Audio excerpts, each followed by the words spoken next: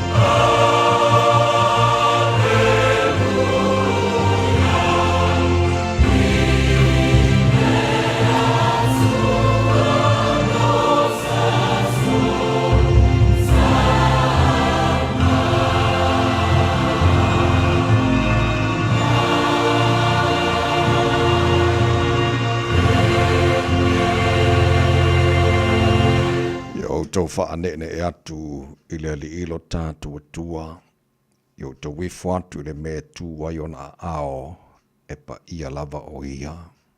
E siri le ali i o isiona e mawalunga foi o ia i lunga o nuu o malama.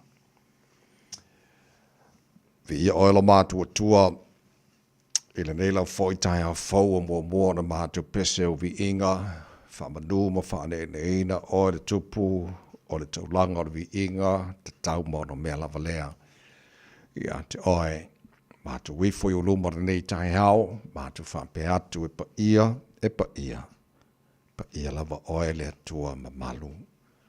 O le atua mamana e soifua ma le vavau e o le whawavau. O le atua ifo o ma iai mea na e whaia. O le atua oe, la e le vi inga o le mamalu, o le atua oe puru le mātango fie.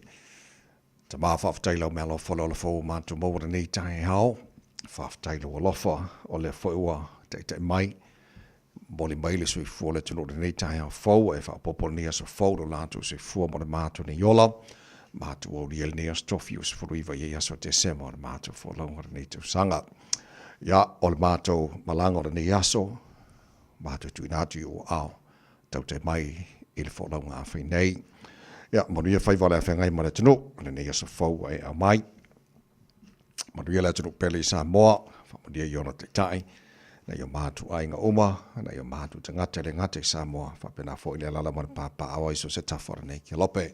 Ia, whamanuia fo i nei atunu o New Zealand, lo mātu nofo mama wai, whapena atunu o malawa, o le nei lalolangi.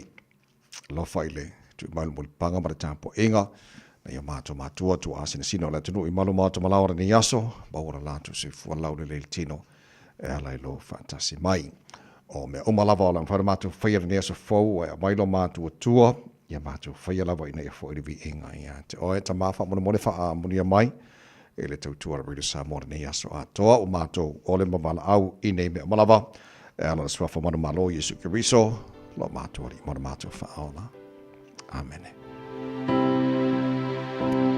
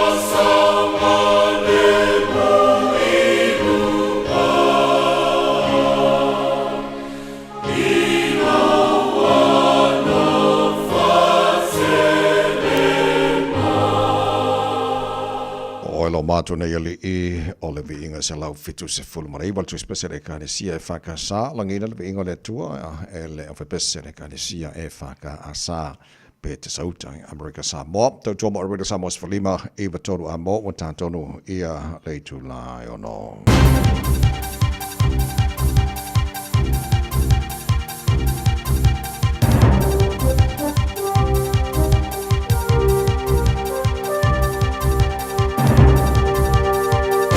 In this update, the Fijian government is adamant the country remains a safe destination for travel despite recent reports. MFADS issued a travel warning to New Zealanders following the suspected poisoning of 7 tourists at Warwick Resort.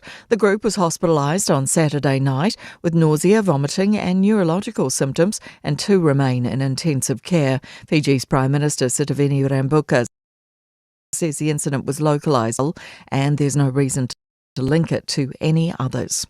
Help will soon arrive in Vanuatu following its devastating 7.3 magnitude earthquake. Early reports estimate more than a dozen people have died and hundreds are injured.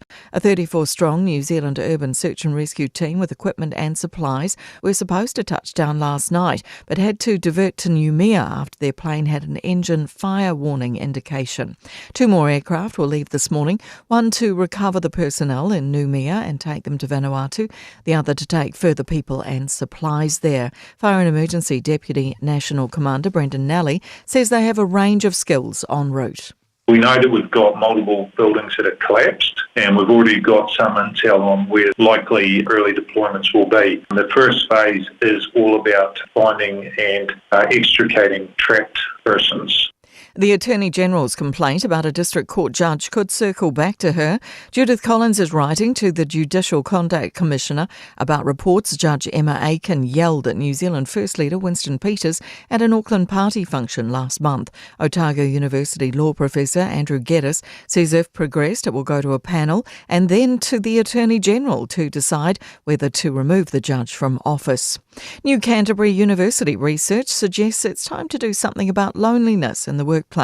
Professor Sarah Wright says of 1,000 employers across 20 industries, nearly 25% feel highly lonely. 38% are moderately lonely. Wright said they found communal lunches, happy hours and informal chit-chat helpful. That's news. In sport, a push for a second Supercars Championship round in New Zealand has gathered momentum. Central Otago District Council yesterday tabled the prospect of hosting a round at Highlands Motorsport Park in Cromwell from 2026. Indian all-rounder Ravichandran Ashwin has announced his immediate retirement from international cricket. Ashwin made the call at a snap press conference following the drawn test between Australia and India at the Gabba. New Zealand Rugby insists their Sevens program remains enough of a carrot to prevent a mass player exodus to rugby league. Black Ferns Sevens 2-time Olympic gold medalist Michaela Blyde has signed with the Warriors for next year's NRLW. NZR's General Manager of the professional game, Chris Lendrum, says the Black Ferns Sevens program boasts tremendous opportunities. That's sport. I'm Jodie Gill. 24 hours a day, 7 days a week. Radio Samoa streaming live on www.radiosamoa.co.nz. Bobol nei tai au fo na o fa ta lofa mo fa tu lima fa tu lo fo ile tele lava mo mi ngau te wai sa mo na te no pele po ia man malo lo fa fo nga malo le sui fu mo ia nei tai au fa malo fo le te no ia le fo lau wa tanto pio ma fili tu petoa le anga le o le tua nei tai au le so fo le so fa le tua tanto te ori mata to fi yai but tia le anga le sit ese o tanto tu sit le langi e lona alofa mai o le o mboni mai fo to se fo wa mata malosi ia mata to sit fa e fo manua le o pala nei tai au fo la fo le inga ia te ia tau te mai lo tātu tua le whalau ngora ni aso mai a tātu whalau le lao na alofa o tātu i nei fo ia stofi se fo mariwa ia so te se mau tātu whalaunga o le lua whea lua se fo mai whao si mai lau whafonga o le porkala me maru o le tai hao rede Samoa Sfalima iwa toru a mo ni o whalau tuli tu whunga tele taloto whapena fo ina Tasha ba elua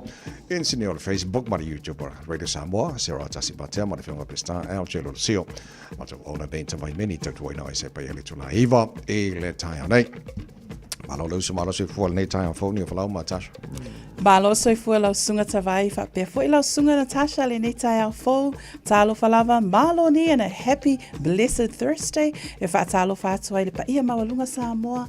Vi ia le ali leo tātou au lia manuia mai le nei aso fau malo le folau. Soifua manuia lau sunga lau o tawai whapea fwoi ia leu sunei te salaniua folau vi ia lava le tua ua tātou au lia le nei tai au fau Samoa. Ooh, we offer you a very blessed Thursday morning. Good morning, malo lava le soifua manuia. Fata picture never aso ka ko ye. Malo. Malo lava toi ono tātou moine toi. E ona tātou ria leo le Christmas of nei foi tau sanga. Ia alofa mai le tua ia tau tai pel tātou folaunga. Ia mai ia tātou wanga atu se o tātou matua e wha manatu ma le loto fia. O le mea lofa siri ese o saunia le tua mo, na saunia le tua mo i tātou ala lona no pelo Yesu Kiriso. So e leo ni mea lofa nei lau langi o tātou fifi ai, ia le patapati o le mea lofa siri ese, and the greatest gift of all. Le alo pelo le tua o whanau mai, o le whaola leo lau langi. Nei minuti o le lui tau mo ora nei fo i tae o fauta kuata fitu i le tae o nei fata fitu le neva yaso le porkalame a reto o le ora o le tātou malu o le tae o whananganga fo na, mai a pasta la whae le kopa mo nei tae au. Today in history, tala pawai pari mera tupu leso sifruivo te sema i le tero to sanga pawai o le taina i le fitu i le tae. Nei whaponga tal fōri ngana protani e pia tal fitu i le tae o nei o tala porkalame a matarana i le tūla mo bua o le maru o le tae au. Le poti a matamarunga na wala nei fo i tae. O loo whailoa mai ele waka kotahi le nei te mira tae au o loo mā le pisi lunga o tātou au wala. Seva ainga State Highway 16 i Sisifo, whapea foi State Highway i Sautema mātu, o loo kilia le ai se poloka, o loo whailoa mai le nei te mira tae au. Tala fia le ai foi se whaalave lave. Tātou li poti a mata le nai lunga o le awala, le nei te mira tae au. Le tautua le Radio Samoa tasi lima iwa tolu a mo, ina ua fitu minute te ai leo no. Radio Samoa tasilima ibatolu amo.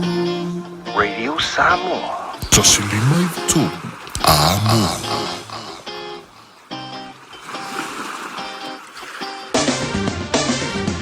Ua mawhai ona au ina atu le tala o le tau i aso taitasi ona o le langolango mai a le Pacific Finance Limited. Telefoni o Varselau fitu whawha lua fitu. Mai ngā mata i le tala o le tauara nei fo i tae au fau tamaki makaurau au kilani no whanga whaasanlaunga a le Radio Samoa se poluono o i le malu o le ea nei vaenga o le tae au. Winga wha mawino le tau lea so le whaasolo ina langi le dei le tau e awaoa i nisio taime angi maria marasawidi mai saute i se sifo lua se furu marwha. O le maurunga o ia le bevela le ea mo tātou le sos fulfitu lona mawalalo tae au pe au dia le whaasolo poina awaolang le dei le tau i le telo vaenga o au kilani lua se furu lima maurunga le bevela wha mawina mo au kilani le aswaan tae hao.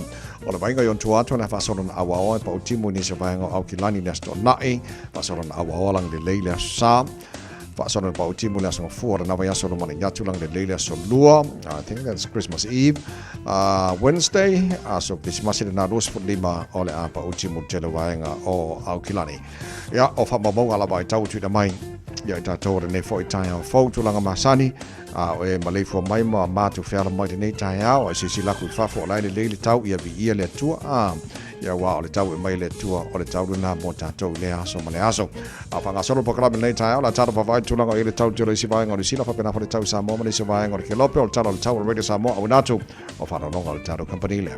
Ua loa le tautua le Pacific Finance in no ngā tupe mo so se wha moe moe. Ma liu, whai puiponga, aso whanau, sa whai whai ngā malolonga, ba so se wha lawe. Apa laine lo le pacificfinance.co.nz. Pia bala au le oval sa lau fitu wha lua fitu. E talo sanga sauna no ngā tupe i le bao le 5 se lau tala, ma le lua se furu hafe tala. E lua minute whai lau talo sanga online, www.pacificfinance.co.nz. Ai tasi le tu lai whatali e se tali. E iai inga whapitoa. Bala au lo le Pacific Finance Limited. I le oval sa lau fitu wha lua fitu. Oval sa lau fitu wha lua fitu.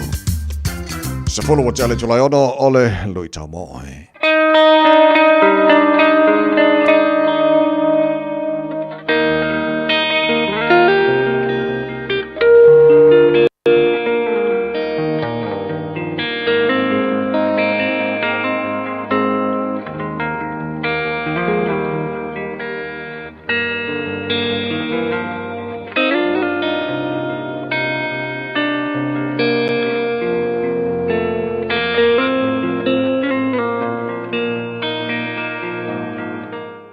Ia leli, toi mo funa ne avanoa, was fa mo ponga le tātou polo kalame, o le lui tau mo oe. Fia fai tau ina mo tātou le tai ao le nei po le nei foi aso, e vangalia a luka lona mtau po 5, ar fai upula e 5, e mai le tala ar fai upo e 5. Tali mai Simona, ua whapea mai a teia, leli e, wa atoa le po tinga inai mātou, e le eini me ua maua, a ona o lau whetalainga, o te tu wifo ai le upenga. A ona o lau whetalainga, o te tu wifo ai le upenga. O lau tuar wha malo si mo oe, o se lu tau fo le mo tātou. Pe a whai e uma mangata lo watamai, o le ala ale si me whai. Pe a whai e muta wa uma lo watamai. O tala le o tala a Peteru. Master, we worked all night and got nothing, but I will do as you say. Ia e manatua, e umalo wa tamai, ele au lo wa kamai o, e ngaka, po fea le fai mai wo le maua nunga le mea wo o ia lo kamai, lo wa kamai, awange ingalo ya tātou, e iei le muta anga lo tātou wa tamai. Ave vaalele, ave pasi, ave taxi, ni oe. Fo mai, lo ia, su akusi. O lea ale koe ngā kamai, mal koe ngā sila fia waka ko mua lanlangi. E e longa mukaanga. E o fo i le malosi. O tangata ia na tau tala e li tala lea. Masangi man ngā kaifale. O masangi ma le tūlanga whai ngā whaiwa. Ai whai mai le tala, wao le po li se mea. Ona fai mai leo wa savali atu, wanga atu Yesu, wa fisiri atu. Pe yeini or fai wa fai mai leo, wao le po. Kala ngā pete, wao le po. Ona fai atu le redi, kuku leo penga le loko. Lafo le i lesi ku. Iar kala le fai mai. Wao le po, mako whango oka leo ngā sambien, e leise mea. Ae, ona o lau fai talainga. E fai na e fai al taralna. E whaina e whape atu le atua. Ona o lau whetalainga, ona o lau upu, o le asu iei. O ati ute ma whaiva ua wala uina ai oe. O anga luenga ua o tofi ai oe. O e sau masou ilo, masou ata mai tele o iei, masou malosi. Ia e manatua, aua nei ave sea lo whatu tuanga, ma lo wha moe moe ngai le tua. A vea ma lui tau, ma wha marosi ate oe, I le nei aso. When your best is not good enough, turn on to Jesus. Pe a umalo le lei, mangata lo wata mai, fesili I leri. Ia, whamuria le tue ate oe, I le nei aso, ai maise o lau omnanga, iso se matata. Nora suafo Yesu. Mene.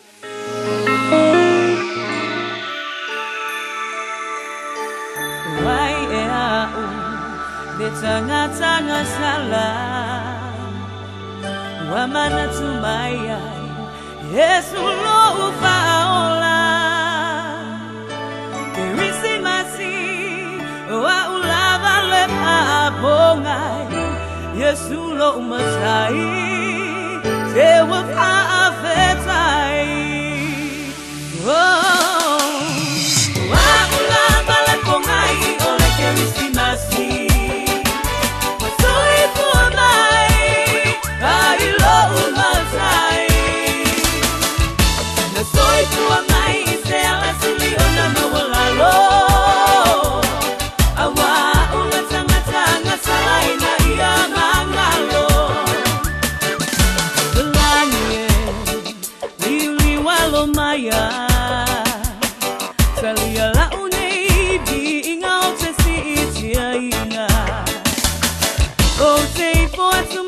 Manu ile tupu otupu oya ole filemu oya ole loko lowe lopa tunoa oli utino tangata awa une ile tangata nano posala lenye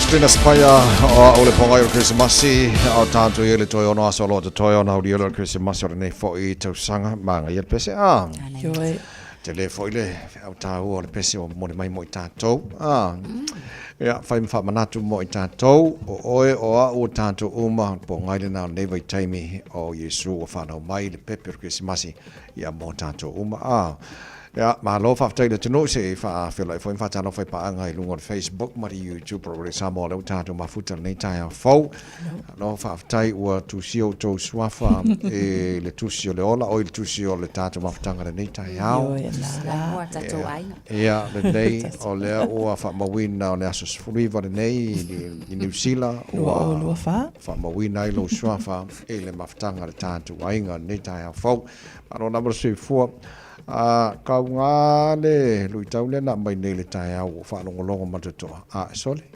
se mo kwa manga ye kele le fa maro si au ngi kai au sole o le wingo lo tale man ye le vai ngale na mai pastor rolangi fo le tangata nei no fai vai le ka fa pele lo fai ka nga ka o mo kwa ya ka mai ma I lo le ko inga o nga sami kele le ama lo le la fo le penga le alu na le po le se memo o le alu le po le se memo no winga ka mai e le mena misi e le mena misi la foi va ka mai nga ya wa ma nei ai la le lu tau re nei tai ona o lau fetalinga ona fai lo le mena fetalai le ona mau ai le o I ai tele ya o le nei aso walanga o whanongo matutoa o le tau lea mo I tātou po whea o ilo watamai o whea o ilo manosi o whea o iai me te maua unoa ma le whai o le whinangalo o le atua ma le mea o nai whetalai le atua whai ia ua ngā o se foi ai whae e le tau pio le upo le kungu Alo ngā wana aku maraka upur kaya pakarila e ke ale varusu ngā sia vai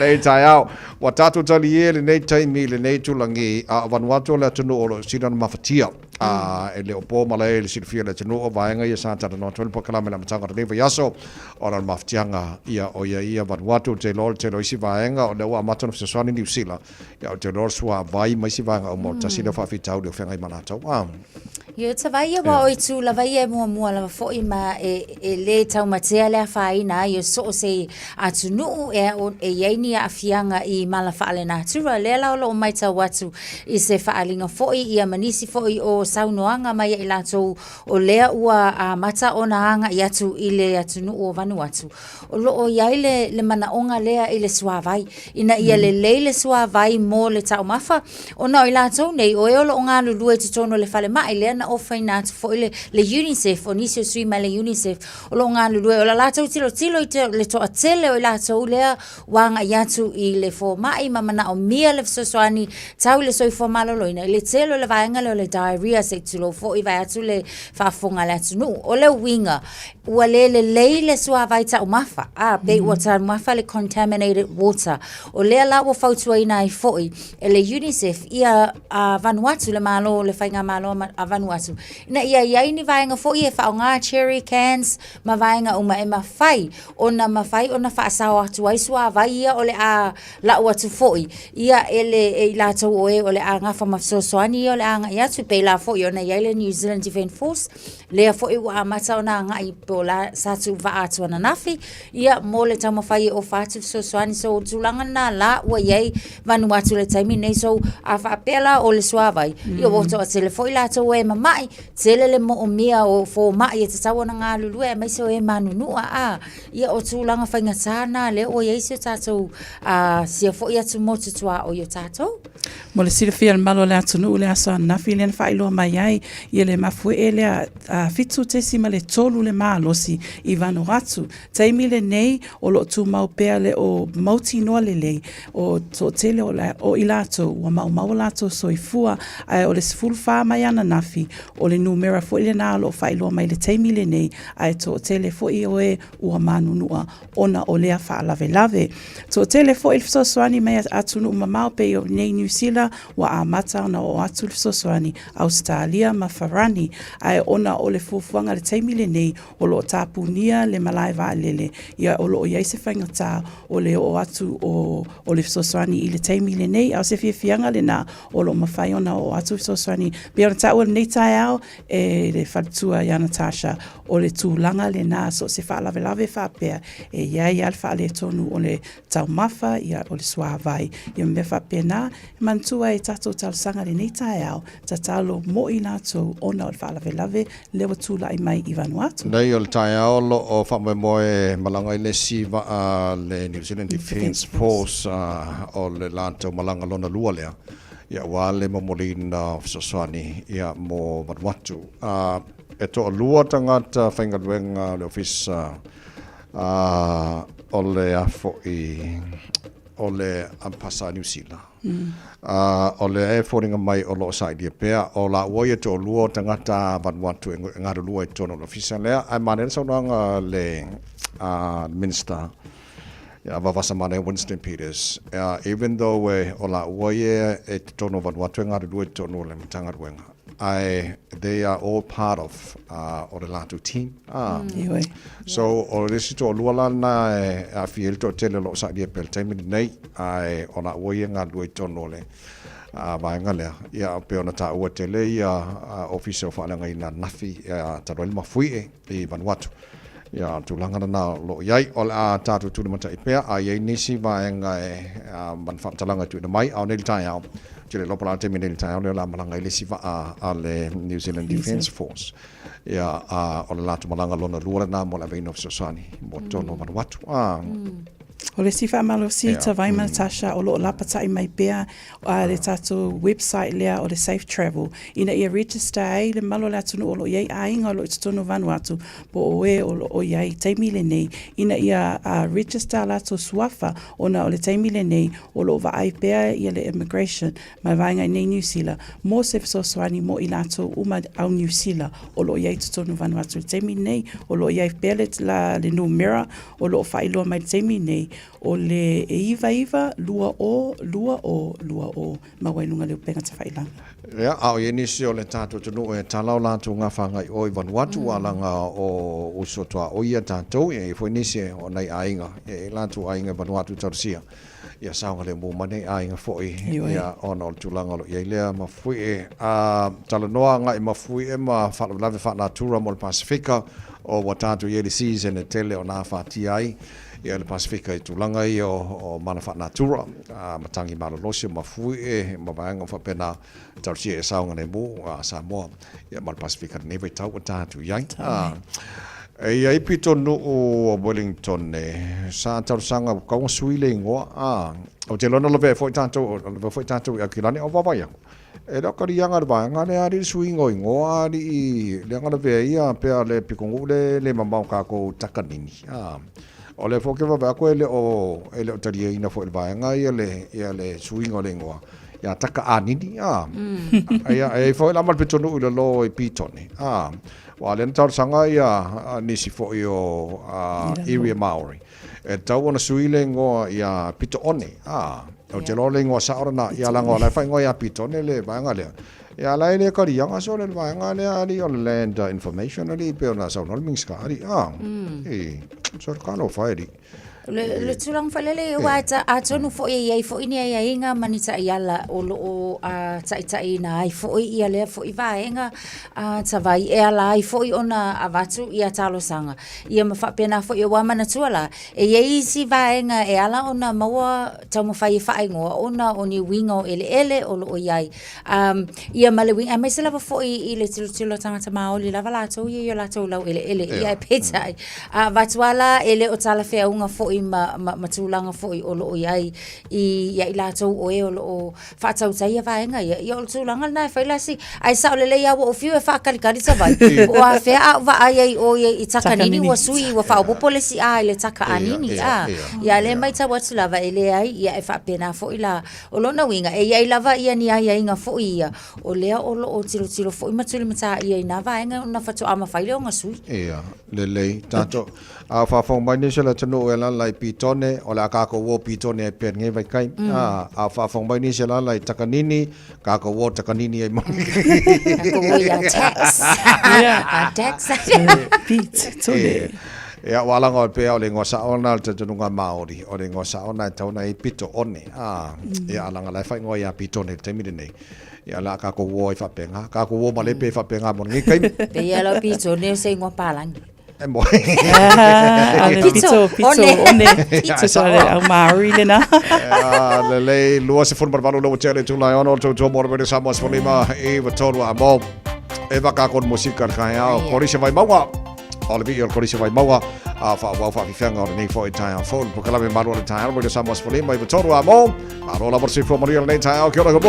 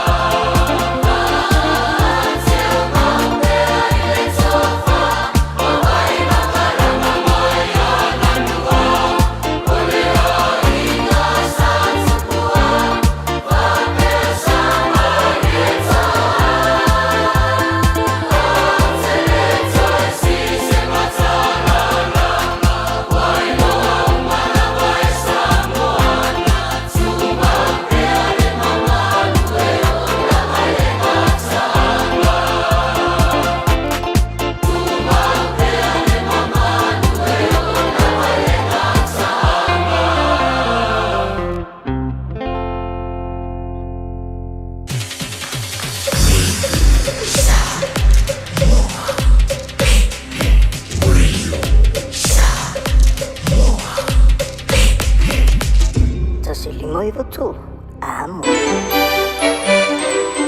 Ua lata mai le aso e whamanatu ai le whanau mai o Yesu ro tātua li whaola le pepe o Kirisimasi. Pu e mai se video a oe malo ainga a o usu ina se pese o Kirisimasi ia o vatu maratolu se furu se kone. Lafo mai le video ilo penga ta whailangi radiosamoa.co.nz/Kirisimasi. A mata nei roa lau tama whainga ma vave lafo mai le video e whaangata le aso lua se furu o Teseba. O le a whaire se i le aso lavanana ili se furu le tai au. Wha mone mone whai tau manino a iainga i lunga lau penga ta whailangi radiosamoa.co.nz. Mo nisi whamtalanga whaafsota mai lo fisa i le lua ono rua tasi lima iwa tolu. Ia manuia tele le Kirisimasi ma le tausanga fau. Mai le punenga ma le whaingaruenga ale Radio Samoa. Tala falava Samoa o foi nei o eni ma le tatou whare tā vale lau iloa o le Car for You. A whailava ta sa ili sa tā vale, le aise lai sene pe maua le lai sene a o e whaingaluenga tū mau, ma le leilo suafa. Whaingo fia lava le Car for You na fisosoani mo oe, maua tatou cashback pe a mana mia le fisosoani. Talofa lava Samoa o a whaile nei o lofa, awa nei ngalo le tatou Facebook page le Car for You, pe te su mai le mato tuatu si tolu se lao Kreisau Frodman Rewa, pe fraso tai mai le mato telefoni, over te lau lolo a fitu whaiva na walu, pa fisili mo en po alofa. So whase fua. O e fufu e pātau ese lofale, e te manao sta ngate whaanongo ia oe, tau tua mo oe, ma malama i laungangana. Wala au mai loa le malu mawhatau Bob le malu, i le olua lua, tolu ono o, lima lua iwa fitu. Olua lua, tolu ono o, lima lua iwa fitu. Toi loa se fulu male lima male awha minuto lo tora tālo le tula fitu le whafonga le porklame malu le tai al really samos fulu ima iwa tola molo na sfulu iwa nei aso le toi masino le tāna folo mo le lua fer lua se fulu mat wha toi ono aso an tātu o lilo kisi masio nei fo i tu sanga o kangonga po ku uia pua fua tau sanga gardenia se lua i tono lau tāwale tu ula molo wha moe o ke usongen kai au ua matua i sa salamata o file manongi tono le tāwale i on mea ngangup so le kakala kuru ka vale o kaka fi ia matua whanau le season nei o gardenia sa o ka e ka fi e se loka mimika le mangongi o lea ana e whai pale wala au so le toi fo o le mana i o fofoanga le tua beata ia wa o waenga whanātua nei o le olanga e makua i mahaka ngofie le ngata o sa sana le manongi o le ata mai le vaai ako e kasi alaki ki lo ako oe se mata ngofie le li mana fuafuangari ia wabai aku fo ia o lua male ko ke le o kangaka pa angal ka pokala e se le au le levi ia le tua wa pale li ia ngā luenga le tua le ke le o fa mika o le kala mo ia la ka kai a mone mea rofa ia so duas lima te sema o le winga la utala e se le matango fio fofuanga le li ele ngato pale li o anga luenga ia o si o manga fo lo tatu e se nga ngana mai la wa foi la kikira ko fa suro le la le fai mai wa ngana mai fofuanga mamana ia le tu le matango fio te nei tai a fa mana tu e tatu e lofa le tu e tatu o mone nei tai a as we go through never time le tu sa tatu pe ta o van watu fenga ta tele mona ia inga ele ngata la tu ma le liu o la tu le ni fale no foi ele tu sa la le maftianga lo even watu ma le vai ngol lang le tela la nga ke alfa mai mar fi fiel nei tai a ai mar tu e de or kulang manga o itanga to nei la lang lo ka ko ye tasit me aun tatu man tu po fela vai so inga lo lang lo tatu ye e tu mau pe lo fole tu wa le sen mel nei o lang fa yon fa te se nei tatu mai de lo tu no le tu ala ya Yesu Kristo e lo se la ngora me ne fa e lo se la unga fa por bole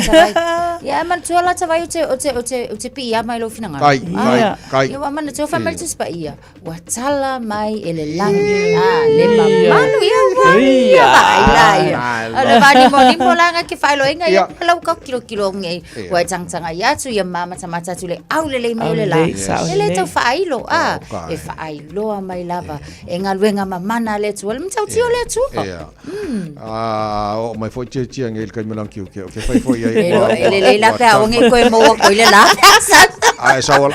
ke ala e ko mai o fa ko mia wa mana mia o le fa malo lo ma mana alu yai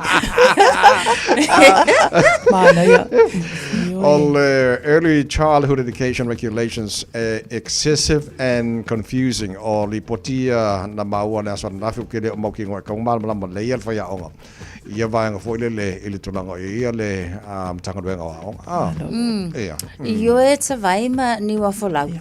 O le tulanga le ei wa mana tuala o tulanga nei tawa onga amata. O lo o va aia o lo va alua ai ia le matanga luenga wa onga ia ele ngatala na o le ofisa le to e ilo ina le fa ingoa ina o le ERO pole Education Review Office o la tonga luenga lai fai e au maita ia lai leisi vaenga le mtanga luenga wa onga mata o taiala o regulations o policies e faatino ai le ngaluenga a faia onga malava matono onga mata o le vaenga le la to review ina po le ERO o la to la ia singa e ye fo la to fo fainga taiala e mafai ona sosoani e ku fa kasila e kaulango paleng ai tu langa mai le taimile nei fai sile palengi tavai io e le palengi la onga o ka so tavai ma ni wa fala alua kanga e kusi nga lu e ngai fai a onga fo i o regulations licensing criteria o le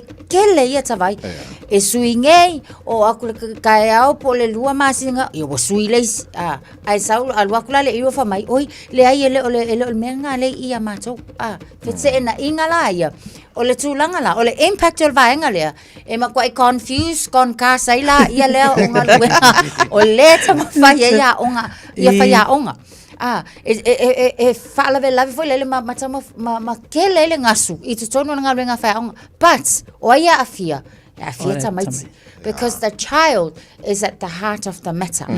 Al kulanga foi lele o le polonga ngai fai a onga fa kumua kulea form fa kumua ngelea form va ai le health and safety o tamaiti ai le o kukusa mai le nga lulu mai ala to ofisa ia lua lunga ona fete e nai lea au mai la kau fai o mai ko kongoa onga o le o fai atu onga o le mo ke mulmulka e o mele le amai le ministry e fa mai le iro o le ai le o mel na le va to mato so e a fia la ia le soifo malolo ina mal saunga le mota maiti malalata wa onga pe ale le ngan we fa kasiva nga ye fa singa me palenga sawa ya man to foi o me o mai faia me so nga nei o me tiltilo mole nga mol fa na mol mana ya fa pela ori poki le va kur kai milingai o le ala lumana yo tamaiti I lanto nga pe fa pe va nga yo le ya karsi ya yese se va nga e so va ia le ya fa fitau ina ye monuia o nga warang at the end of the day o le manuia o tamaiti ao o le meanga siling kau o le isi foi criteria le silinga sa fai a onga amata ma onga mata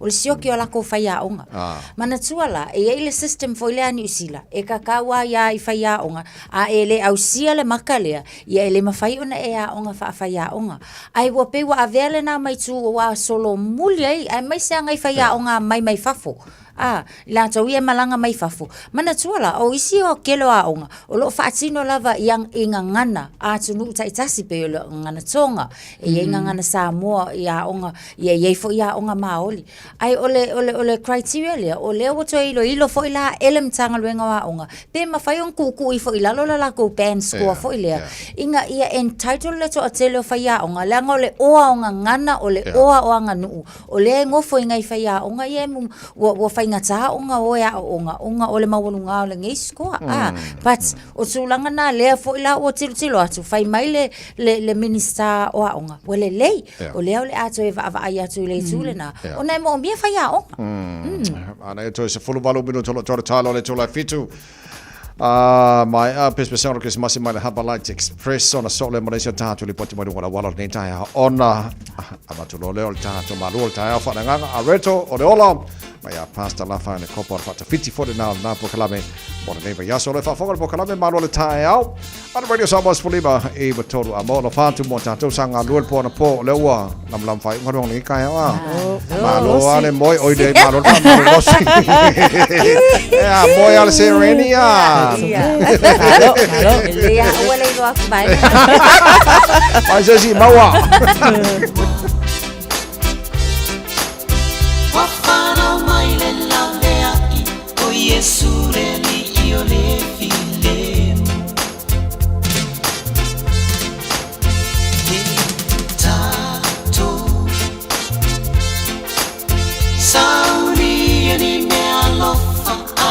mai se lo loto ya mama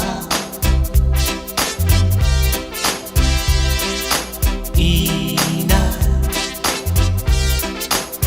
ya tato maua le taua o le ne ya so au mai e le atu na whana mai oia se whane wha atau waa se ana maulalo mo oe ma pele tuia e ano fatu tato pepe se male fia fia le kirisi masi ua e aulia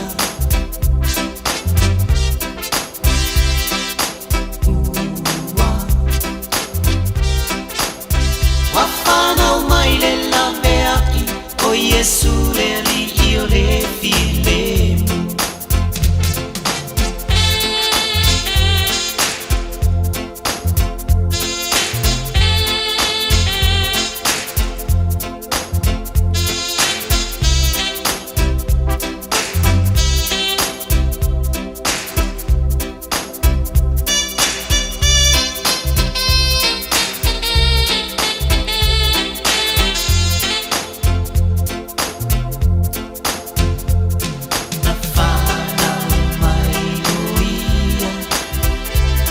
se fale fa atau waa se ala maulalo mo oe ma pele tuia e ano fatu hey tato pepe se male fifi le kirisi masi ua e aulia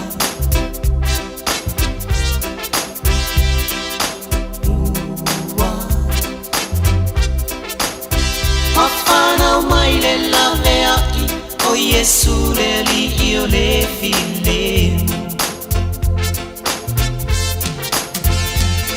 na whana mai oia se fale fa atau waa se ala maulalo mo oe ma pele tuia e ano fatu tato pepe se male fia fia le kirisi masi ua e aulia ua wafana mai le lavea I o Yesu le li io le filemu wafana mai le lavea I o Yesu le li io le filemu wafana mai le lavea I o Yesu le li io le All I hear is Radio Samoa, Radio Samoa, Radio Samoa. Tasilima iwa tolu amo. Radio Samoa, kasilima i wakoro amo. O lo tu maule maule pisi lunga tato a wala le nei taimi o le tae ao vangana lunga tato State Highway 16 I le Val Royal Road ma Lincoln Road le anga I le tato taulanga ia o lo le mu le alu tato traffic whapea foi I le State Highway 1 I Matu I le Valeo Rosedale Road and Constellation Drive o lo le mu le alu tato traffic ia ma lo lava le on sa I tato aveta vale uma I le tato li poti le na lata mai lunga le awala tautua Radio Samoa ta sili mai watolu amo ina ua toe sefulu tolu minute o na tā lea o le fitu. Talofa, we're the Katinas, and you're listening to Radio Samoa on 1593 AM.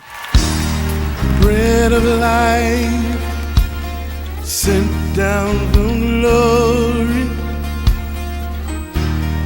Many things you were on earth, a holy king, a carpenter, but you You are the living word. Say it now. Come on.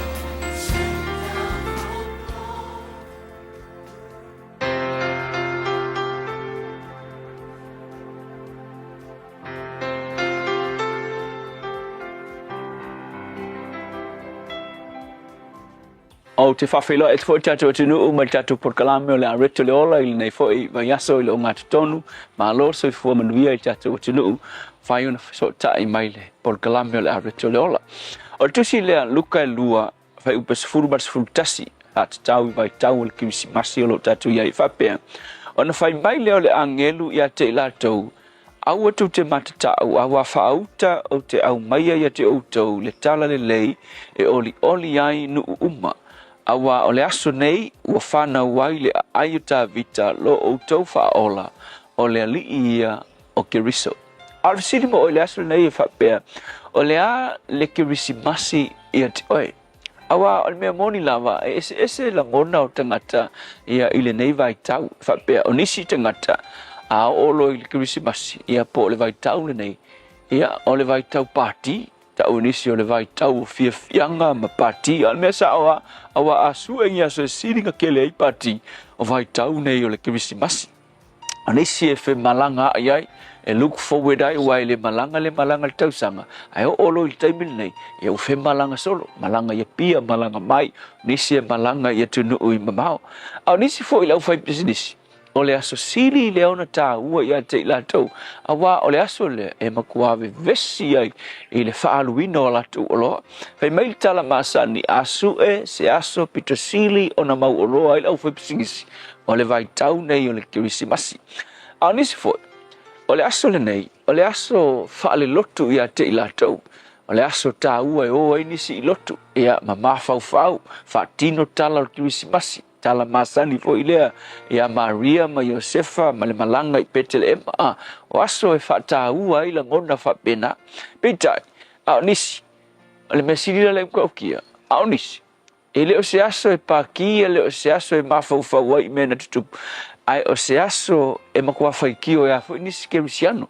a wafo e nisi Kerisiano la tau te manatu e le te tau o na wha manatu le nei aso po le ngei vai tau Kirisimasi a wafai mai la tau e tusa ma wha maunga na sau ai o mei e whaia nei le Kirisimasi o le tele o mea o lo whaia le Kirisimasi o ngai ngoinga po whaatinonga o me foi o festival wha pau a nuu Roma ma nuu ia e leni i ona po ia whatu a matamata mai le tantanunga Kirisiano ia lela ia tea e ese la ngona o le nei aso po le nei vai tau peitai e ui lava ina ese pele o le aso tonu fo ile nei na whanau mai ai le Mesia ai ke iloa e le mawhai o na ave ese ai pe sui ai le mea moni e tusa ma le tala le tuspaia na iai le aso na wha mawina fo i tala wha so le pito le lalolangi na so i fua mai ai le Mesia i le lalolangi e te ilo i le tala le angelu whai mai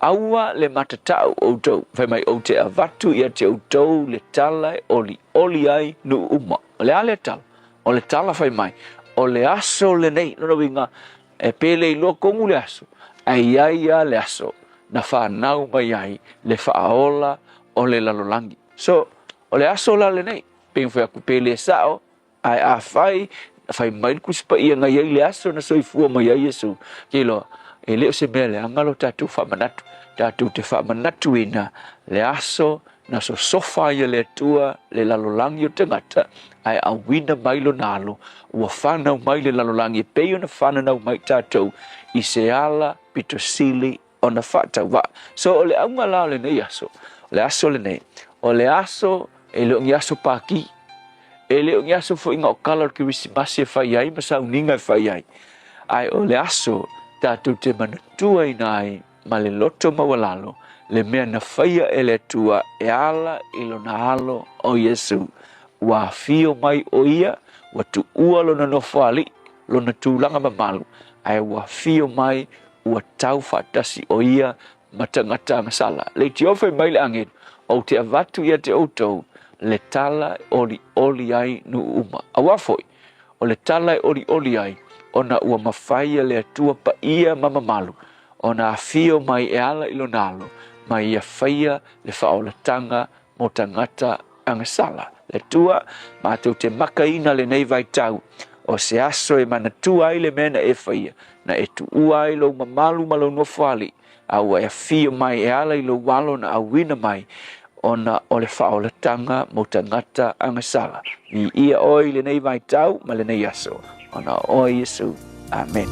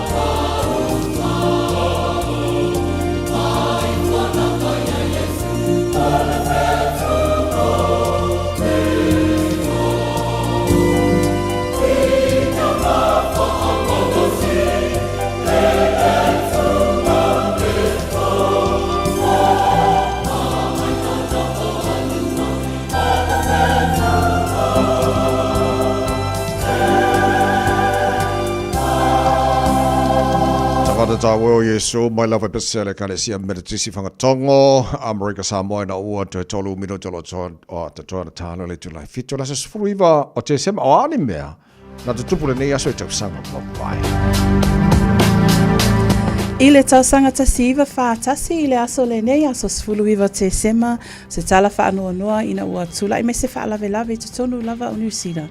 Le sa tupu mai i le sami ina ua ngoto se tasi o waa ale New Zealand Navy whaingoa ina o le HMS Neptune. E fitu se lau ono se fulu ma le wha tangata o e na whanoa lato soifua mai i tangata o malina e se lau 5 se fulu tangata New Zealand.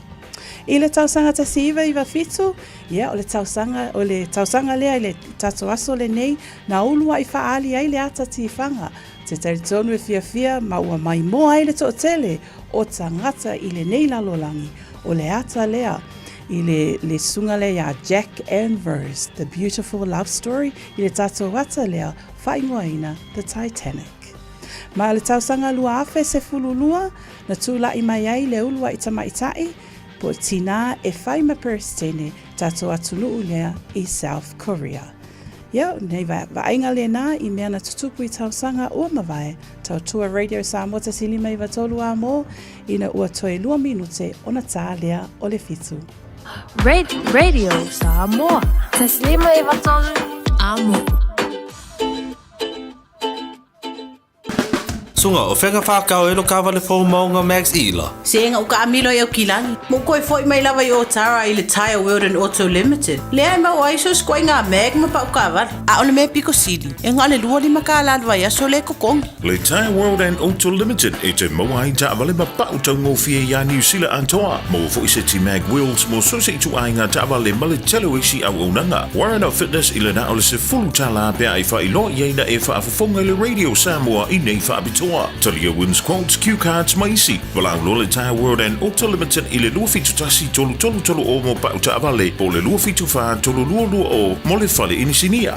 Tala falava Samoa o foi nei o eni ma le tatou fale tā vale lau iloa o le Car for You. A whai lava ta sa ili sa tā vale, le aise laisene pe maua le laisene a o e whaingaluenga tū mau, ma le leilo suafa. Whaingo fia lava le Car for You na fisoswani mo oe, maua tatou cashback pe a mana mia le fisoswani. Ta lofa lava Samoa o a whaile nei o lofa, awa nei ngalo le tatou Facebook page le Car for You, pe te su mai le matoto atu si tolu se lao Craysouth Road Manrewa, pe fraso tai mai le matoto telefoni, over te lau lolo fitu whaiva na walu, whawhisili mo and po alofa. So whase fua. Jalo whanawha o tia roa, ua te tawai na neile o unanga e veni, mo whaatangwai au ki lani New Zealand. Numero tasi John Coulter Drive, i le Auckland Airport Shopping Centre. Tau whatawhatonu lava le warehouse ma le countdown. Lau whale o fulau iloa le e veni, Auckland Airport Shopping Centre. O le R-Dash Travel, o le company numero tasi le taungo fio pasese mo whemalanga inga I Samoa whapea le malanga mai I Samoa I New Zealand ei. A whea de loa I le ofisa o le R-Dash Travel, tasi valu lima Great South Road I Marurua. Pe vili mai I le telefoni tolu iwa lua o wha o o. Tolu iwa lua o wha o o mo le R-Dash Travel. Baby, lomaki! Hey, hey! Oh!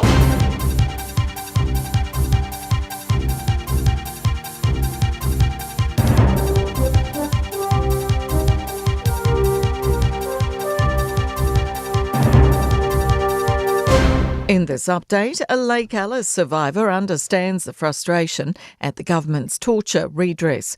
Eligible people tortured at the psychiatric hospital in the 1970s can take expedited payment of $150,000 or apply for independently assessed redress. Payments will be made between March and December next year. But survivor Jim Goodwin says these people have spent their lives being fobbed off and may feel it's not good enough. Also, this has been determined by ministers of the Crown and heads of government department, the very people in the very positions that have fobbed them off and ignored them. Low expectations for the New Zealand economy with GDP figures coming out today. Stats NZ will release the results for the third quarter just before 11 a.m. The Reserve Bank forecasts a 0.2% contraction, while Westpac, ASB and ANZ are picking a 0.4% drop. A North Canterbury man has been fined $6,000 for deliberately driving through a black bill gull colony on his property. Clive, after taking a utility vehicle and a 14-tonne digger through a 1,000-strong nesting colony on his Belfast property in November last year. Department of Conservation Maha Nui Operations Manager Andy Thompson says the abandoning of a colony this size is a significant blow for a species declining faster than it can breed. Locals recounting the moments a destructive 7.3 magnitude quake struck Vanuatu. Early reports estimate more than a dozen people have died and hundreds are injured. The airport's only open to humanitarian assistance and the port is out of action. There are concerns about the volume of fresh drinking water, power and fuel available. Local journalist Dan McGarry says the shaking was like nothing he's felt before. I was almost knocked off my feet. I had to hold on to the walls for support. I can imagine for people on upper stories of buildings, it must have been absolutely terrifying. That's news. In sport, Sergio Perez has left Formula One's Red Bull, clearing the way for Liam Lawson to be officially handed the seat for next year.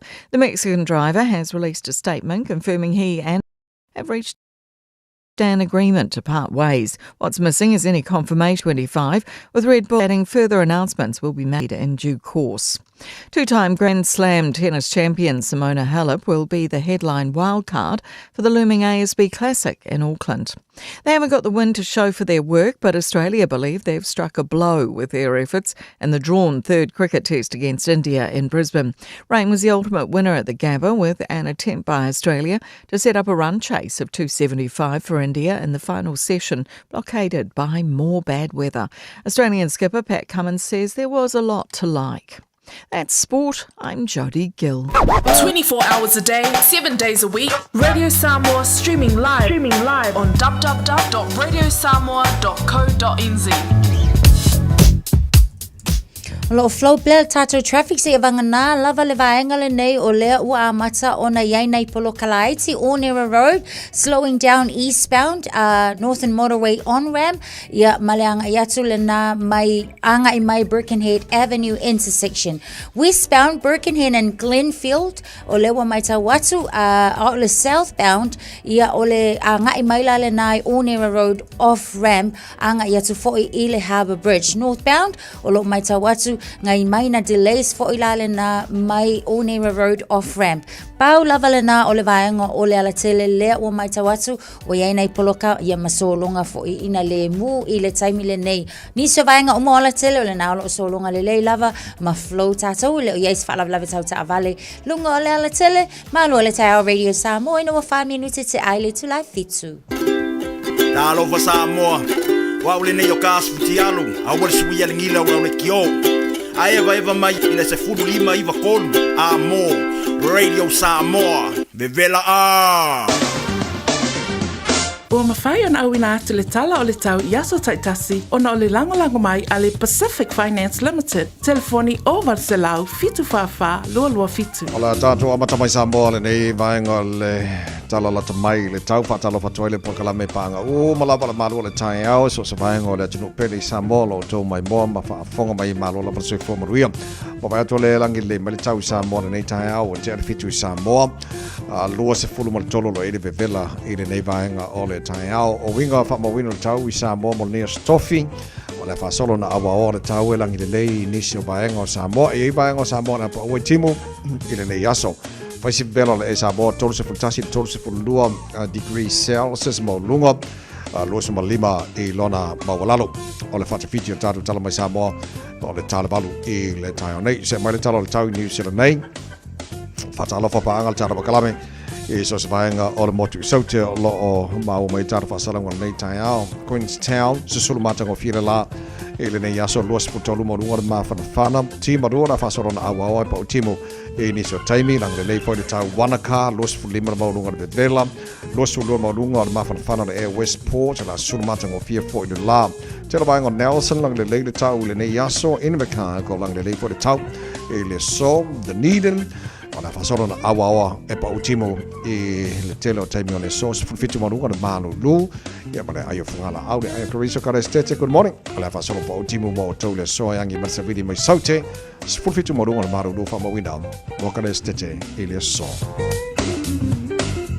sa mal talo tau le moti matui kai tai pi to la pedungo New Zealand los futolu marunga le ma fana le asusuru ma tango fira lai le so le mo Wellington good morning pa nga umara pa maru le tai au e le la mua Wellington o le fasolo pa utimu mo tau le so fasolo nangi marsavidi mai saute fasolo maro sit sabili ini so taimi o le tau nei spulima o le morunga na maru so fesi maru dori o ko le sori o te lo sima nga tauranga vevela hot e mo tau lu sufitu lona maulunga o le fasolo ina awa pa utimu le so televanga o tau po la awa foi pa utimu ile ne yaso ma va fo timunga ni so taimi lo su farma longa le bella rotorua ma lo se fo mo nei tai fa so na awa pa timu mo to lo su farma longa le bella de so papa st north na awa fo pa timu le so lang le daily town ni Plymouth fa so pa timu tele vaenga Napier fa so pa timu tele vaenga Masterton le so ile tele vaenga Hastings la ma fo timunga e ni so taimi na Gisborne ma fo timunga mo to le so kirikiri lo Hamilton ma lo se fo mo nei tai lang le daily town o timu fa so ratu le fiafiana nei los fulono o le maunga na le velo le ea mo kirikiri noa e le nei fo yaso tama ki makaura au kilani no fanga fa sa longa radio Samoa se futbalo e le manu le e nei vanga le tai ava vai atu fa fo o ka e se va ia ma nei sulo le la nei temi o le tai au Luso fan mo rongo vela fa mawina mo au kilani le sos fitu lona ma wala tai au pa au dia ala fa soron awa fo lang de le tau fa si vela tai au los fo lima e lona ma lunga fa soron awa pa timula sto nai fa soron lang de le sa pa timula so fua Christmas Eve la so lula lang de le tau fa solo ina pa timu e le so lulu o le nava yaso o le so tonua na o Christmas so fa mo o manana mai tau what you in mai ile nei foi taimi ole tai au al tala tau re Samoa mo fa na tu on of so soni mai taro ka barile ua loa tautu le Pacific Finance in nonga tupe mo so se fa mo moe maliu fai puiponga aso fa nau sa fa I fai ngā balononga ba so se fa la ve apa laine lo pacificfinance.co.nz pe bala au le oval se lau fitu fa lua fitu e talo sanga sauna nonga tupe ile ba le lima se lau tala ma le lua se furu hafe tala e lua minute fai lau talo sanga online www.pacificfinance.co.nz a tasile tu lai fa tali e se tali e iai ai inga fa bitoa bala au lo le Pacific Finance Limited ile oval se lau fitu fa lua fitu oval se lau fitu fa lua fitu ai ese taimi o lau taimi talo nei tai mana tuane Vanuatu fa mole maftianga lo fengai male foi moto Pacifica Vanuatu ia maltulanga o lo iai tarsia o le telefso sone New Zealand wo foi natu mai se foi ia tunu wo foi na mole tunu Vanuatu ia tarsia foi ia va veona mo se tali mo la tolo tau sari sai de per nei taimi ia altulanga na il maftianga Vanuatu ia talo foi mole tatu tunu Samoa mar Pacifica atoa ia ma tele watu no lo langi il tele vaenga lo afia ile ne vai taimi le ngata fa la fa natura a le tele fo tawa ia lo vesi ne la langi o tatu saune fa manatu Christmas o le prenisio le file mo o la tatu fa manatu ina lo na soifua mai mai ese file mo tatu uma ile ne vai taimi o tau sanga ka ko ye e whaafonga mai insure lau ta vale whaafonga le mai e ai nei vaenga manai advices o tuina mai ina ia no fautale le iei tātou ina ia o le ase me tupu lau ta vale ai whai lau claim ai tali mai le insure is tali fia mo oi awa ave lau claim le insure ai e iei meo wha le tonu ta vale ia nga e maria le orkali ia o le na ole le I mean at the tower no photo le ye tato I vaenga ye langa le wa mai fotuanga a tatuanga tu ne vai time busy ye mal telefe malanga inga na tunu ia tabai ole telo tai mileni e ia claims for ia vatu ai pay olo o ia se misconception for lele po se tala le mautino fa mai ngalanga le kalia la o claim langa o fa ya ko langa se va koskoso ma avela ta vale ia mana tula e ia fo ile saul se va koskoso ia ile le po le anga yo la veina o ta vale ma tulanga fo ia il tau la faina ai mana tu e ka la fo nga ile safety le tu mo sefe ia sefe le yo a ko pois vale kung mai maulo vai makua oi ka fio lai but fai mai ia le tato insurance le ai ele o le sa o le nga o le memo mua o le telo ila ko ia se ola ko se vai koso le claim fai mai wale talia ono se vai tustoso ele ai ele o se vai tustoso o le recklessly driving o le avita vale le fa auta lava o le sio tu ia o le o le wof le se wof o ta vale o isi ka vale o lai ai wof ai makua I e ngoso le ko le ngi filo pa makua la mole aka ko pa o le tulanga le na tele yo o itu fo ie e tilo ia kamu paninga e fire insurance o ta vale o le tu la lenga e alai onga le maua mai fa manuanga o tato claims pe a claim pe o le Subaru le si toi ina le na la vea alu akula ia le fa ia le right off o ka vale ai ko e follow aku male sala leo onga makua I mole a pa o toi ina fa mole lona winga po le ala vala le right off o ta vale a le lava tulang e ka onga road worthy le ta vale mo tato fa manatu timing e ole anga I malolonga masfia ia maso fo e fai malanga solo ai le atunu e tatau na mautinoa o lai ua o siaki le ta vale o le wafo le ta vale le pa o le ka vale ia fai mal se vai le ole ta vale Au le fai o ngā ale makua ai okay a leo tātou o le warrant of fitness e ka kaunga le lei uma lava o le rejo vaenga uma ia e tatau ona le lei molo sa ina ia saunga le mu lava oe ia ma ia aluaku la singa o claim a e mauki ngoa aluaku saul tali o le ioe o le ioe ai le ai a o isi tū langa ia la patai mai ei fo ia tātou company insure ia o lo whailua mai le tūpale ia tātou sa po ta avale le whailua mai fo i ia whaitete i e o lo aveina lo ta avale make sure that they got the right license ona o iei fo ia inga mo e o lo iei ala to learners ma restricted license pe a whai ave ta avale le na iei fo ia inga o insurance o le si tu o lo o la patai mai ei fo i te mile nei o le kerisi masi e ngalo ia tātou mea lofa ia maua like valuable belongings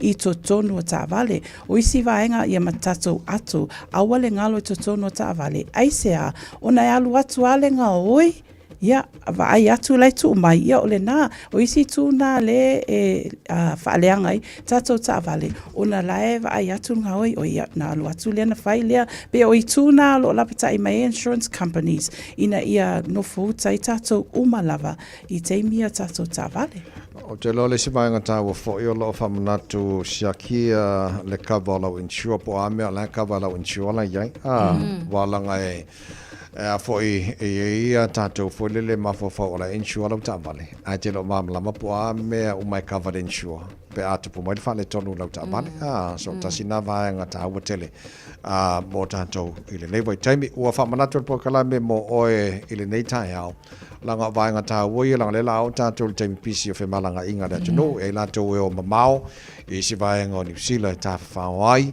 e kako e le o e le mamao kele e wakua i le o Tara e ma i le papatoe toe but o mea umana e a fia wai le lo e pola mele la tupu nei lau tā vale i lau malanga le la e alwai nei a e le tupu i fona ale fe tupu a kaunga ko la kava o ma den chua i vaenga o lo sana ai lau insure le si tu fo te vai o la to e fai o la to learner's license spenta o fo e ni o fo lau e ma fai o nga ave ele learners a o lai supervise ele tangata e full license over 2 years o nga mafaile a yela fala vela vetupu e mafaiala o nga ele chance fo ile le faile claim la to ya ole wa ole sa yele tanga te tonu nga supervising a fa pela o over kile fo fi av ka vale le alu lo nga yel ka vale ya sorry una nga fale ko mulanga so all of tuanga wa batu le tai ao ona now ia awan e disappoint pe stress tanto il temile nei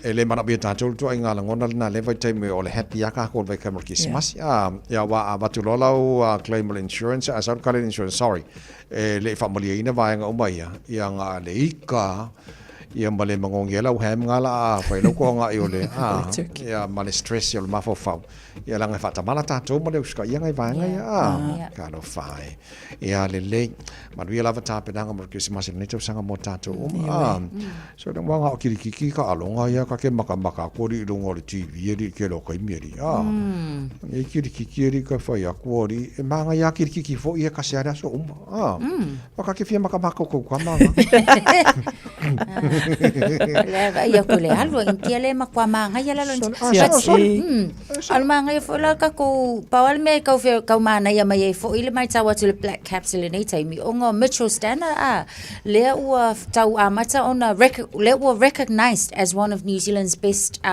cricket leaders so o le tulanga le leila na male manga ia o tātou lo iai o tālonga golf o ko inga le o Rory McIlroy ia o le a ielanga trip anga i mai New Zealand o le a sawe asiasi mai nei New Zealand trip of a lifetime ia o langa ia fo lana mo le mau e se le manga ia taiminga i New Zealand alua ko e wa market ia tu ai New Zealand ile nei foi taimi o le si tu le te mata atu ia i te vai mani wa folau o le vaenga le tau motorsports o le wa mai ka o va ai atu nei ua peia ua was se mai luma le kama le kako New Zealand hosts 2 supercar races in a season. Wa approved la it will be the New Zealand's first time knowing a host tato. Ia le kako kalonga nga ia tato motorsports wa alu esela ia Sergio Perez mai le Red Bull ia akong wa maua toila va noa ol tato tamale o Liam Lawson mansuala o Liam Lawson le lava e alu ol kako sui lava nga i taimi o tato alonga na le Formula 1 Carlos Siala ia afa ma vai mai ia to fa Sergio Perez o mai se vango mo mato le kala mali sa vai mani wa folau ile vai ngale le All Blacks o Hika Elliott o le fa ko e mawalonga jersey talo ona le loa mai i se taso flima ke kinga lo o Australia ka ko fa au kala ia o le taimi le nei o le o to e mawa mai ma o ko e reunites le tamale o Hika Elliott malonga jersey le nga le loa mai o flima ke ki o fautuanga ka puanga me to tino o le loa ko foi ka fa matu ia ai family mole foi o ko la fia fa jersey o fa ka ko jersey ai ko jersey o kanka alo le tinga inga fa ka sawa o Rory McIlroy ole tamana lailon tolu fa singa ina o ka polo la langi nei last week I think no fight away sai nei yes e ko adi mai pe to no la to malanga no mai nga kakala male former prime minister of New Zealand so ki langa i so fa makai o going George Savili John Key na ola ka no kilo ko su ya ku New Zealand malai le nga ka so mo ka malai nga ka malai so le South Island ai moni au pe o le tala na alta so le makua e ka kiela ko malanga le pupu. It's only 5 days. Ai makua makau kiel melenga ia fo le ngata o le mau taimi mafutai malesa ven par New Zealand ia al matango fie fo le vai taimi o le tau I tono New Zealand nei so tala noa nga I vai ngor ka nga polo o le number 1 e lolangi o le America Scotty Scheffler o lana tupe o maltaimi nei lailong bank account lua se full malaiva miliona lua se lau sul valu ta la mal tops fuli masene o le tulanga lua o senda Scheffler o le USA foi o lana tupe langa bank taimi nei se full valu miliona tolu se lau marsu mari lima ko kono nona kamale o Rory nenga mai ngai nyusi la tu tolu lalangi o lana tupe langa kuskuper kaimi ngai se full miliona marsu lau ipa su tonu ia o ka waku nga kupe o kupe nga le o kongo kuskupe la wodi ia au ka po o le ka fa solo lalangi a ko ka fa o ngisi miliona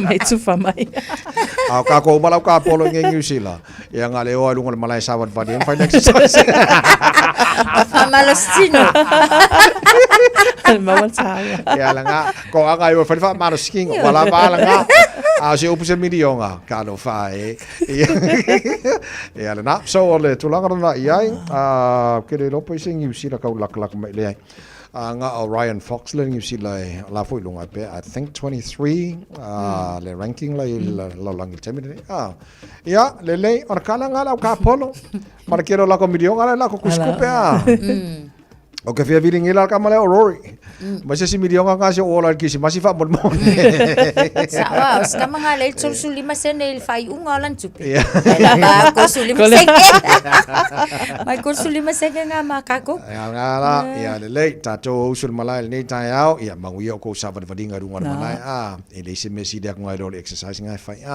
ska ko ki manga yor ngai ka por se ki manga yor skofia ana era stofir ka koko leisa awola Ai ko elo makara awola ia faz ka ko le semana yor nei tai au ke fai ko le o ko maki le o iso le ko le semana ko pai sole ka fe o le kari ala nga o so ako ma ko fa ku mo le uno ko le sa pese ka pa kirnga so ako ia wala wala na ia o nai vanga na ta longa ma ni so vanga wan fa fong mena chinu nei temel ta ia ma fai ka ko le sanga ba ai ike o mur ko le sa fa mon mu be pala fo ia be para fo pe ko punga lo ka pe e langa ko wa kelele la sala ti le vai na ia fai ngo fia e ala foi nga pala o so nga ba ko o le nga punga ala ko wa ye alu e fole pawa ala menga nga punga ka pelo ya fa ka ai pelunga le ulo le vevela le element nga e mangi e vela e ala mangi mo ko ai lang suava ia wa kele le vai ala kikile le vai fai ngo fi on le sapi vai le sapi mangi on ko le ai a pa dengi la le vai pa dengi mane le parengi mare suka mare pepe mare lau moli e ko suka kur kars fulo manga ai ka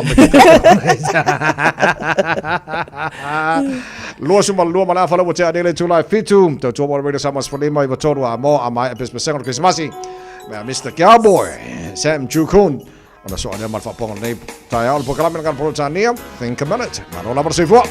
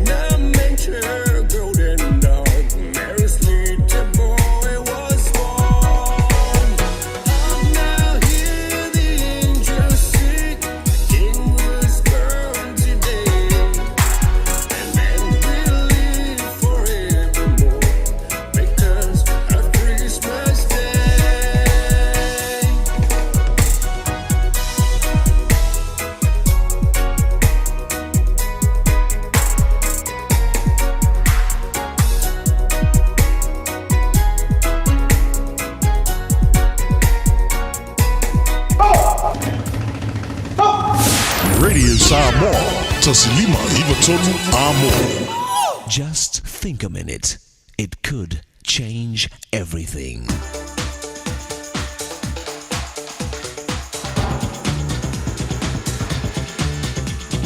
Think a minute. Scientists have shown that if you put a frog into boiling water, it will immediately jump out to save its life. But put that same frog into water that is normal room temperature, and then raise the heat of the water very slowly, that frog will just stay there until it boils to death. Why? Because it gets familiar and comfortable with the water at each raised temperature. So it doesn't realize how dangerously hot its environment is becoming until it's too late and it's boiled to death. You know, in a similar way, our children's lives can be destroyed if we don't realize how we might not be loving and teaching them as we should. So before we know it, they've grown older without becoming the successful, honest, and happy adults we want them to be. Even though we're living with them every day, we don't see the dangerous direction their character and friends are taking them. So as parents, we need to jump and get our kids out of that hot water by changing our bad parenting habits before it's too late. So today and tomorrow, we'll talk about some of the most important things we need to know to train our kids well so they can become successful, both professionally and personally, when they become adults and parents themselves. First, yelling and nagging at our children can become a bad daily habit that doesn't work. An angry family is not a happy family. We might think getting angry will get our kids to obey, but the more we yell and nag, the more our kids stop taking us seriously, and they learn to just tune us out. So then we parents lose control and seriously hurt our children with our words, or even by physically hitting them, to force them to obey us out of fear. But the healthiest, most effective way to teach our kids is simply to take away their favorite possessions or privileges for a short time. This way they learn the natural consequences of their bad behavior. Then they learn to control themselves and change for the better. So today, why not ask Jesus to forgive you for whatever bad habits and ways you've been disciplining your kids? He'll help you start changing so you don't make the same mistakes with your kids that your parents might have made with you. Just think a minute. If you'd like a free CD of our top 40 programs, write to us on the internet at www.thinkaminute.com and catch us tomorrow at this same time when we stop and think a minute.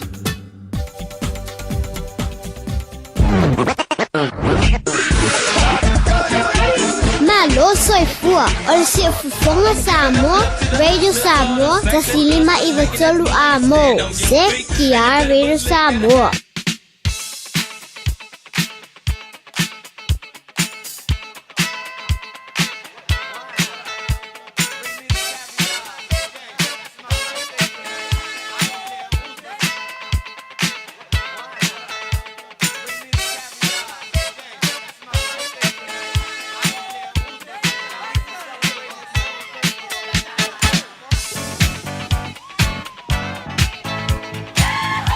Afatonu le July fitua famle ngas fana ora stofi de nese furu iwa Desemba wa matala le telefoniku wa ya la vidi anga makala tolu fitu tasilima iwa tolu lo mo fona no lungal tanto emaili ile on air at radiosamoa.co.nz fai fa ngal tanto Facebook mari YouTube Radio Samoa wala mana mala famle ngal nei tai au ya tanto telefoni talofa allo sifua do lava tau tua tinu ila sunga le au ia mai se fu tau sala sai au ia lo fa angam fa man mianga sita si fu il fa nau mai tai le o sola ia lali o nei le so wa to ia na fa fulu a le no tau sanga ia vi ia lava le tua sola na o ma fa yo na e au dia mai man miel nei aso ai fa nau mai nei la langi Raftai tele lau tau singa moa o loutina. Evi ia fo ia tua ni tau sanga o fo ina ia te oe fastfulu ono ai o tau sanga.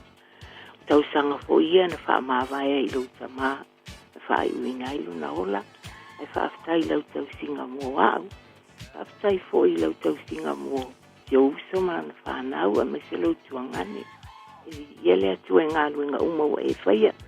Rau stai le upolo kina ele o tupe male o a le alofa le me sile le ka manuia le atua i lo waspana o ne yaso e me se foi lo fianga e se au manga luenga ia le fata le atulo kina se le saltao e fai sta lan se fale ainga ai fata i tele lava i manuia lava se au manga luenga ne yaso lo whaanga mai lo uso i awita, pali ene ngawai mar whanau. Whapea foi lo tuanga nei a Danielu. Na tas mal whanau, o ainga umalawa iso se tuo lalangi man nei atingu. Ai fasilitilia lo whaanga lo tinale lunga telefoni. O ato nina, Manu atu Christmas tawai maktau sala te utato le te wheloai. Tai lava. Tai ato nina. Happy birthday, Sister Sola. Manu for the Christmas pēne te wheloa. Luisa, good morning. Ia, good morning, ma lo lava le usu lau sunga lea oa o whaapea ia le whaletua ia Natasa. Ia ma le pulingi sese ia niua folau. Ia o whaamanuianga nei e avatu mosi o nisi olo i Brisbane. Ia Joana. Wa atua nei le tos furuma le 5 o tausanga. Ia lo fale atua ma to e whaapopo nisi aso sitele. E te ola i lunga le nei fonga ele awale tausinga o siau tina. Ia ma siau tama whaapea o uso inai Australia. Ia olo whaanga ia e watu nei a Luisa, Maulolo, and the family i Chepolpa. Manuia for the Christmas, happy birthday girl, I love you so much. Whaafitai lava tawai. Ma niua fo lau mana tasa. Manuia tausanga fo. Manuia fo i Christmas. Tai. Ia tō whāso i fua. Ia, manuia fo de nei tai au. Ia, oi ni whaamlianga lo pito. Le iai se tatou whaamanuianga Sone. le temile nei te vai. Wei le wo o mai lunga tatou apia fo linga, mai a ali o a inga, apre amo leo whale tangoai. Happy birthday, Tene Lea Oceania Bartley. My American Samoa. Happy birthday, Manuia Lava, Loaso Soifua, Alofa Atu, Ainga I Alaska. Okay, on YouTube, olo yele whaamanuianga mai a Paulo Falanico. We wish our grandson Amos Tevita Paul Falanico his first birthday today, 19th December 2024. Enjoy it. Love you always. Your sisters, Maura and Abigail, Mom and Dad, especially your grandparent, Taima Lieutu and Pekka. Hello. E pe au ka kounga ka kounga ngi ka au. Ai. Ele e fa le pisi fo se fo iva la ko ia fa penga o le aso o pisi. Ia le aso fo fa le pisi. Ia le. O tara fa mianga na le tai mo ni fa bo ne aso ne fa la. Tai lava tawai ma Natasha nei tai au fa pe fo I Samoa tunu pele fa tai mole mafsanga. Ia Manuia lava singa le astofi alofa tele atu.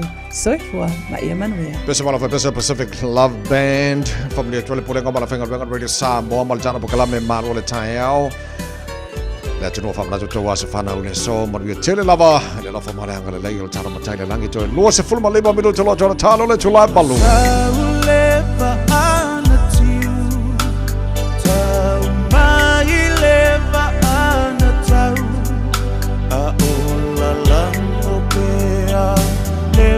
Ana fao folau ai ua toe oceanga I ule ni tau sanga Oni aleu Ia lako ane I fongava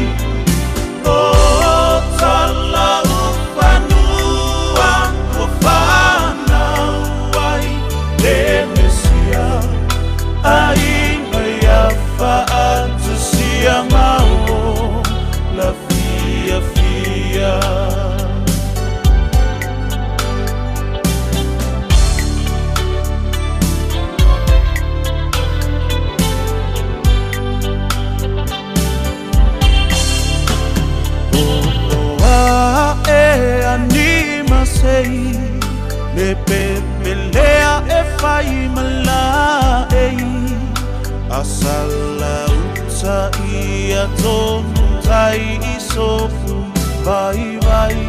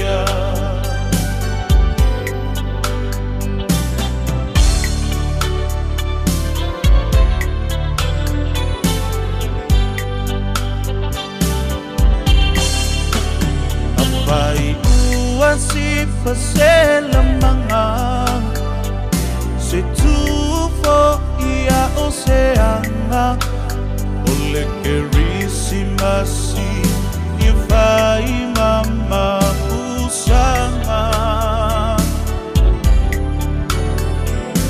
olon fana mai ia mama loai oni aleu ia la foa i levai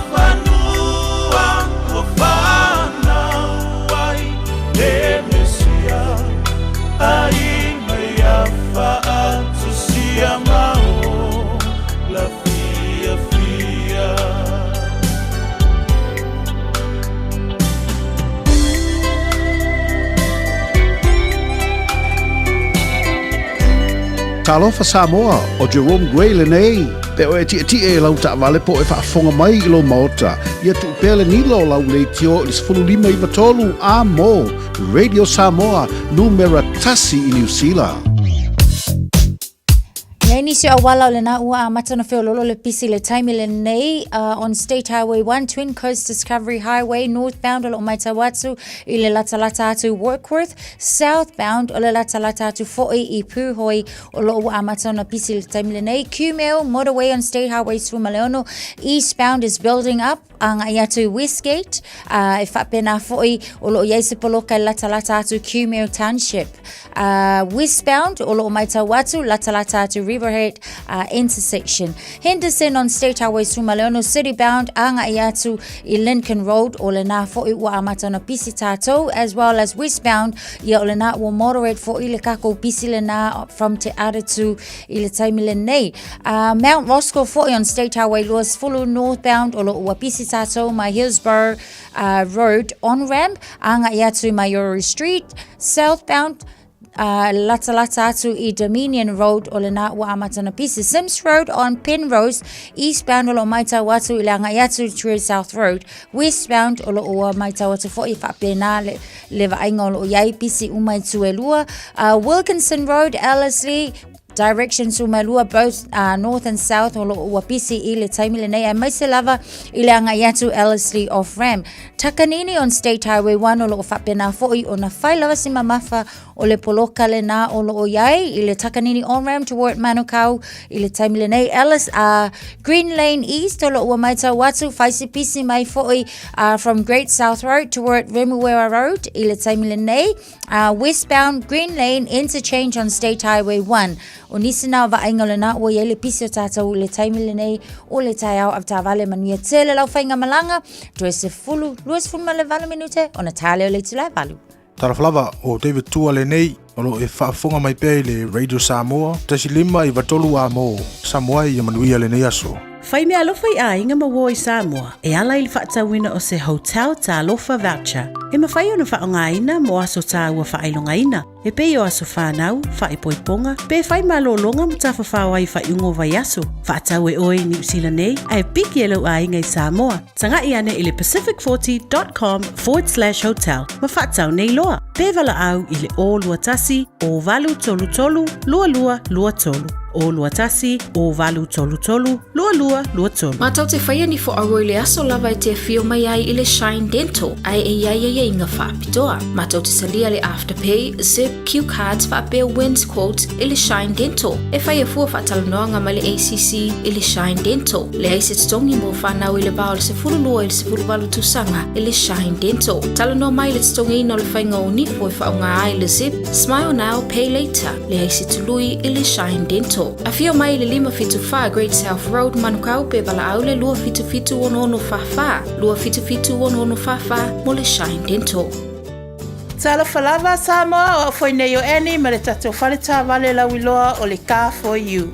A whai lava ta sa ili sa tā vale, le aise lai sene pe maua le lai sene a o e whainga luenga tū mau, ma le leilo suafa. Whaingo fia lava le Car for You na fisosoani mo oe, maua tatou cashback pe a mana mia le fisosoani. Ta lofa lava Samoa o a whaile nei o lofa, awa nei ngalo le tatou Facebook page le Car for You, pe te su mai le matoto atu si tolu se lao Craysel Frodman Rewa, pe fraso tai mai le mato telefoni, over te lau lolo a fitu whaiva na walu, pa fisili mo en po alofa. So whase fua. O le Furniture City i le tolu fitu Sales Yard Road i Otahuhu. E te mawaise ti mea a whale, mai le iwa se lau iwa tā la. Afe wha se lau iwa tā la, ma le afe iwa se lau iwa tā la. Maua se tino fōa o le potu malolo, no fōa ma le lau ai. Whaapea moenga ese, asili atu ma le afe walu se lau tā la lau whaatau. O na maua leo lau pepa tala o loa, e se lau tā la, ma le isi se lau tā la, mo lau e ka le sia, wala au loa le Furniture City, i le ono tolu wha, lua lua fitu lima. Ono tolu wha, lua lua fitu lima.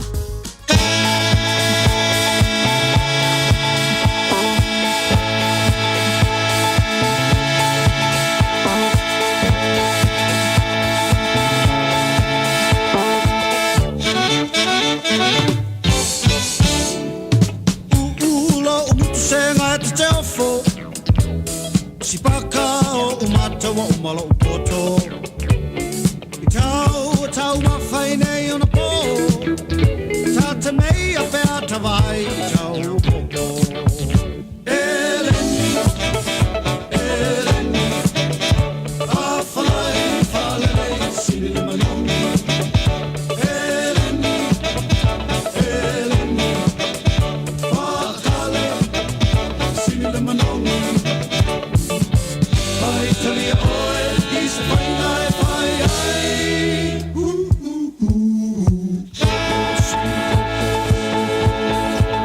Whawhai ai ai Whaatau aloa si whai malofa O le manatu e oe o mātou polonga Atasi I matasi tai tau I le langi Wale I loa e leo wangelu ao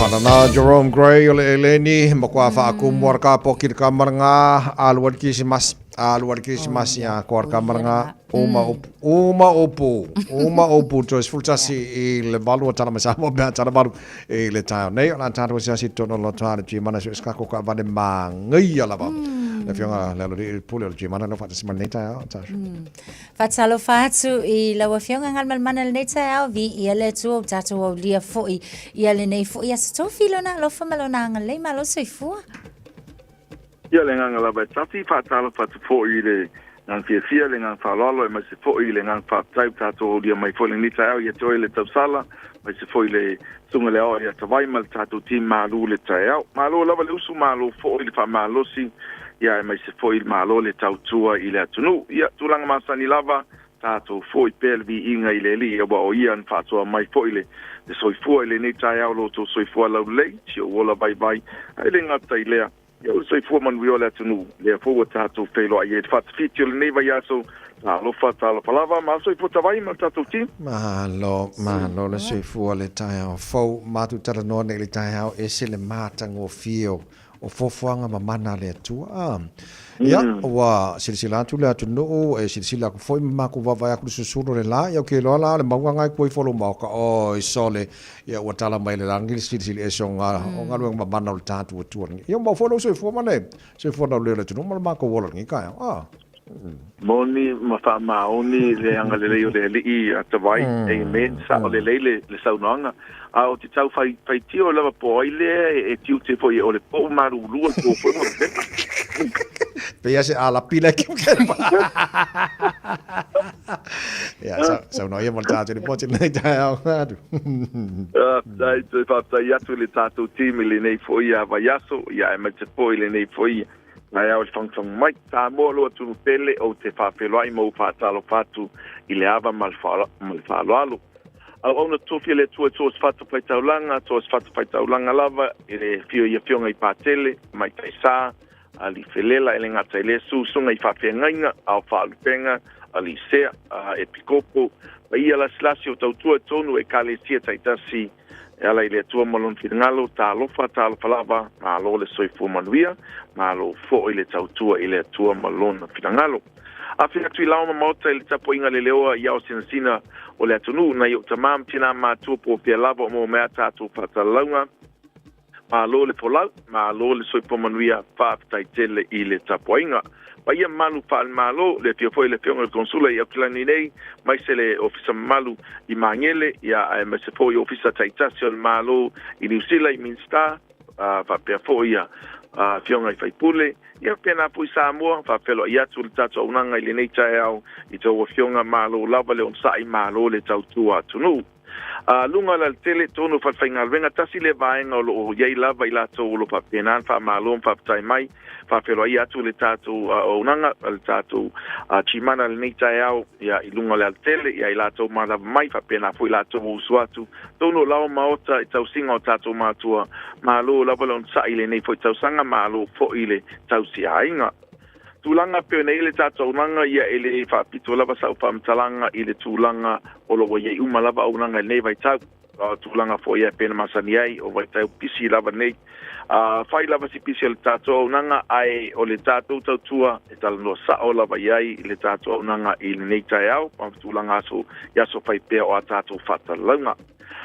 pisi lava ia tato te de foi la to sa no fo lava nafi ona o le tulanga o me o mana bia mai finance ia fa pena ona taliatu ia manuia la tu sanga ispo la to sasio o uso le malanga mai lo we mai Hamilton no fo lava masangi lava lanta sanga nafi sa ele mata salonga le fale tono lon swafa ia ai ole na mo la sa trade inanta ba de twai ia o mo foi malana lua afetala po kua lava ile tupe o lanta vale telo ila to ele o anga va ia ta to fainga me alofa ia o lo mo lava so sani mo vai tauni o le Christmasi tolu afetala ta to fainga me alofa Christmasi e lunga lava o yainga ia pe lava silafia ele fai on aveina ia I promotion se lua ai le ai lava se to ubuli ele o fa pena na mo vai so sani anafi foi rotorua tēna pikina le lātou sfulu no poa hai ei sa whaadia lo lātou nganga whaatai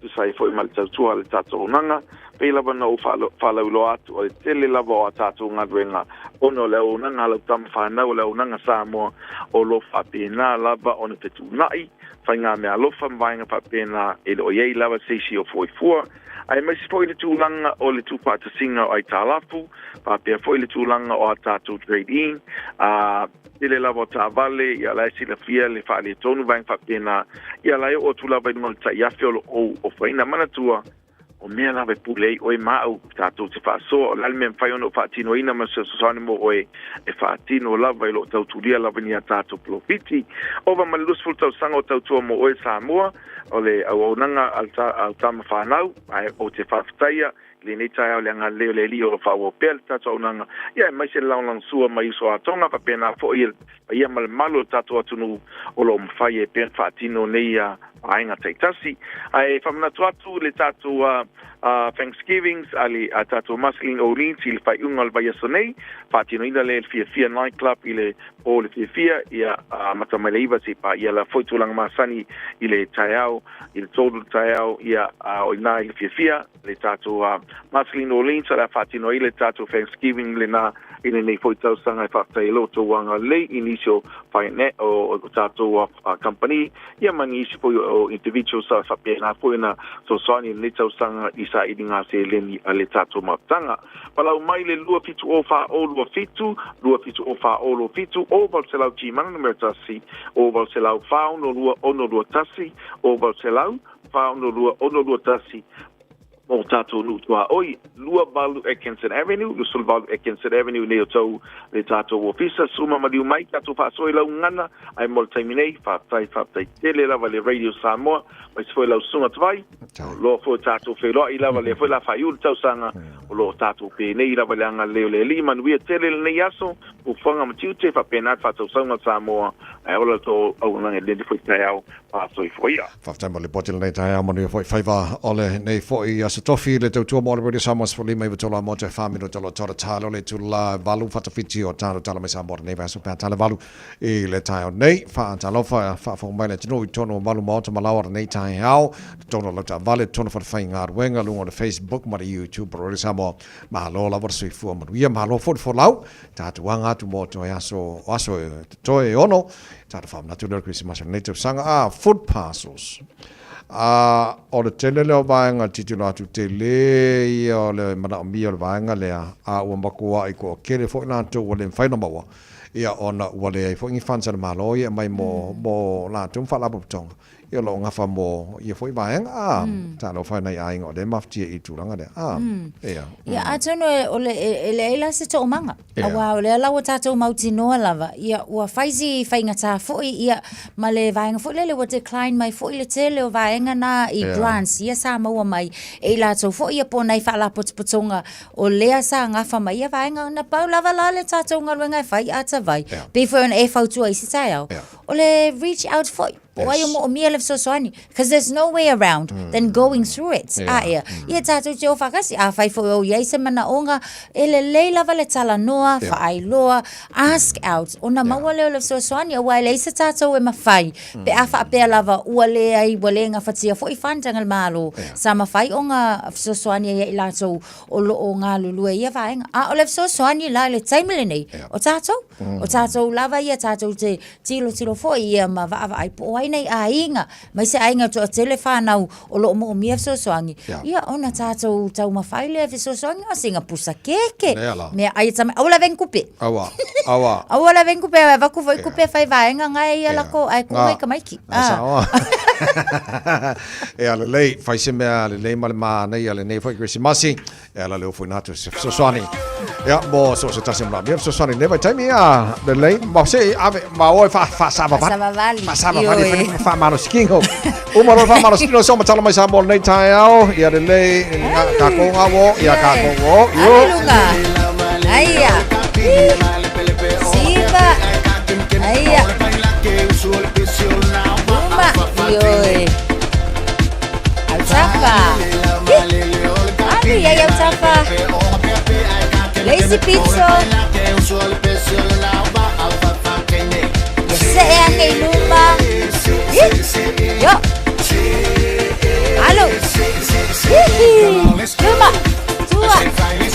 Alu ikua vai le mangaya. Le silima. Ioi. Alu. Aya. Aya. Tunga. Ioi. Alu. Ay kay mali ko las choki. Ioi. Aya. Apa?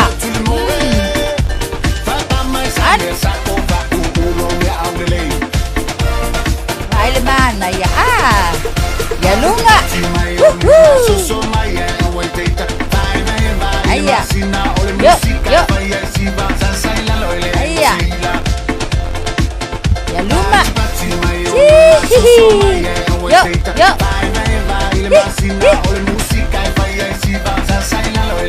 aya awal sokopea kako yo kami moi meta wow Alu loa, awo, yo, luma, autafa, aile mangaya, Aila, Befo angelo sela iluma, ioe, manaya mana vai tsono, mana vai fafo, koi kasi, tsono, mana vai fafo, yena yaso.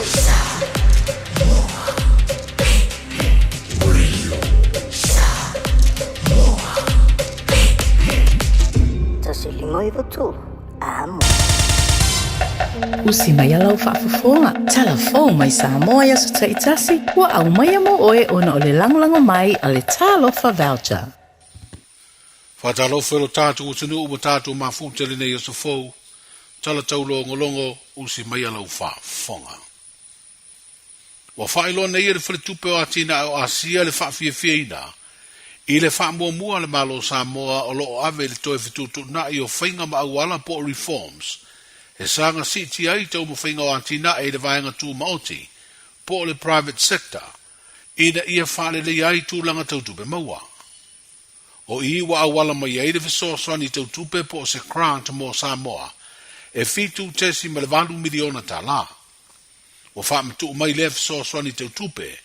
Ma whaelo ai e le whaletupe o atina o Asia uonga tasi, lana visoa swani, ma whainga whaavaio le atina e le malo Samoa, lea ua whai titi ai au wala e toe whausi ai le tūlanga manuia, o tau ma whainga tau le atina e o tangata, ona o a fianga mai le whaamai COVID-19 furumaleiva. O malo Australia me New Zealand, whapea le whaletupe le rolangi o lo whaatupeina le isi vaenga, o le visoa swani de nei. E pe ona sa ngafa le whaalapta putonga o tupe le rolangi le IMF po le International Monetary Fund ma le whaata otoina o le awiwi o lea por kalame tau le ati nae mo le vaenga tu maoti. O le tausanga e lua afe lua na afe aifo i Samoa i se tasi visoa ni tupe mai le alawa whale tupe e fitu tesi ma le 5 miliona ta lama ua wha mawina ai se si itanga e 3 miliona ta lao visoa ni tau tupe ale whare tupe o atina o Asia mo Samoa, mo le nei tau sanga lua o lua wha.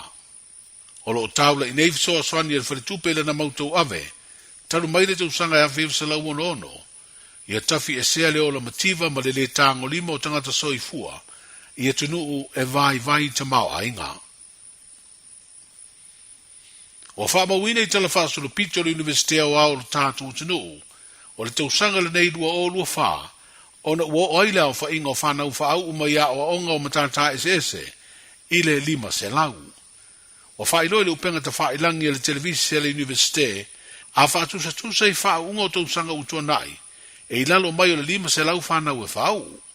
Pei tai o le whaiwina o a o onga le neitu sanga, e 5 se lau se fululua i la tou, ua whaau uma ua maua tu spasi, o whailonga tipiroma ma whailonga tikeri, i matata ese sa o ngai.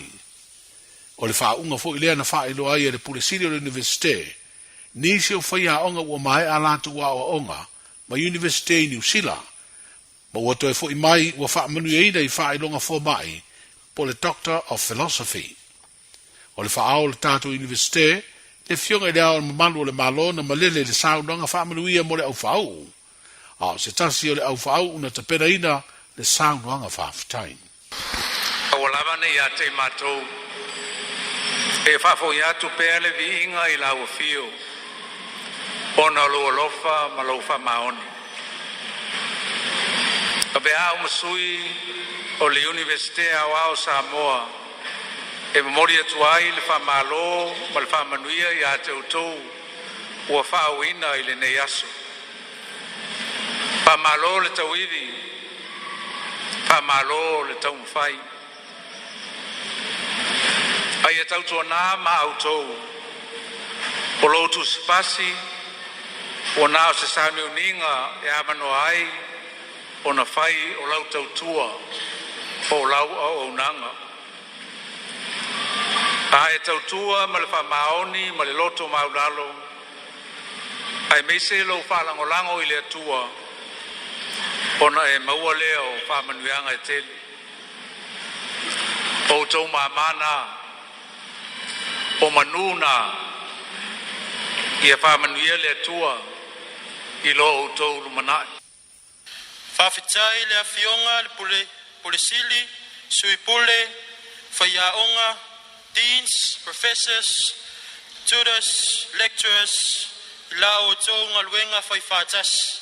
Awa le awa ina ma le whasoa ina o la o tau tomai, awa se lumanai manuia o Samoa.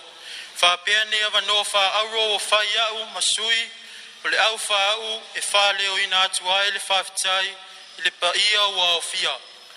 Whawhitai i le tō le whalongolongo ti ngā, ti munga ma le vevela o le la, ona o le nau ia maua e mātou le whanau le potu, whawhitai te le lava.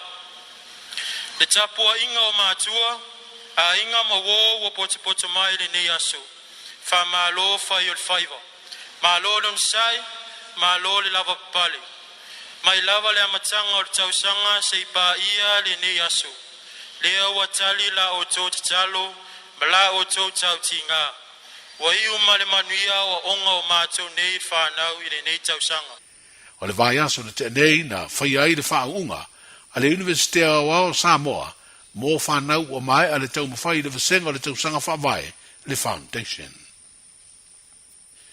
E luas furono tausanga o le tamaita i a Ray Wien lau manta fia Madeline Fong, o mai ana o onga i Universite o Aukilani, ma ua whai wina ma le manuia i tomai banga waa i le tautua whaalo ia.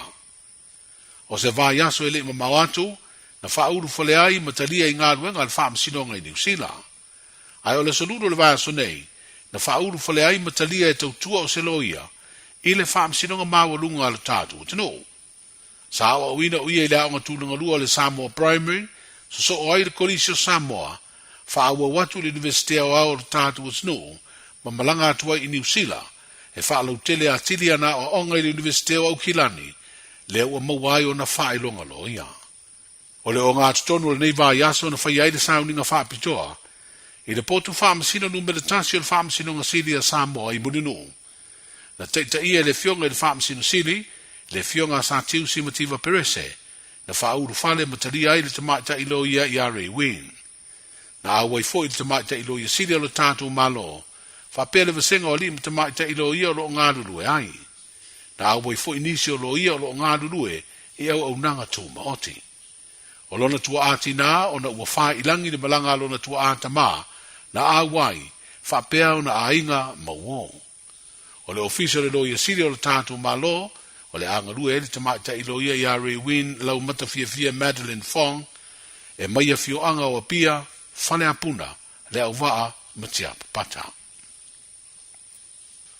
O lo talia nei sue ngā leo i se pepe o tasi le te usanga ma masina e whale matua, na lipo tia le whano o lona ola, i na ua mū le whale o se ainga i tuana i mato i le tai au le stofi na tenei.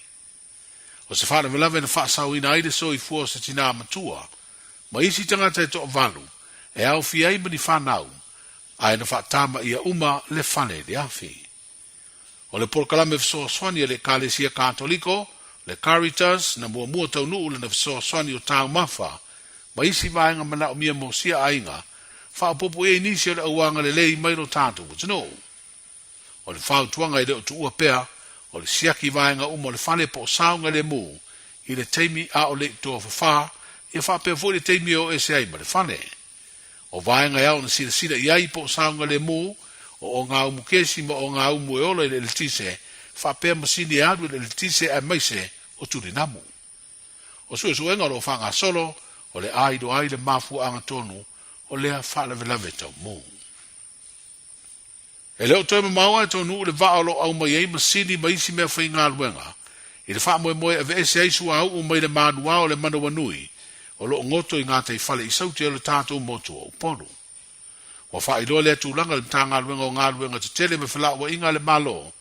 O lona ofisa sili o pūlenga o lo tei whono le komiti le malo e whea ngai ma ngā luenga la veai. Pe a iai ni a whianga o le ngā tei whale o Samoa ini suau o masaa. O le mai o le whiroa inga luna tolu o lea komiti ma whioanga o Safata lo a whia ngā tei whale na whaero ai le a veo lea whiroa inga e whaero ai matulanga o lo whanga solo ai le nei ngā wanga.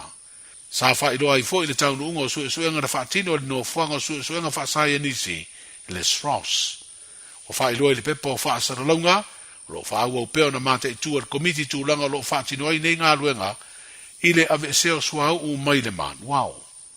O le whai ungo le vai aso na te nei le stonai na whai ai se sau ninga I se vaenga o le o ngā sami le olo ngoto ai le vaa na manu wanui ma o se sau ninga e tūsai o tū manga nu o tangata Maori o New Zealand e whaatino a o le whia se ngā ruenga e peino le a whenga I nei ma le company o le a ave seo suau mai lea manua o le fita o le sami a le malo New Zealand. Lo whaau au peo na tapu le whango taino ngā te whale o nu o Safata o lo a fia e peo na iei se whaasara launga mai le minstau ngā luenga te tele ma whela wa inga I le aso valu o Oktopa. O tala nao le nei aso, soifua. E silia mala se laufala o loa I Samoa e mawhai ona whaanga I le talofa voucher mo whaatanga alu a inga. E le atua lava se 5 milu te lafu antuai mai New Zealand, Australia, Amerika, mai si antunu. Ai tau nuu I telefoni maolo e whaanga le talofa voucher e whai e le whaatau. E mawhai fui ona tungi e tuai le cash power whaapea le pili o le vai iso o se taimi. Angai loa I le www.pacific40.com e lafu ai se talofa voucher mo loa a inga I Samoa. Mo nisi whaamtalanga walau mai le olua tasi o valu tolu lua tolu po le info@pacific40.com. Ua na o le Radio Samoa se furulima iwa tolu a mo e tautuaina o e ilaungangana fitu aso le vai aso. Nisi o awala le nafo o pisi le taimi le nei State Highway 1 city bound from Otara to Auckland City. Otara on ramp o le o pisi le taimi le nei approaching East Tamaki. East Tamaki to Highbrook o lo o pisi fo I le taimi le nei amaise le tato interchange le na ang yatua ilunga State Highway 1 and State Highway lua se fulu Mount Wellington Highway through to Sylvia Park off ramp o lo pisi le taimi le nei. Ellerslie Panmure to Green Lane near Great South Road and the Green Lane interchange PC. Newmarket Viaduct ile taimi le nei wa fai fo isi PC la nga yatu Kuiper Pass exit. Nisi o vaenga State Highway lua se fulu Car Road and Mount Roskill Stoddart Road o nisi na vaenga on State Highway lua se fulu leo o maitawatu fai isi PC ma yaina I poloka ile taimi le nei. Point Chevalier westbound on State Highways fulu maleono lo whapena fo I eastbound ia ile nga yatu na ile Great North Road. State Highway lua se fulu Weary northbound o maitawatu Cavendish Drive on ramp o lo o pisi ile taimi le nei maisalanga yatu ilunga tato State Highway 1 interchange southbound o lo matana build up at fo ile tato traffic le na anga yatu Roscommon Road exit. Nisina o vaenga o le o lo o pisi ile taimi le nei o lo le muta to ilunga Onera Road ile taimi le nei o taiao as well as Hill Road Manurewa ile taimi le nei of Tavale manu etele lau fainga malanga maftamai malu le taiao Radio Samoa fun malua minute te aile tu live valu. Talo falava o a Lapi Marina, mau pelo li tio, I le Radio Samoa tasi 5 iwa tolu amo. Ua mawhai ana au ina atu le tala o le tau Iaso Taitasi o na o le lango mai a le Pacific Finance Limited. Telefoni o Valselau fitu whawha lua fitu. Ma lo se fomanu ila tunu le nei taimo le tai au. Wawai atu le ua o le luas fulima le vevela le Esa Moa le nei taimo le tai au. Lo tu maule langi le leo le tau le tunu le nei tai au fo o te ale valu I Samoa. O winga na le tau tu mau I Samoa o le fasolo ina langi le lei pe le tau e awa ni so taimi se banganani so vaenga le tunu e pa o timu. O le whainau atu le vevela le Esa Moa le tolus tasi le tolus lua degrees Celsius I le so lua se fulu ma le ono I lona maualalo. Ia o le tulangana I le vevela le Esa Moa e whamanatu mo tātou. Saune malanga I Samoa ia mo le nefo. Ia so whatalo whatuai fo I le porkalame nei te mo le tai au paanga malaba. Olo fai on fa mai lungo Facebook ma YouTube o Samoa e le atu pele e Samoa. Ya fatar fot fo nei table tai out pa ngal tar bukalami Australia ma lo si fu manuia le tai out fo ile tulanga ile tau i Australia la mo Canberra la malulu le tai out balu olo ile malulu le vai ngor tai out ki ro po ke ale ono po le alka mi o tau le table tai out o we ngor tau le so le mo o le a matua su sulu ma te ko fiera la la fa solo foi ina vela le air lose fu valu lona maulunga valu lona maulalo sini Australia malo si fo manuia nei time le tai la mana ele malu le tai fu fitu le malu le air nei vai ngol tai la fa solo ina awa le tau mo to le so lose fu malimo maulunga na le vela le air mo to ele nei fo yaso me pone malo si fo manuia fa si maru lu nei vai ngol tai fu lua o ia la fa solo su mata ngo fie fo le la mo to me vela le ea luas furiva i lona maurunga si furua lona mauralalo. Ia, o lau te wabai atu luas futasio lao ele maurunga o le mawhanawhana o le ea i Hobart, ma tene na awa tau le so. Susuru matanga o fila lai Adelaide, o le matua me vela fo o le ea tolus futwhai lona maurunga, susuru matanga o fia fo le lai Perth, Australia, tolus furua lona maurunga le vela le ea, fasoro na awa orang le leini so taimi. I Brisbane, Australia, malo se fo mania Brisbane, luas fulvalu malunga le bevela fa mawina mo tau le so luas futasi lona mawalalo ia la fa solon malo si savile pa utimo ni sa vaenga o Darwin tolus fulfa malunga le bevela o le tulanga no i Australia le se vaenga Australia to maru le el gaming game kwa bevela ia pia fa mamonga lo tuna mai ile nei taimi o le tai se mai le talo le tau ile no fanga fa salonga radio Samoa tama ki makauro si furiva ile malu le ele nei vaenga o le tai va va ia tu mau le susuru mata ngo fia la ele nei vaenga o le tai o winga na tau le so le a fa solo na langi de lei lo su fa na maulunga le vela fa mawina mo okilani ele nei fo yaso tai o la langi de lei fo le tau le vela fo le e tai lo su lima lona maulunga fa solo na awa pa utimula sto nai langi de lei la sa pa utimula so fua Christmas Eve la so luar va fo la langi de lei le tau pa utimo ele Christmas Day ile va ya tu la so lulu o le nava yaso lo mana yatu ya pe atatu o le lofa maranga le o tata matai le lange fa mamonga o mai o tu ina mai la vai tau nei time o le tai fo da tino la papa ao so se tafo la langi e le tano lo mo ria mai tau mo tau ele nei foi aso fo Ua loa le tautua le Pacific Finance in nonga tupe mo so se wha moe moe. Ma liu, whai puiponga, aso whanau, sa whai whai ngā malolonga, ma so se wha lawe lawe. Apa lai nei loa le pacificfinance.co.nz. Pea bala au le oval sa lau fitu whawha, lua fitu. E talo sanga sauna nonga tupe ile bao le 5 se lau tala, ma le lua se furu hawhi tala. E lua minute whai lau talo sanga online, www.pacificfinance.co.nz. Ai tasi le tu lai whatali e se tali. E iai, ai inga whabitoa. Bala au loa le Pacific Finance Limited ile oval salau fitu fafa lua fitu oval salau fitu fafa lua fitu mana il falong atu le tau whainga nei whanau ile nei tau sanga o se metemetanga ma se tala fia tele il falong atu si tia le whainu mera nei whanau ua whawina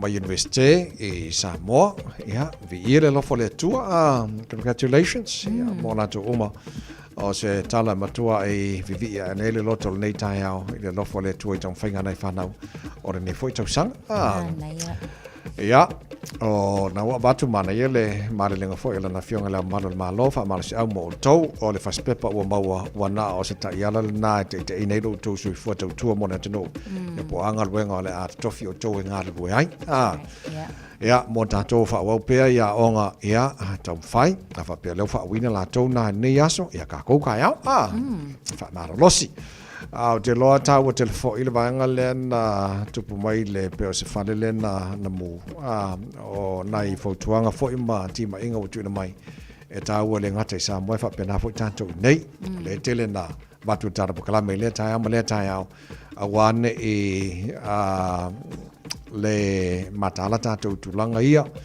langa e le manamia tātou ia vaenga i ke ua mū le whale la whaina ua a le wā ngātu tātou ia so fia ia na ana whono whapipi i tūlanga i fo inai fautuanga nātu tono si a inga fo i Samoa ia mō tātou le ngāte Samoa o New Zealand nei so Stafford Nikelope o tangia saunga le mū o le tuua le whale nei tai au mō ngā luenga i po whela fo i o mō whaataunga ia mauti no ka pē o makako palaka wha mone ia waari kesi maisi vaenga oma nei a mauti no e fo i atu o lo saunga le mū mea uma Nga te whanau, tai mea ele I tō whawhai le pō. Wai e lawa fo I mea o la sa whaonga. Ia e tā ua lava, le tō siaki tasi e o lava I whai to toa o whale, whainga umai o whaamanatu mai ele nei fo I a whaamanatu le nei tai au mō le tau sisi o le saunga le mō tātou. Ia, o nei vaenga nai, pe ona ia tāru tala mai sa mō, whaina MCA tala mai sa mō nei tai au. O la tu e whasala wina mo e pēr tale tu lai se whulu mo le lua le aule le so. Ia, mal fitu pōra nei, au lia tai au lo tu se fuma le mātou malosi o le taurunga o tāru tala mai sa mō le tale valu. E le tai au a tai au. Ia, mō tātou sauni malanga I sa mō le nei aso, kai amu ia fo I o tau. Fie whape ia o tau nā. Aia lesi au onge isi lesi. E sa o a, ia, kai mi fot whaka mango I e sa mō e kai māmea. Falapula. Oh, beautiful pineapple. Ia, saunga le muma I manuia whainga malolonga foi. Saunga le tuno mō whainga malolonga I sa mō. Ia, mō tātou a malanga I o Tara, ma malanga su mako piko ngui sifo. Ia, o malanga umanga mea, ia, e pupuka ko malanga. Boy me o vai o le waffle kavan. Manga yan fel wa solo halai wa le na. Ia, le na, so o le tulanga na iai. Na ona tu ala lo foi me fa mana tu tara poklame sa o le bode ne vai taimi o tatu anga tu toi ono aso no toi ono tatu o rio lo kisimasi le foi tu sanga lo se fulu tele tu live alu se mai lo fa fonga o tatu mo fa samo o le ne foi tai au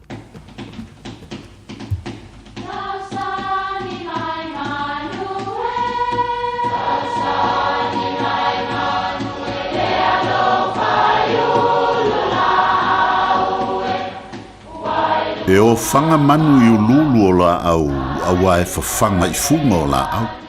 A o le tangata, e whawhanga I upu matala. O le mawhileo o alanga upu mamuanga ngana sa moa maona whaapongai, e a fua I lona sio sio mianga. O lona e sao I le whaafunganga o le lofa se ia o ina pule. O alanga upu mamuanga ngana, ua lanto mamanuina le tō whamanino a Samoa, mana tua fo'i, e tāo fitau muli le atunu. Ua whaamanu tangi tō ia. E whapea le mau, o le upu le nei tangi tō ia. E whaamatala I le tangi a le manu, ua whaama ia.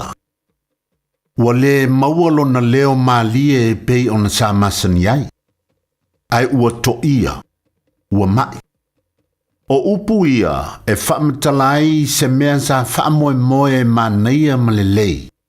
Ai te iane ua tula I mai, ua leanga pe whai uputa. Ilona whaonga ina I se winga whai, e whapea.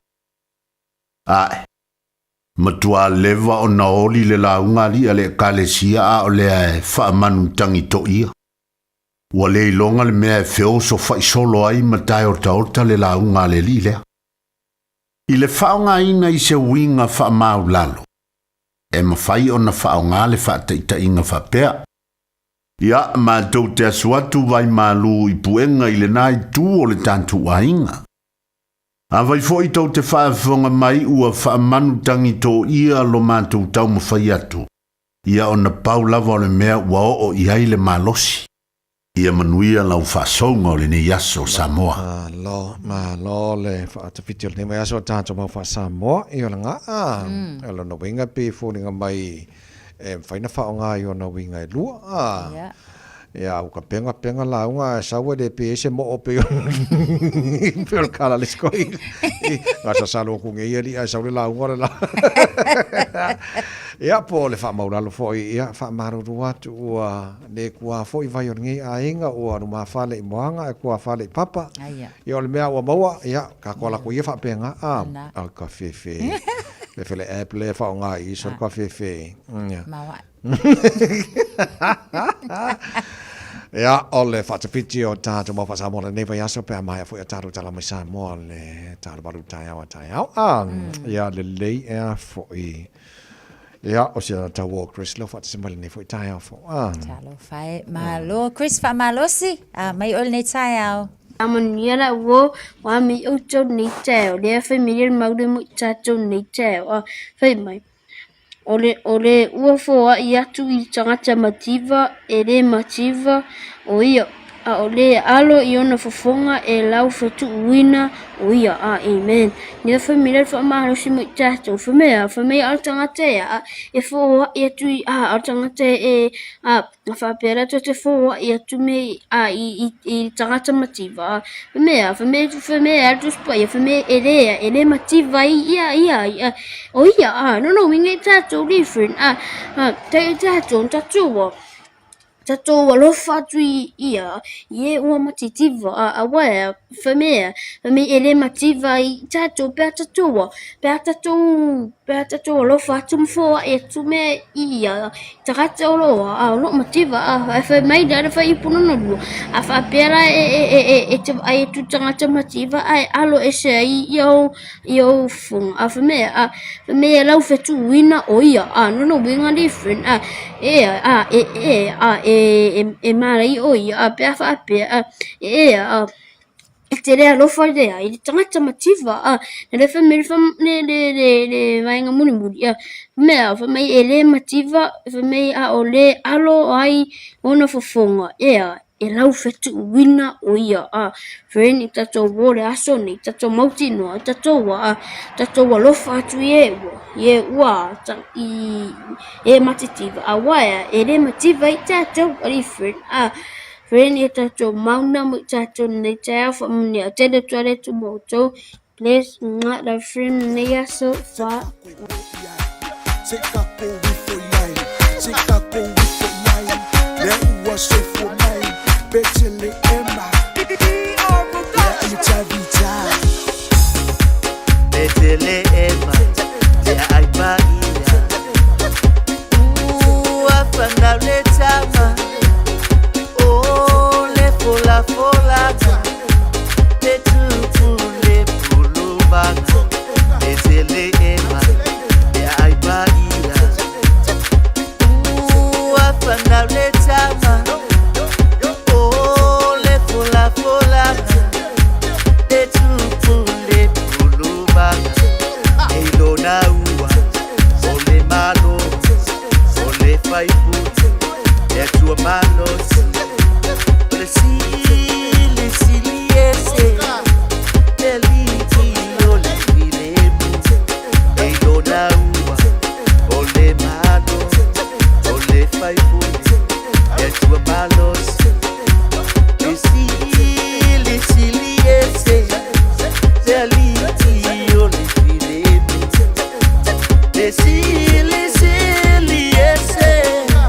Le sili ese Le sili ese Le liti o le filemu Le sili ese Le sili ese Le sili ese Le liti o le Ma koina malanga ina ua lato maua o le tala Betele ema le aipa ia Panau mai e lo tato misia Lato ave o mea alofa Ai o ua foina atu lo uola Au na ai ilo umatai Yesu le pepe ua whanau mai Kako alalanga ia mapepese Bi ia o Yesu o le pele Kako alalanga ia mapepese Bi ia o Yesu o le pele Wea fio mai i le whale o mangu Sili ese lo kupu mamanu O le pilengi se lava o i le langi Sa o ngofu mawhakalikali Ai whawhikai lo wafio mai Lea ua o mangalo ai Ai whawhikai lo wafio mai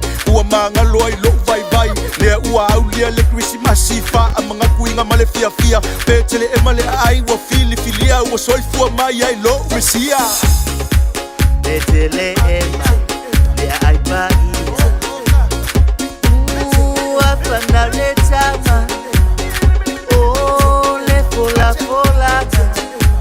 Le tupu le pulubanga Betele ema Le aipa ia Ua fana le tama O le fola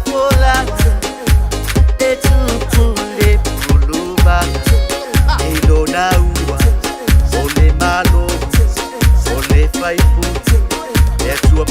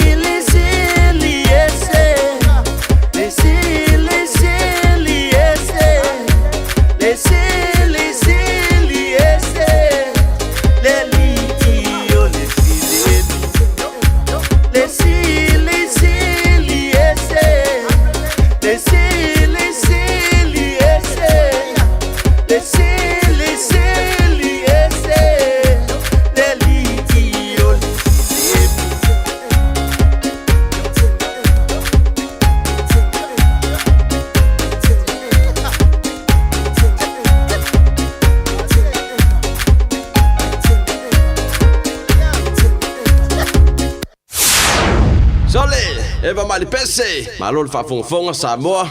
Malo fo ile eva ile musika. Radio Samoa #1 New Zealand akoa. Sipso.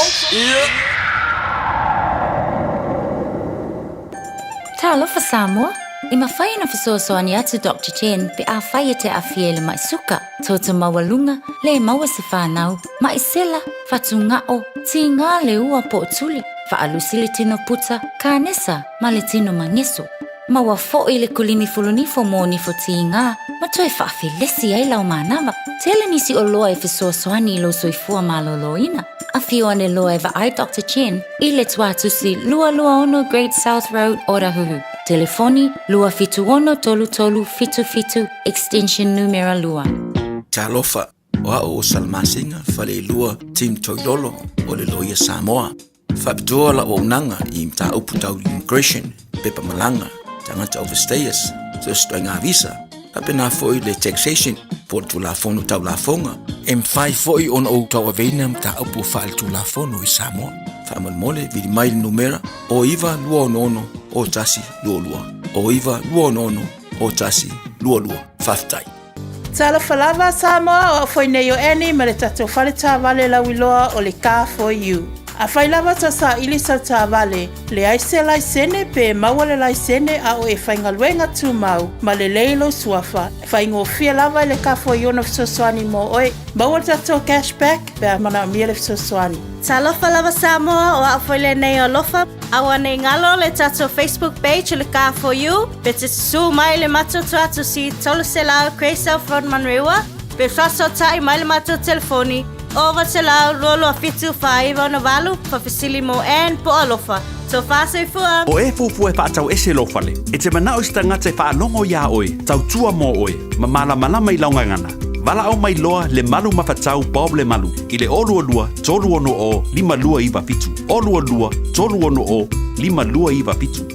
Talofa o lau ingo e mele palamo o lau ngaluenga o le sa I le awala ma faufautua I tūlanga tau mo kesi e owa le luas fulfale tupe o mātou ngā lulua I le taiminei a fia whaatau sau fale pe whaale leilo maota pe tuu whaatasi ai tā lafu pe whaatala nofo I tūlanga o lau mo kesi I le taiminei pala au mai loa au le telefoni o le olua fitu, valu tolu fitu, valu wha, valu o po o li emeli emele.palamo@loanmarket.co.nz o le tutongi o lea au onanga o loo kawa umai whale tupe o loo mātou ngā lue e fuli ai mo oe pala au mai loa au le telefoni olua fitu, valu tolu fitu, valu wha, valu o. Hey, hey! Oh!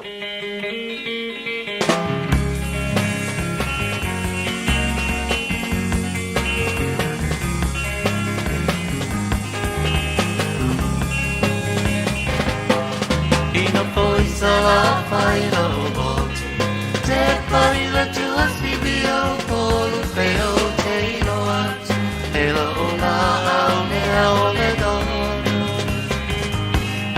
Eo le la au e sua maria Eo le suka mai silie O te kua nei e pia I tatanu o le whare maria Stay my darling till leo tiele hanoe Le ngalo na wami o papilo Te manatu ala umasan Te lehi le pama jani jani e topa oe Te ala umele tatasi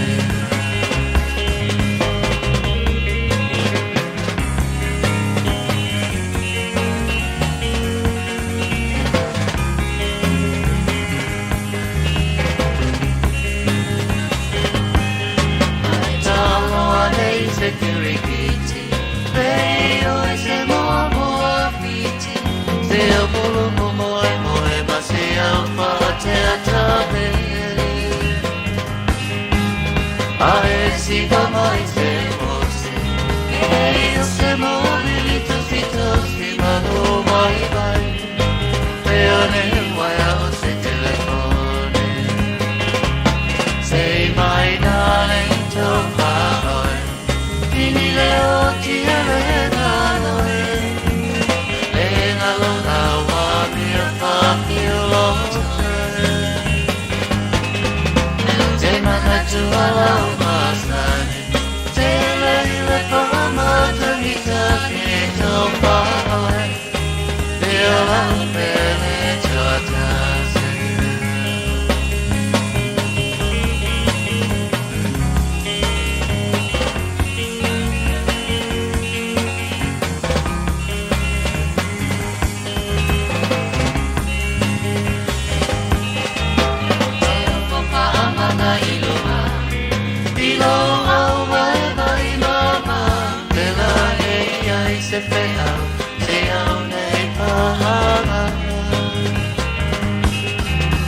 Abatui alau vea ai Masei malolo ai Baba koe kodua Ai soi ane te petalai Say my darling topa ai Tini leo tiele nanoi Nenga lo awa mio papi lo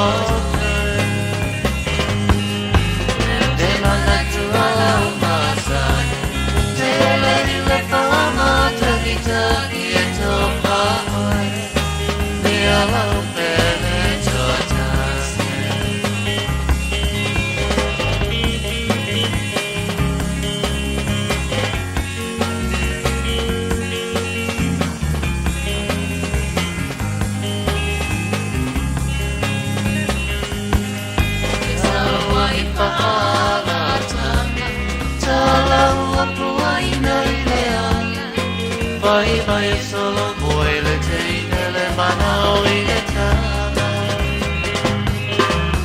Ai ui le au te le kia Maula maula te pe Ua ma te le sia ki sa pala me la veni mana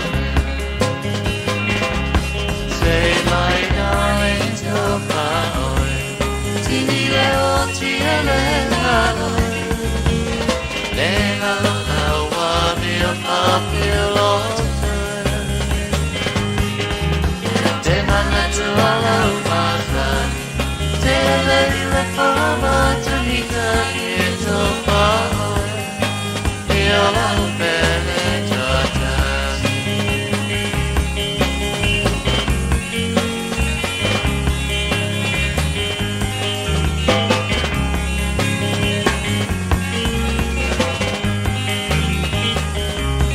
Hei, hei. Whawhiwhenga mai le peni no tia whau. E le nei vaenga le tau tuara re sa mama proklame maru le tai hao ina wato e lua se furu ma le lua minuta lo tala tale o le tu la e iwa. Te pauna minuta lo toi o le maru le tai hao. Mo le nei foi as tofi. Ya, mahalo whaftai le tino le tai hao. Vai au tātu wanga i le Christmasi. O lo whanga so loi le Christmas sei o le tānoa. Samoa i Onehanga. Ai awhiani le latu whare o loa se lauri masuma le iwa Onehanga mōre Onehanga. Te le ia o a mesena vanga o a loa o lii o lo whaina maua mai le duas futa la. Vanga leo lii ma ta matamaiti. Ia siasi le tu o la ei o tina matamaitai o la e whamai 5%. Ya olai faiona mawaile tau nei foi vai aso mantua lai umi tala mai dei var tala winga na ko kiki akala ya ka pungi ngange fiku le fiafi mo vai aso atore nei tatu wanga tu Christmas ore na foi vai aso no mana ya so wafia nei ol se laudi masuma leiva on hanga bo on hanga te mo ele falo loa le ta no samo e vai pali ma tu ma la finga wenga ya la la so sani foi mo tato nga lua tato nei aso koinga manga ba old pole tata puni fitu le fia na nei le lato falo loa tala lata mai Vanuatu o lipotia na batu nei le tai ao sifur faalen na fa monia mai o lau titi lata Natasha ile lua sifur minuta taluai e fōringa mai o le ana whaalia e le palemio Vanuatu Eshmale Kalsakau. O nisio officials na latu talanoa nei steimo le tai au ua o se fulma e ono o se fulma le iwa i e lau whainga. O le fōtiti latu nisio ripoti Vanuatu Business Resilience Council Glenn Craig. Nisio ripoti nei le tai au o le lua se furuanga le lua se fulima. Ia la tō mariliu, o le se senga i o li pote o lo whaina maua a o le tulangana o iai. Ia le tō telo i la tau, o le ua whoringa mai. e ono maula to se fu ono le mafu elen lulu I Vanuatu e le taia o nafi I think po le fiafio le so fua te lole po le solua so ripoti la tamalina nei time taia o lo mun multa iltar po kala me ripoti lo tu na mai ripoti le Radio New Zealand nei taia o le tu langara na yai so sfut fale numero le na mai na nafi ia manei le taia a 2 minute tal wai o nisi na vaenga sa fa ali pa mia Vanuatu Ismail Kalsakau e tarananga manisi officials nel taia o le sfut mariva le sfut ripoti lo fainti tilo anga 2 na tau mari li karo fai whainga tātele tūlanga mō Vanuatu Ioi whalawelawe le ma whauwhauwina ia so o le tūlanga nā mali poti la tamai le nei fo I taia o fau pe ia ona whamanatu le taia o le tino whamone mone mantua nei I Vanuatu te talo to telefo inisio tātou e nei a inga I Vanuatu ia tarsia o saunga le mula tau e wai taimi o vaenga ia ware le vantara no tara poka la mema sui fo I lena o I fono ina whai nei o I ngā kulangi aku I o wherenga vaenga o langi ni ngai paku le sa ila fionga le sa osoli ia pito o di poti nei so swani o di poti se tau so swani mai sa ka ko Pasifika wa tangi ale al Pasifika I fontanga o male fai climate change ne yalo fangia tau so swani mai atu no te tele lo langi le su ala ko pidionga kala la ko kala mo ne tau fai ti le a fai no ke si foi le ale osone le o lo mafati ai tanto ia tasila lea classic example de maftianga Pasifika le lau tupu mai ele neva yaso tulanga ele maftianga Vanuatu male leilo pe ona tupu foi se me fa pe tono Pasifika e se taimi la tamai ia do kai anga nga mai atu no tele lo langi e vai e ia la ko su la ko pidionga ia ale makua I amo ka ko mafa ele maftianga le Pasifika sa ole leila matavai talo sia ia tau ia ini fiso soani fo ile e vave mai malo tele ia malo e mai se lava malo tele ia o ia tau afianga fa pe kalo sia e vave ona mai ngai fiso soangi mo na ia tunu ula ite mai se nei motula ite pe o ina afia ia afianga wa ele mafai lava no tu ua fo ila la tau fo ia tau mafainga ina ia sa ilia la tau tupe mavaenga na ai kalo sia ia lo fa mai I wa le wa mai ta watu e tele vaenga lo mo mi ai nei so soang onga ole impact lava le nei I ele ngatala fa le ngai no sesio manga fa le ngai no lo ele ia ole ea ole vai e ole wo o soifo nei tangata ata vai so I hope e ka kaua wala o nga yese ai o la ko fongo e fai so ia mafso ani mai I nei atunu laiti pe a ona mafatia well tala no se ai o fono ia it's not so much o milionga le amai a waile tai ona nga fati e miliona ia on tali le malosi o vaenga ia afia tato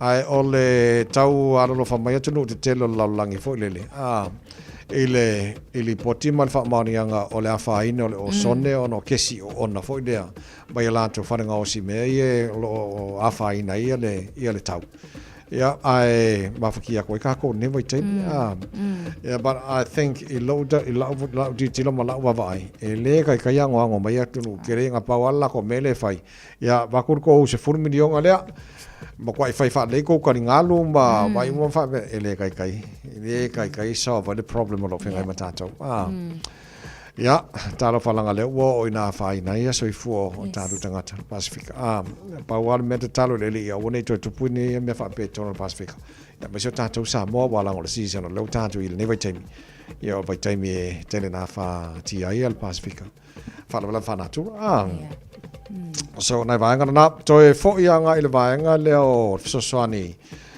mo na ai nga e o lo le la val fa so al never time ma fai e awala fai ona we at tatou fa so taile Working Income New Zealand Ministry of Social Welfare ia po ye nifso sani mo tatou a kele mai la ko fisili ave kali el fisili wala ia sala fo ia tele la to fisili langa e ka nga mautino o e ma o tangata e te tau i elfiso soan ia mana vai fa pena o food pass o solenta tala no poka la menta sa nel tai au te leo la tau o lo foi na tu soani food passos pe ona ia le Auckland Mission ia fa pena fo le Salvation Army ia fa pena fo le tu al staciolo le tunu le songa David Tele ia o le tele na o falapa tonga ia o le a fo la tau fa so ia ona tu langa ia ile fa ti tio la tu pe mawa ia mai i le malo ia ma le la vai fo soani mai la do donas po company o lo soani mo la tau Talo sia o le whaonga ta tau lava. Ma le vaenga fo le awele no fo ai. Ai sa ili uma va ai uma lava fo i po a ia vaenga. Ai o le sai tu awele popole pole. Awa kelo o le barrier lava o lo ia lava barrier si le taimile nei lai ona pe tu muli langona fo ia e o e sa ili ia ai ia la fa pe fo i fenkanga ia. Ia fa si civilisation ko ai nga va ai sa wa se ka o ku o le vaenga le ka o ku el vaenga le na ia ai pe na sa no ta vai. O le ngai ke le ava noa e tele fo ia fa la patonga e maua lava so swani pe afa pe reach out tato ia pe sa ili fo a wole no fo ai lang ai mai se lava fo nei ai ngolo ia nei ala manai fa na e mana ia le maua so swani mona ai nga o la te tau ia le so swani a fa pe ona te silfia o na lava lau fa so ia wala va ingole ai nga mo Christmas ma tau sang formal never time ave lava no mois ina ne e fa mamanga o fa ngo ia vaenga ia va tu ala ma si dia tu na na mi nei ai nga la si ma ti never time ia ma na mi ona food passos ma tu lang fa pena ia ai lo foi wa lo fa tu ni sin food passos mo oe ala ti si fila la lo fa so ia alu e fa me lo fa ko sista ngata fa so tu mo nei ai nga la ma na mi so so no se me le tele na mo tato ia ma lesi tulanga le lei mo tātou support lesi ainga o le mea siri nan tāua tātou ngā lue whatasi ia whapenana whasoswani lesi ia la whaina whaamaha venga fo ia maisa nei ainga la siri na mawhatia le lawar whaaswala nei whaitai mo tau sanga o tātou iai sa o le le no tau mafa fo ia tawai iei fo i male tulang fo le maisa lava lai nei tina ma pepe fo o le mo mia i o le tele o le mana o nga fo ile le nei tina na ma pepe fo lava o pepe ia o soswani i pepa susu po apa susu ana i pepe ona o lo o tutupu tulanga fa pena e lava lana i vaenga fo ia social workers o le ma fai ma sani ona reach out mai ia ma fai lo no winga e le na o le tulanga tau mafa ia e tele vaenga e ma fai e ona ofra tatu soswani mo i lato o lo mo mia mo i alef soswani atavai sa awal fa lo loko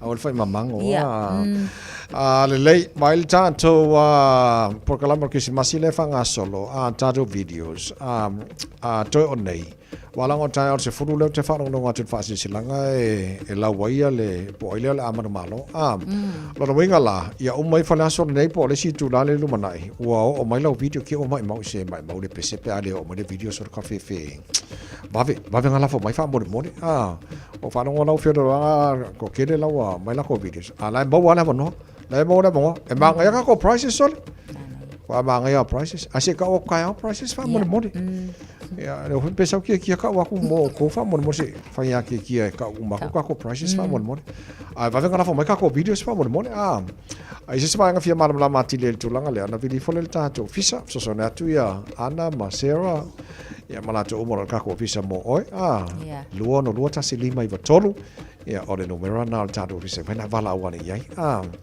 mo se so sani ya alinga langa ka ro se furka ya la ro le un ka ko ka wa nga pese nga ore Christmas ai se ya lo fa venga na fo ka ko video ia poi fare le pese ia ma se fai fare nga si fo fonga ki fo pa uruang le pese ya oi bre mo ska ko price patalo for le mama lo tino fita tunga chucha manga wanga nei time mo tai au tanto ave pasi ave loli ave no foafi ave vadele ave kuria so da ke rola kala o te mio mo poka la meu oru savati wala ngai o mo poka la meu oru savati ko ke lo ngai uso ave kuria ia fai e al po Malo se fua. Ya le na. Ya, malo fa te tele tato umo ngā lue company ese Korea hai tono New Zealand malo lava malang bali malo arang hanu lu fai malo lo uso. Fai malo lo fai ma fai se koma. Ya wala ngai pisikir fo ngā runga ka mai ka mingi. Yo, tai mi pisi lava le nei ya me se lava fo ia la to lo ngā lue fo ile service ina company ese. Ya wala ka mingi ola fo utulita mo ngā lue ngā company wala ko oka ia wa pisi ya ko ai male malolo ai masia tuai mai nato. Ai sawa. Ya le lei e mai alo le pese le so ki kilo aku fer wa mo tunu mati tuna vai do. Ese le au le lei o uso le. O la ko le va so le ma ko felo ai lalo o po nga ka mai au le lei kile o tunu mati tuna vai lua. E mo la la pese le mo ta to lenta ka ko falo foi le ma ro le tai mo le stofia. Ja, le ma ro se vo.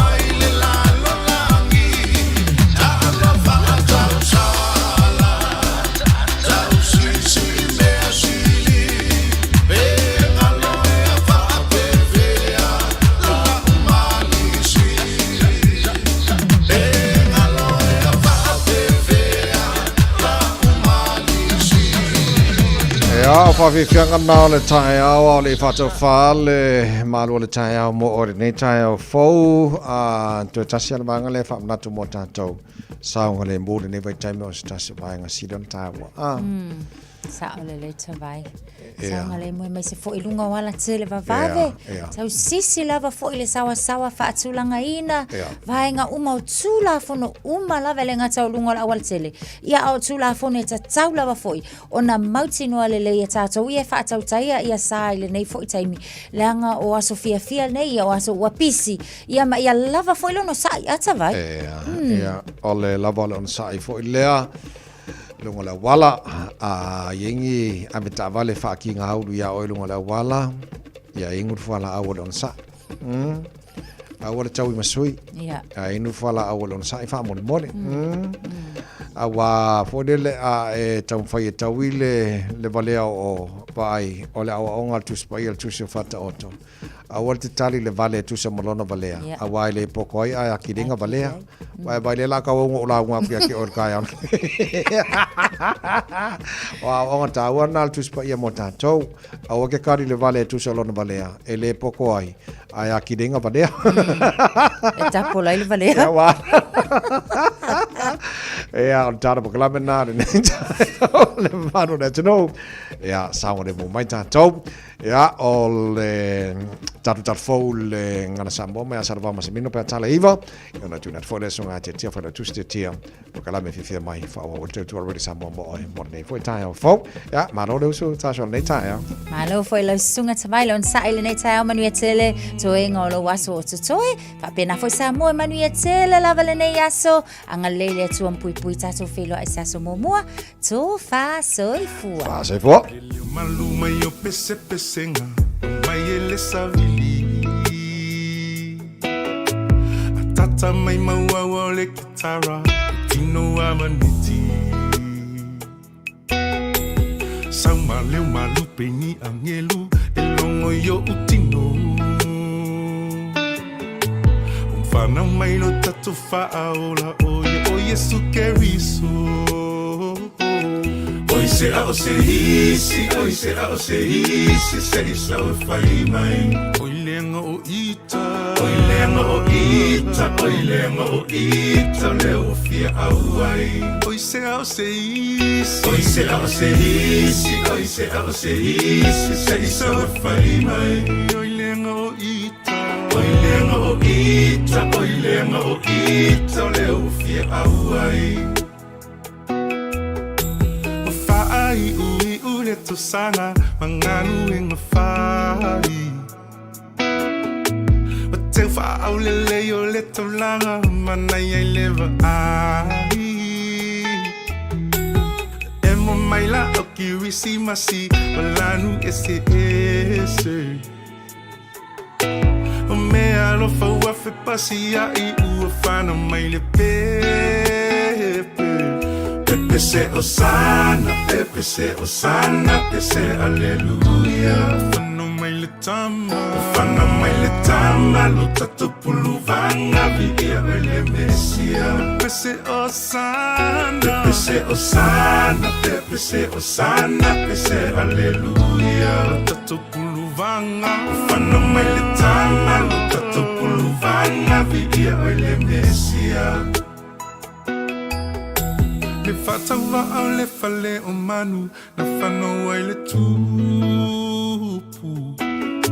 le fina ngalo olo na tama ia fa atonu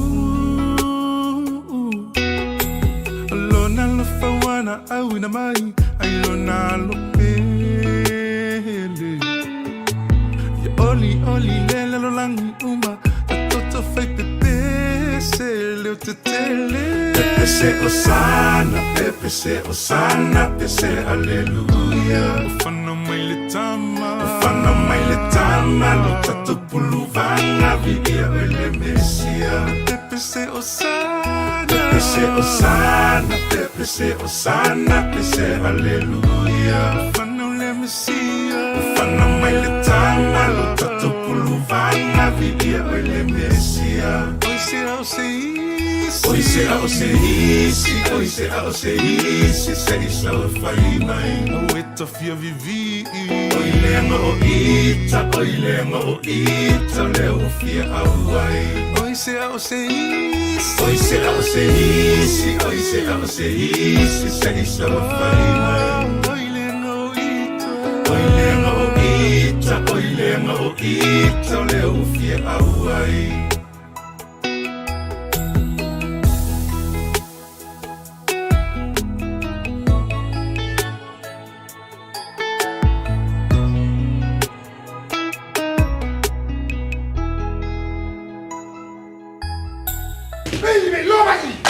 Hey, hey!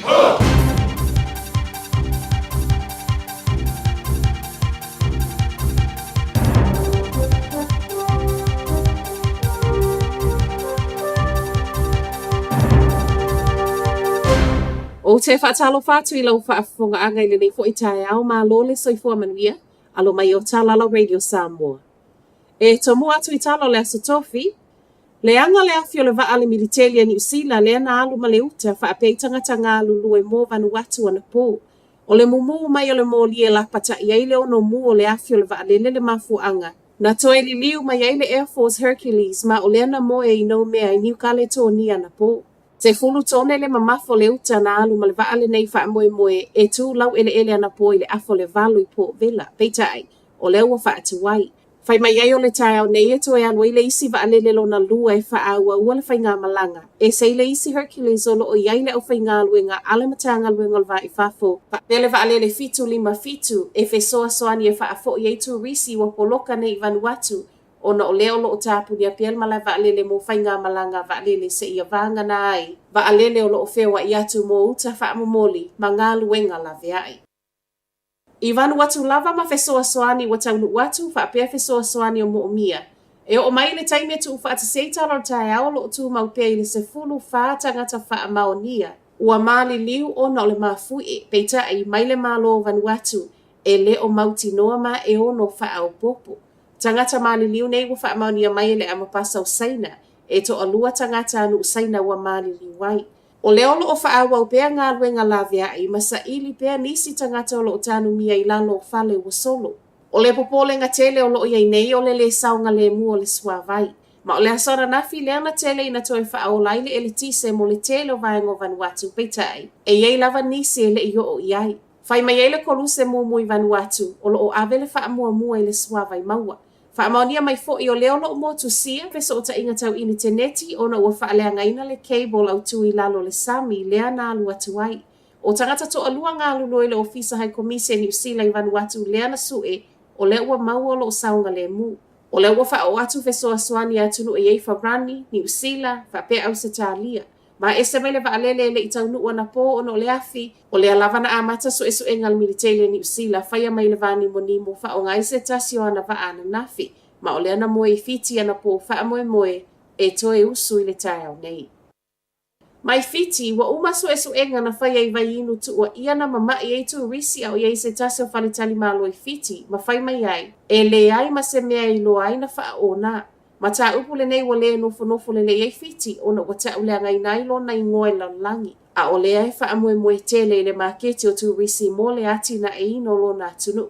To a fitu tangata na mamai ma ave I whale mai, ma o lea na tu ua iai e iai le ava ma losi na wha asoli tu la fono. Na sui le pina kolara o iai le whale tali ma loa le Warwick, Fiji. Na wha iai loa maso e so enga mai loa ai, e lea I se wha maoninga a mea na wha o na I se tasi. Ma ua wha maunia mai fo I le sui pala mi o fiti o lea ua te a umai tua mai le whale mai tangata na afia.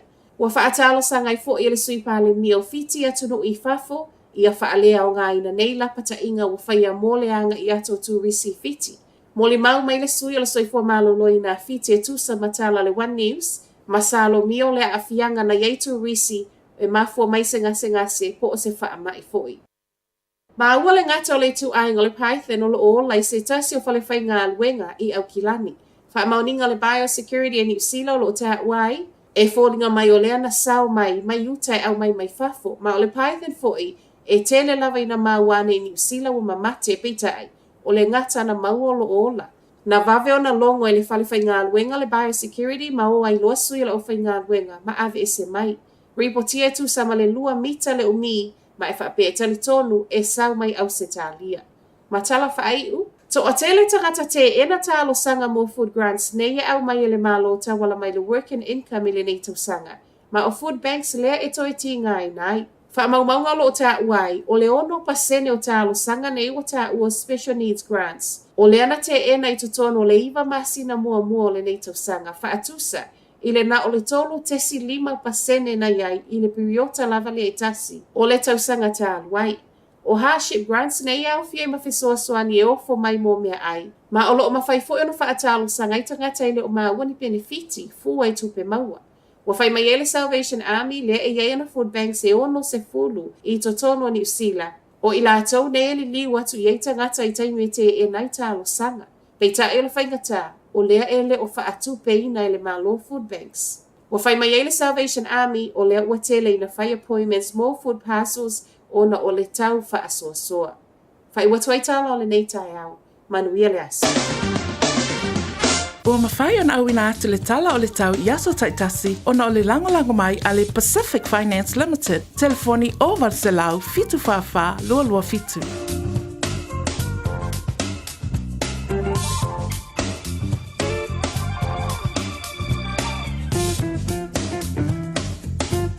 So se tasi e whaisana nonga tupe le Pacific Finance Limited mai le aso lusfulu 5 November se ia ulia le aso se fulu iwa o teisema e anga wa uma i le se e jono manu malo ai i le luse lau 5 sfurtala pepa me alofa. Whaia le se i le aso sfulu iwa o teisema i le mantou la lai Evandale mai wha ilo atu le ua manu malo i le Radio Samoa. Wala uloa le Pacific Finance Limited i le ovalu se lau fitu whawha lua lua fitu mo nisi whaamtalanga.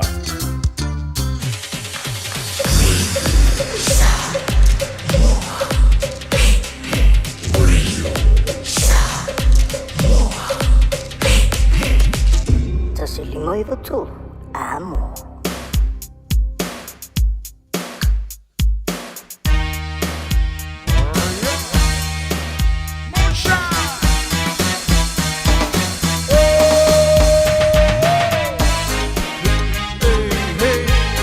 Fantastic man, give me love, give me love. Bring it on, bring it on, bring it on. Everybody's having a good. Hey! So fine, turn with the tone. So fine. So fine, turn with the tone. So fine. So fine, turn with the tone. So fine.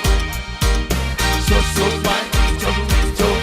So fine. Silver bite, silver bite. Silver bite, turn with the tone. Silver bite. Silver bite, turn with the tone. Silver bite. Alright. Silver bite, turn with the tone. Silver bite. Silver bite, turn with the tone. Silver bite. Say, yes, la vida. Cuando vende, lista won't change. To be a shaky was name, Boston won't change. I think it's not really now, thinking on China. I think the heaven to the whole bar won't change. I think it's not really sweet no wow. When a little wind bounce in the creepy no wow. I'm looking for my life, that did the whole no guys, to the middle down, to the liver no show. I look like a winner, and looking back to the down, to the low, to the city, la la. When she la ha, when she la ha. When the brother they go to she la la. I do the cha-cha, I do the ba-ba, looking for action, love the people yalla. When you have the night to the star, if you like it like a love star. So fine, turn with the dog, so fine. Hey, so fine, turn with the dog, so fine. Hey, so fine, turn with the dog, so fine. Hey, so fine, turn with the dog, so fine. Silver bite, silver bite, silver bite, turn with the dog, silver bite. Hey, silver bite, turn with the dog, silver bite. Silver bite, turn with the dog, silver bite. Silver bite, turn with the dog, silver bite. Lue bite, turn with the dog, lue bite, lue bite, lue bite, turn with the dog, lue bite, lue bite, turn with the dog, lue bite. Hey, lue bite, turn with the dog, lue bite. Say, it's la vida, cuando vende, lista won't change. To be a shaky first name, Boston won't change. I think it's not really now, thinking on China.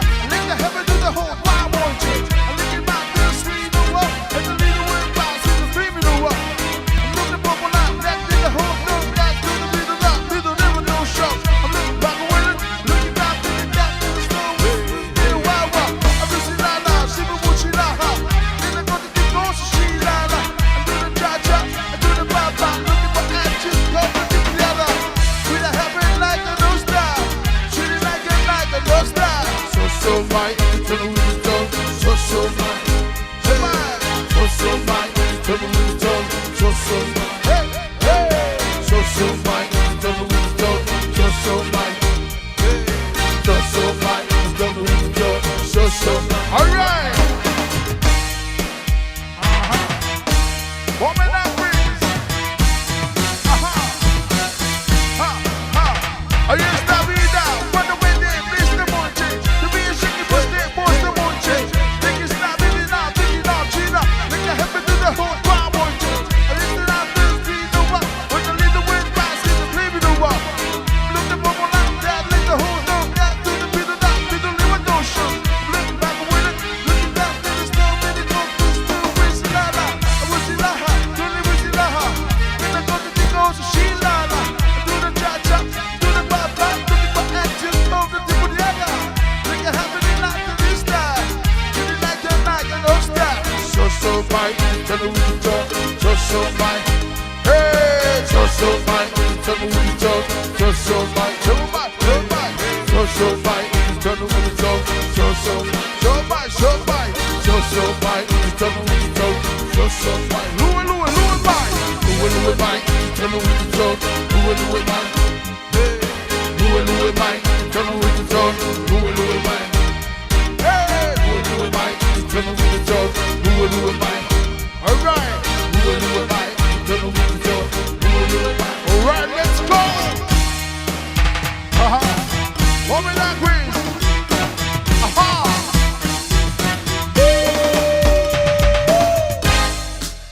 O le Furniture City I le tolu fitu Sales Yard Road I Otahuhu. E te mawai se ti mea awhale, mai le iwa se lau iwa iwa tāla. Afe wha se lau iwa iwa tāla, ma le afe iwa se lau iwa iwa tāla. Maua se tino fōa o le potu malolo, no fōa ma le lau lau ai. Whaapea moenga ese. Asili atu ma le afe walu se lau tāla lau whaatau. Ona maua leo lau pepa tala o loa. E se lau tāla, ma le isi se lau tāla. Mo lau e ka le sia, wala au loa le Furniture City I le ono tolu wha, lua fitu lima. Ono tolu wha, lua fitu lima.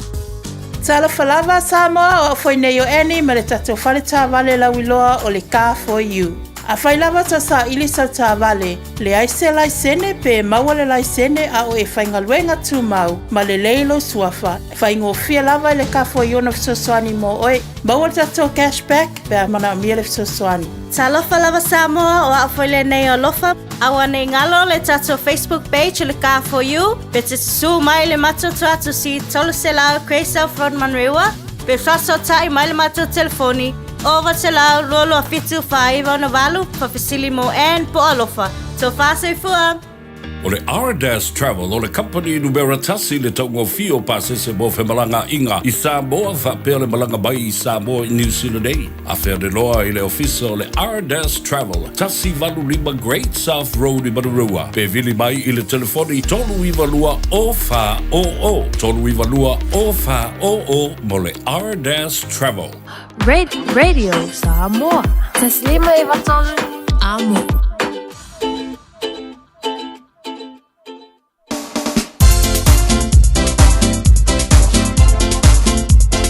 Leo se bali tai mele wati le nei tai ao se from the family to te nei le tu lai val nei tai ao forma de yaso mana yaso matongo fie wa penana mo le tu mo tatou e fa popo yaso tatou wola fa tawina fo yo nei o langa ma nei se fanga lo tatou ye yu tatou waso ia pe on a mo le tua mo tatou o le fo ila le vi inga mo fa manu mo fa tai le tua lo na ngale le mo lo na lo fa ya te tatou fa on tatou te fi lo mo tatou te mafuta le tai ao fo fa mai atu fa te fiti o le tatou bla dangal po kala ben malu le tai ao pe ona ye le tu le sunga le ya tawai meri fa pe fo te sala le taiao le fa tu ya na chasa ba lua fa se ya ba le tu sala ya di folau la tu sa se tolo na sa am tari po kala men le taiao fo malol folau malol de sai malol fa malol si ta tu ye la suma le nei ole nei foi masina foi te wasol tatu fo launga mal tatu sa le ringa nei tu sanga ya vi ia le ilona angre lei malan fa tau tainga ya ti tatou o lo mudu tai pere lo fo le tua mo tatou di telo temi mal telo aso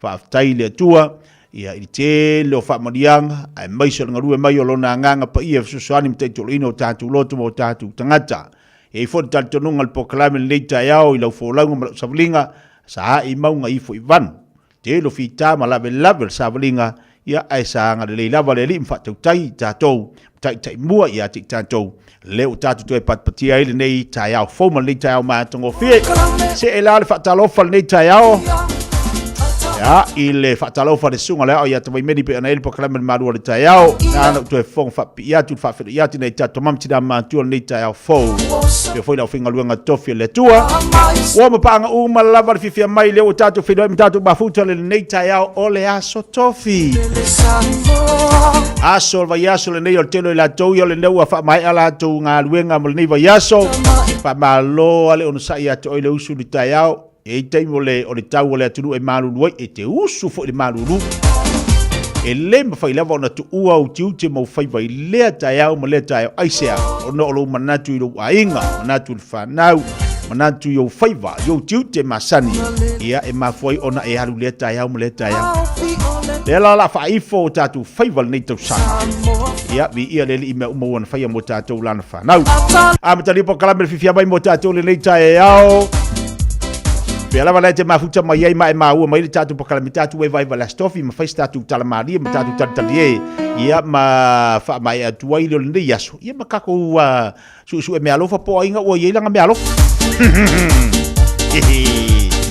po ai fo nga wa ku le pen ia o nga wa ku le finance a o ia nga ngofo ngofo fan o fo nga wa ku le kiwi ali samo e kalili oko o ka vava ia ku o ka se o malanga u sambo malu la au sambo ia o ki popoli o wale me ia loka le le fare ma loka le le ta vale longo ni solo ainga e nofo vava ia tu to fale se e sambo sa musonga ofu musonga chips musanga ru am musanga kek sai musanga kaloka musanga kamu vai vale kilo me ki sa mo e kongelo fare le vai iris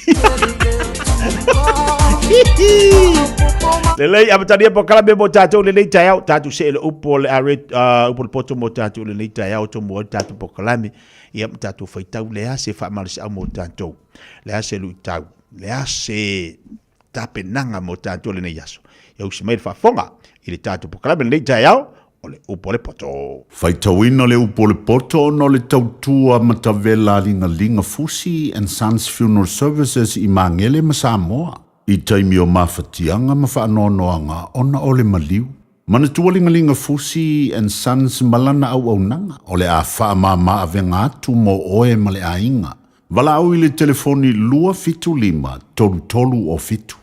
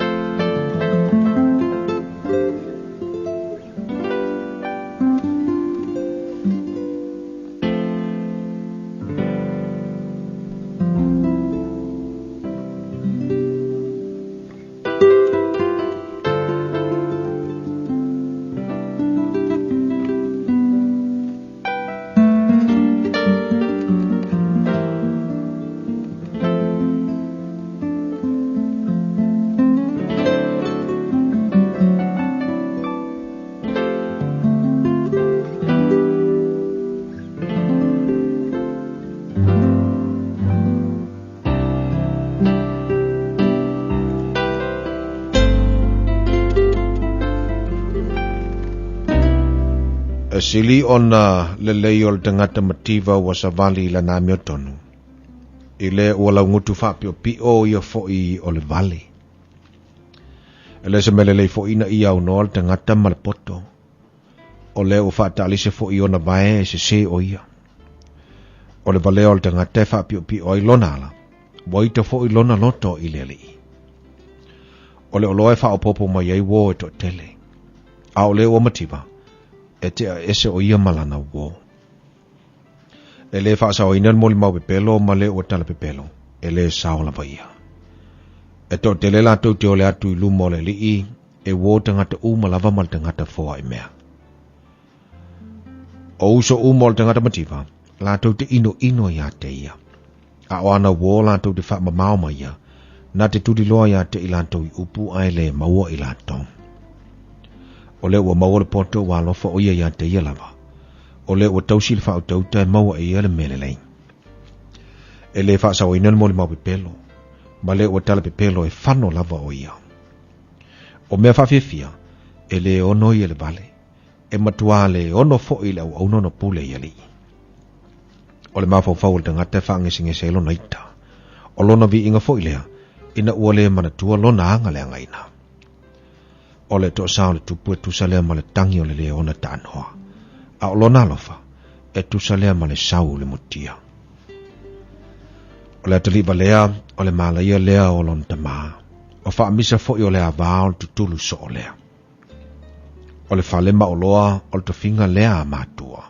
A o le avaa mawhauwhau, mai lea li ila vaia. O le paie e tupo ile moe ngase.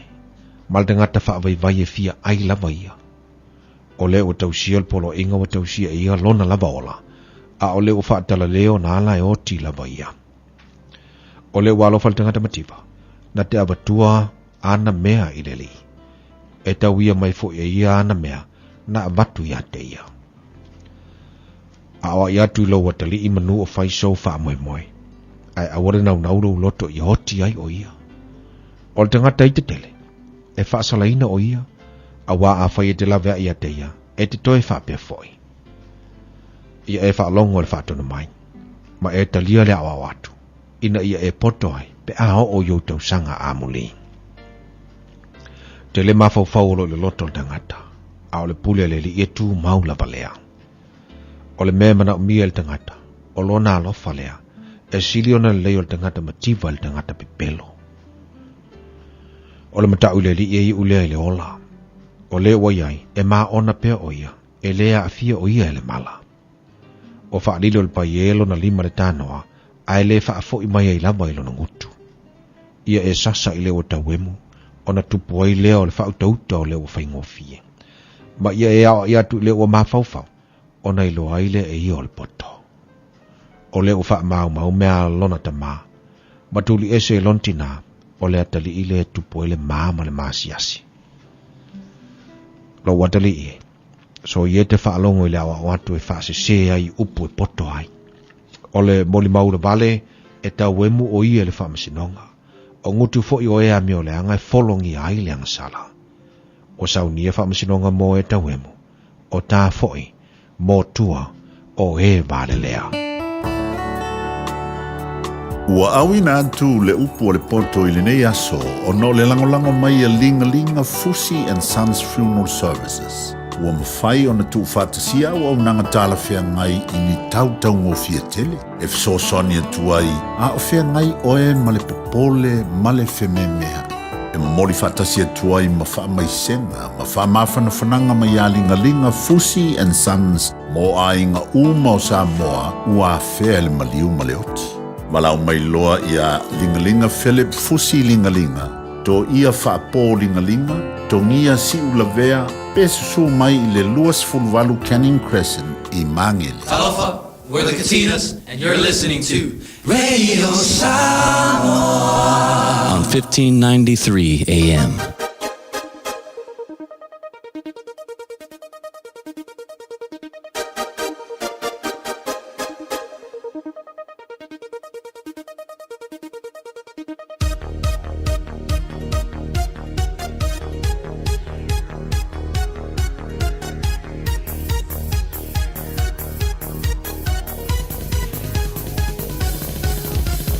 Oli mau male oli oli, no whanau mai e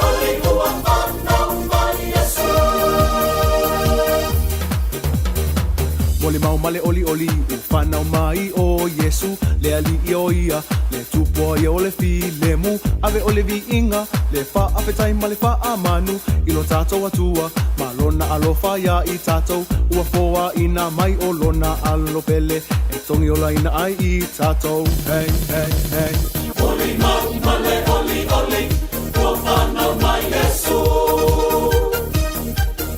Oli mau male oli oli ko whanau mai Yesu Ese aleluia ko whanau mai le aliki Oli mau oli oli ua whanau mai Yesu Oli mau male oli oli ko whanau mai Yesu Oli mau male oli oli ko whanau mai Yesu Ese aleluia ko whanau mai le aliki Oli mau oli oli ua whanau mai Yesu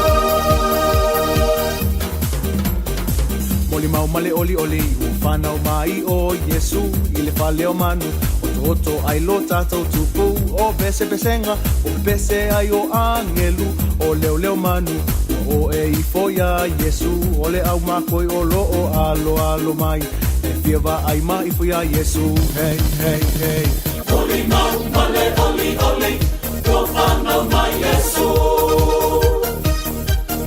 Oli mau male oli oli ko whanau mai Yesu Ese aleluia ko whanau mai le aliki Oli mau oli oli ua whanau mai Yesu Oli mau oli oli ua whanau mai Yesu Tātou iai le vai taimi pa pesenga Christmas i whailo nei vai taualo tātou iai i le tātou tāpenanga i le soifua mai o le pepe Christmas i whamai atua i le upolpoto mo tātou le nei astofi wha malo whaaftaimi i le li i le mafutamai le tātou wa tino o le whapaponga nei po te walunga fo ni o le tātou pokalame o le whaatalofa man le whaafilioa i tu asin sina ai le avatua le tātou pokalame e mole atua le anganga whaaftai tele nei ta ma nei tina sa iailo la tu sao i lunga o tātou pokalame nei tu sanga vi ia le li whaaftai le atua i lau tufa whaaftai le atua i lau whaasoa mai ta mamatina e ala fo i tau vai teimi ia ua tapue ua whaamalosi au e nei vai teimi o le toe fangu lea mo nei whanau manai a inga o lo i tutono le nei atunu i le whainga tau le seifuanga sa tu seifua ia maamata mai ai ia outou lea ua whai whanau tilo e manuia o le li na tā pena mai o outou mātua. Lo tau sao nei tau sanga, ia vi ia le mawhaatere ina pēr le whaatai le atua, i tā penanga pe o nei pokalame. Whamalo whaatai. O le tawalunga leo tātou pokalame mo le tau sanga, ona tātou tu wa atu le tau sanga fau. I eile whaamai mo e whaawau pēr le nei pokalame, ia te outou tu a mātua. Leanga o lo i eile manuia, lo i eile sosia, o le upu ma le whaamarasi au. Ia mōna i o whanau, mana i o tātou ainga. Ta walunga le pokalame le tai au. Ia i le a whionga fo i au pito, lo le sio, o ia o se tasi o tamamatua. Na sia fo le tātou pokalame. E sona fina ngalo, e tau walunga i le tātou pokalame, mōle nei tau sanga. Ia, ma tātou tilo fo i, tātou vavai, e se le mātango fia le soifu o le tama, o si mai al whaafonga. Ia, whatalo whātu le nei fwoi teima le tai au, le whaafonga mai al tātou atinu, le fwoi olo maua mai le tātou pokalame, o le whatalo whai tu asina sina. Pio nei se whapoponga o tātou pokalame i astofia vai astei tasi. Manatu olo solonga le leima manuia le iaso i le lofa ma le anga leo le tua. Ia e ala le tāpua inga maua la whinga luenga tofi le tua iso se whata whai taulanga. Ia be se fwoi le tāpua inga nei a tātou tua a ma tua tu asina sina. Ma o ta malawa pe ona iai, o se whapoponga le tātou pokalame. Le fu wato e ma watu ai le si vaenga le nei ia wala fa fonga tapuai pa no fsi le fio tatu atu i mea sa ia la aso malava i temi ia sa ta wasa mane ma ia na yo tatu tua a po ni yo tatu matua ia ila matanga fo yo la tu vai temi mal tatu fo la lewa e ai manuia ma fua ona o le ta wasa mai ia na tatu matua sa ia lewa fa si mal tatu po kala mesi tasi ni o ta mama tua i tono tatu watu ia le fionga ia pito lo le sio pupu ia o le tu ale o le sunga le faipule le fionga ia pito to a William Sio ia le sa fai ma fai pule o le tātou pitanu poli tu malo mangele le uma fa tasi atu nei tai au martama ia au afo le fa poponga le tātou kalami fa talo fa to pito ma lo le soi fu ambadu ia le nei foi tai au ia ma lo lava kia ngai foi kai au manguia ma le alofo le kua ka ko feiro i mangua e le mala fa kai le alofo le tua ma langa kai ia fa pe foi o le fongo le kumu uilungo le ea o faia oe ma a mea kau mori i lungo le ea i sos kuranga ka kou whaafikia le lofo le kua ia o lai fo i whaafonga o mai le pa i le au whai ngā ruenga le kua i fionga i pākele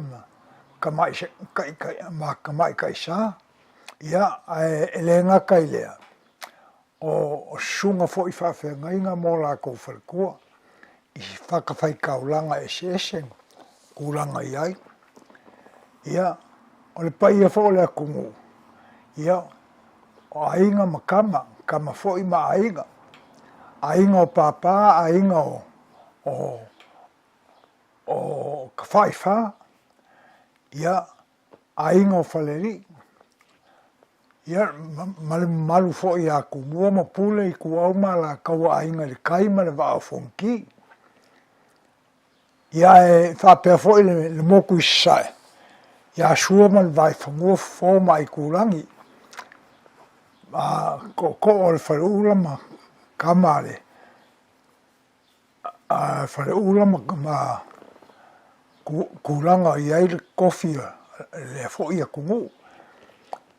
Ia whaafikai kia e foi e whaafonga mai le fionga ia peska ka kou boku ngei ka mori aku le anganga whaafikai a mai meise fo le rofo le kua ka kou whaapenge ai ia o ero koe umi fo ia kuranga i ai ma ka kou kuranga i kako kaumu uile i si wao ma ma le ngei kaimi koe o le aso ai o la ukala aku lea a kia alo tai au pito le ua whaafonga le tatu watunu ua e pawhiloa i mai whaatalofa e le ilava se vai ngol nei atunu ia i a inga fo i matatu wa malo ya mese o tunu taitasi o lo fa penana a mese al tatu tunu Samoa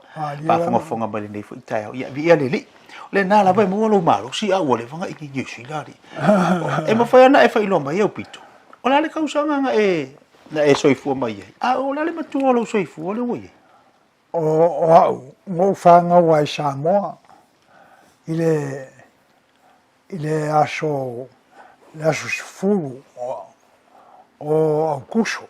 Augusto il è affeiva se la valo sul colu sfulu ma le valo sorry. Ok. Io o le asso leo sfulu Augusto. Il colu valo. Ok.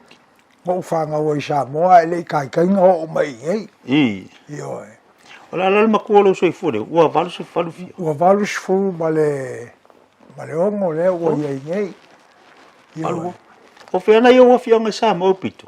O le makongu, o i ngai kua i makakofu. Le i kumaro loko fanga. Mau ke iei ngā.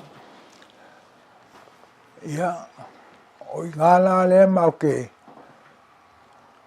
mako mua o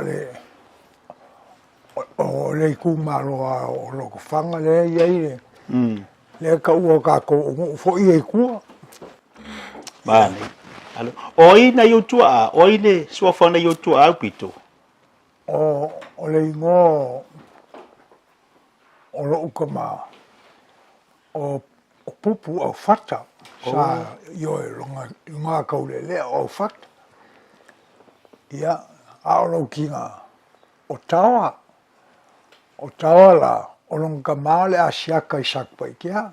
Oi? Yo o mari liu uma. E mari liu lai a si o ka mama kousa o sifuru rua o kousanga. Yo I le kaimi lea. Sifuru rua ngā sa I le kūranga ngā. Peto o angi me ke manga kua I la vai kaimi.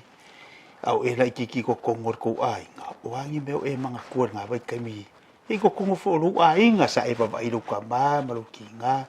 Ia o angi la ngā ruenga sa kausi ai le ko ainga ngā vai kaimi. Ia. O le mea la sa au wawai ai. Au soifua ngai o maku. O le o kua I me o le whainga o whaakoanga. Ia ma kau mo whaifua ngai whanga mea ola waku le me o moa mo pua. Ia ma kau mo whaile I ngā mai kaimi. E sa iri aku ni me e whai ai. Ia, ele I kele fo I se oa I ngā mai kaimi. Ia ua I o mako, pei o kūranga ngā.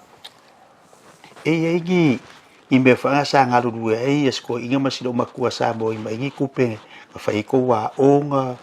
E ale kau al soifuanga I ko vai kaimi. E angi kupe ngā maua. O le mai kaimi le I ro uiloa.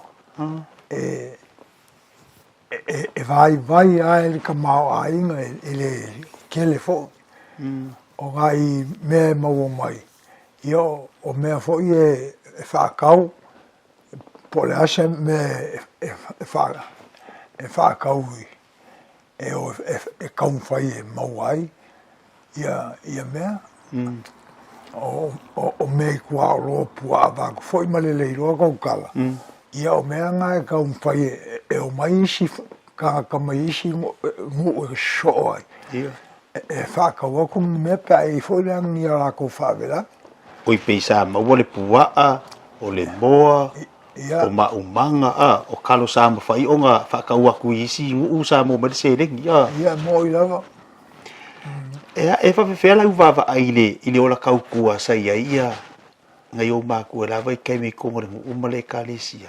O angi mea sa whaakingo ele lako kau kua I le whaiwhe au. Io o rau wa e wā I ele ngā mai kaimi. A ele o le leil ka mao ai. A o le kausinga o whaiwhe au. O whaiwhe au. E o rasa mea o maua e mua le I ngā e whaiwhe au mo le whalkua. I kūranga sa e ngā mai kaimi. Io e. O longo winga la lau sa ngoa ngata maa.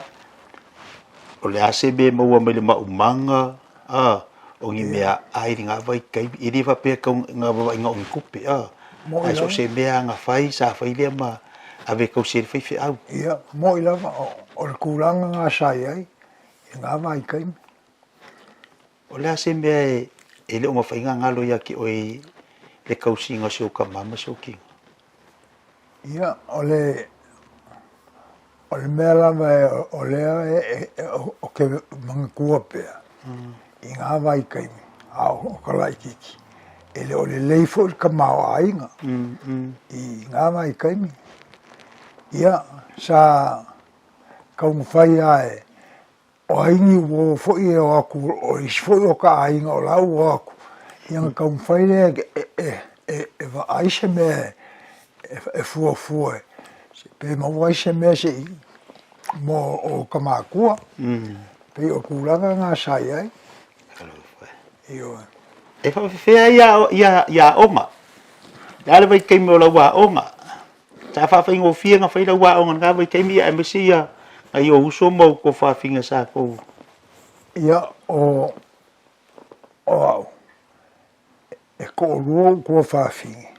Ko kasi lo uso. E māku kua ko whawhingi. Pikole e mo lo uso. A o hau ai lai kiki. Ia, o lai ua o ka oko mai ki a sā. Ua lewanga maari liu. Ai koe ala o hau ma la ko whāngau le koe ngei ma kūranga iai. Ai o le merenga sa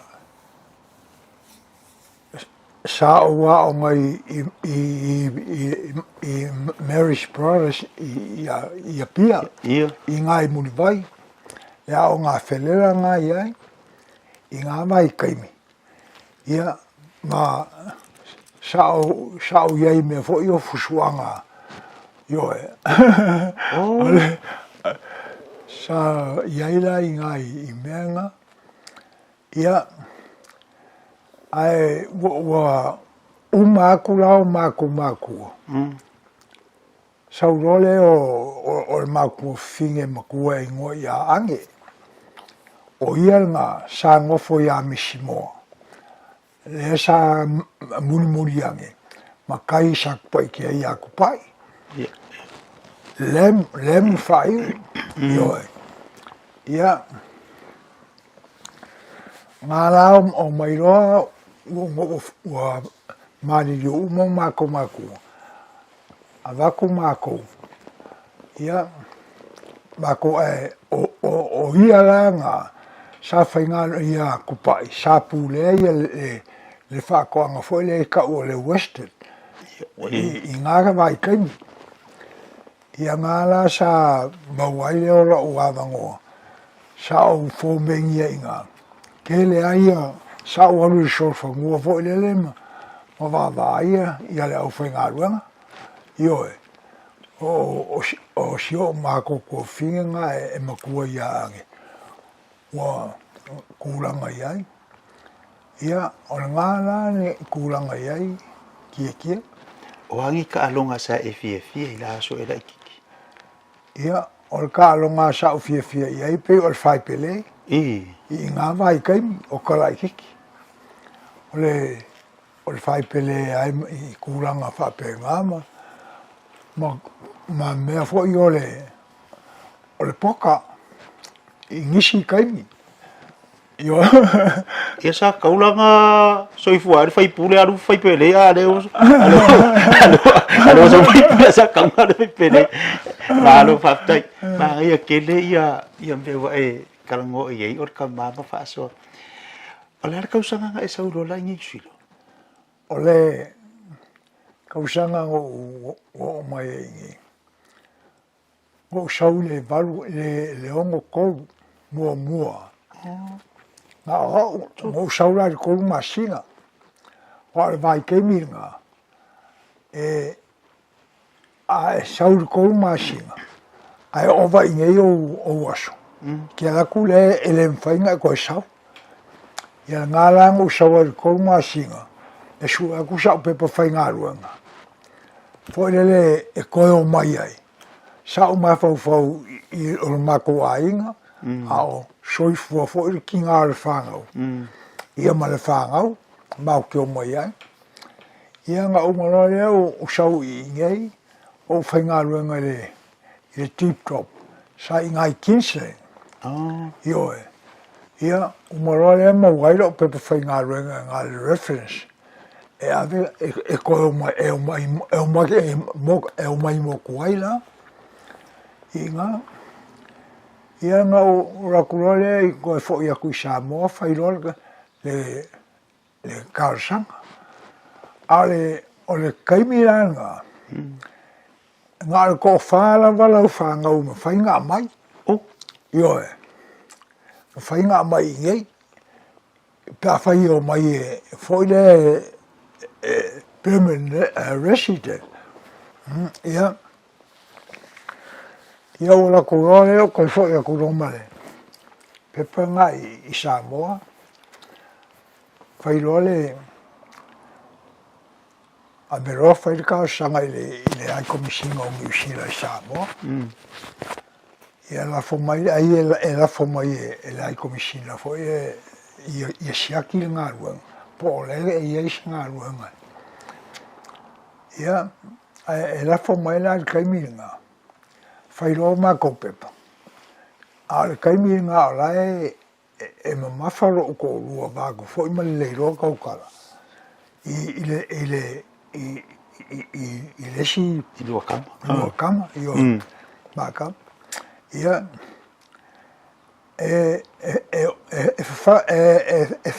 ola i fole ia roko lua vaku foi ma le lo kaukala fa ngau i a ora ile i uma mako pepa e uma ia fa so ka i lo le ai komisinga o Sila Samo fa mai lo le ai komisinga e ka unga ave le pepe le si kausia ia ngala nga ko lima nga mai yo wa si la ku le aka le le ko lima le ia ko lima le ia ma koula ia ole fai pule la si mai le ki le i ruma nga kai ole ongo iva la o mako mai ai ia me le ongo iva a le kai miringa ele ingi va le o nga ka va le i neti i fiki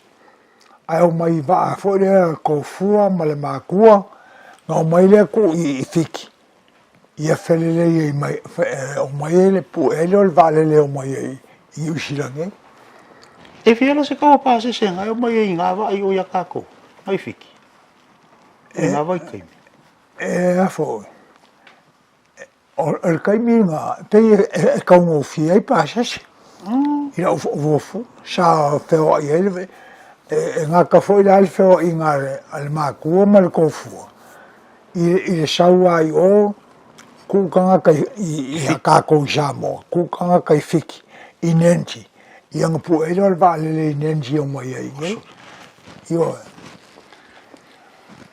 wangalo ya ka ika ia pa se sa ia nga vai kai o le valanga e malanga mai ngai o le ase fa kusa o ka ma ia i le soifu fu ngai o la isa mo maringi ya ku o le ase ese nga ia ki oi le ole ese senga la ma a ola si o so sa ia ia le ile o diango ia o ia nga sa il fingo o me samo qual vai che mi nga e fa ka un po fo ie nga vele e fa ka ia ku nga mai che ia mo meu avo fa ko nga mangu meu pua ama meo whapenga wa kuma leiro kauka. Ia. A inga wa ka umbaila ingei martina e se fule le swing o le olanga la tau o angi awalanga a makailoanga fau a inga New Zealand. O hafa ingo fienga kau a maka ia o lua martina male whanga ingei. Ia. E ngā o mai ingei. Ia. I usirangi. Ia sa o ngā le maenga lea. A ngā luenga sau whaira o kere ngā luenga i kaimi ngā i New Zealand. Sa iaira o ngā luenga i le au. Ia iei fo i lau part-time i le pō. Whaapesa whaape ngā langa kau su e fo i le se kupe. A ngā fo i vai kaimi i New Zealand i. Pei o lai e kau ngō fia le soifuanga. E kele ngā luenga. E te umange i lesi ngā luenga. A e laku i kai au mawole fo i ngā luenga. Pei lau kuranga ngā sai ai fo i ngā vai kai. Kai mo le malos. Kai mo le malos. Kele ngā luenga. Ia le lei mangai o whatasi mai o le tātou atunu le nei fo i tai au lunga nei po kalame. E sele mana yo vaenga o lo whaasua le tamai lunga le po kalame mo tu asina sina. Te walunga le tā po kalame tamai le nei tai au. O le maalosi ma le te maua, ai mai se o le tausanga o le ua ilo soifua valuon. O ani au awala, le fo ito te le ia nei tātou mātu o lo whaatasi mai lunga le tā po kalame. O angi me ko kia po angi awala o le ke ngalue angi kaimi. O lo e mau e pele maalosi, valuon o le ke ia ale ke maalosi. Le leilo ma fau si tu lo ia nga tu fu ile ke mala mai me o angi awala o kausingo oe po ngai fa yeng yo fa amar skingo wa nga be benga le chip ya mo ya kia ole me mo mua ole kausingo o el fangau la fangau ya e mau ai roka fia i ngai i meanga ia Malaysia sa i le vai kaimi fo ngā i whakakau mai sa i alu pe le timu e whaamaro seri kingo ma a le kausinga le whangau ma mea uma ele i eisi whaale kongu ngā inga ua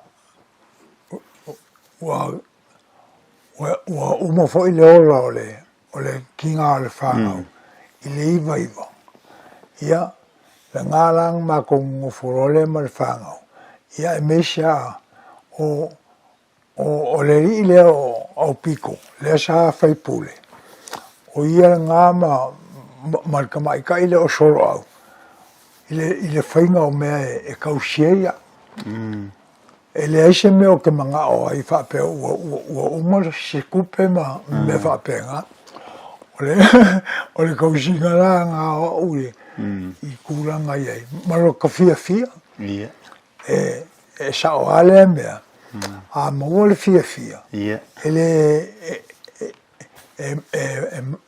whape ngā whoinga umi le soifua ngā ko i oe soifua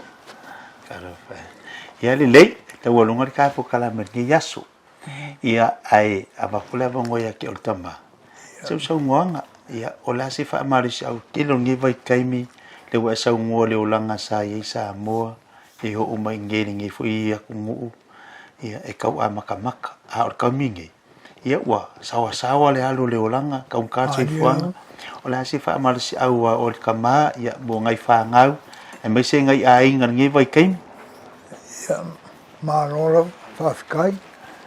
Ia mōmua lava ngā o whape aku le pa iola leo whaafonga i ngei kai au. Ia e leo ngi kupe. Po lea a ia maua le anganga o le fia. Ma le whare whangi mai le kua. E mangu iai mea uma lava. Ioe. O le mea la lea, o ke le ngei foi vai kaimi. Ia ua kako le laka foi le ku mai o le ri whaola. Ua kako fuafua i o le o koe umi. A kako maua le kisimasi fia. Ia maskausanga fau manguia. Mea la lea, kuaku ia meisha le e vakura u whaamaro i le CEO le CEO o le au kou le kio le fionga ia pongi whaasio ma le whaikua whaamaro lava le ioe kari o leo ka kou whailo ai wa vero fonga ma fonga kau mori o le fionga i le CEO le CEO a la kou le kio whaafonga fo i le akungu i lunga o le ea. Ia, ele asa le masalo ma le mākango fie. O ke whaangorongo i le kio i kaimi upa. A u whaangorongo lai lo si ufonga kia. O mea, ia memori a kua i fo i le whaafikai. Kako whaamaro i ia kako auria le kirisimasi fia mas kausanga fau manguia. I le akungu a koa, ai meisha le au whainga ruenga kofia le a koa. I onga whaikauranga e fia. Ia pe o lau kalango aku le ngei kaimi kia. Alo whaafitai. Ia ole whatatanoanga ma le tamamatua. Ia upito lo le sio pupu. Pea na whaafongafonga mai ai. Ai le amataina le pokalame nei. Ai na mawhaasua ma le tama. Le ai se mai o le tina mawai. le ai se ngase mo wai le se mai tu mau a o tau sita sila mar soifua tama balus fu ono tau sanga o lona soifua nga lue o ana pokalame faatino fa malastino e faia pea le la pe ona maua mai le tatu watinu fa sor tama ilunga le tatu pokalame ia o se fa poponga fo ina o le pokalame mo tu asinsina abito fa tai mo tafa tatanga nei tai au ma tango fira fo asoa ia wa be fo ile mo sole fa inga malanga le tatu watinu ai mai se tatu ainga to ne la yason tatu se atu le ile Christmas ma tau sanga fo ai fa tele o to lunga lo pokalame mo le tau sanga pei ona tatu anga i mai le tau tuama nanga le sa mo pokalame fifia mai le o tau lunga tu tama tua ya pito lo le sio pupu ia ile nei fo ita yao ai awani ngalo o le tau sanga fo o le atu fa wa le tatu pokalame nei e ala itu asinsina al fatele atu lava le pokalame le fifia mai ata nei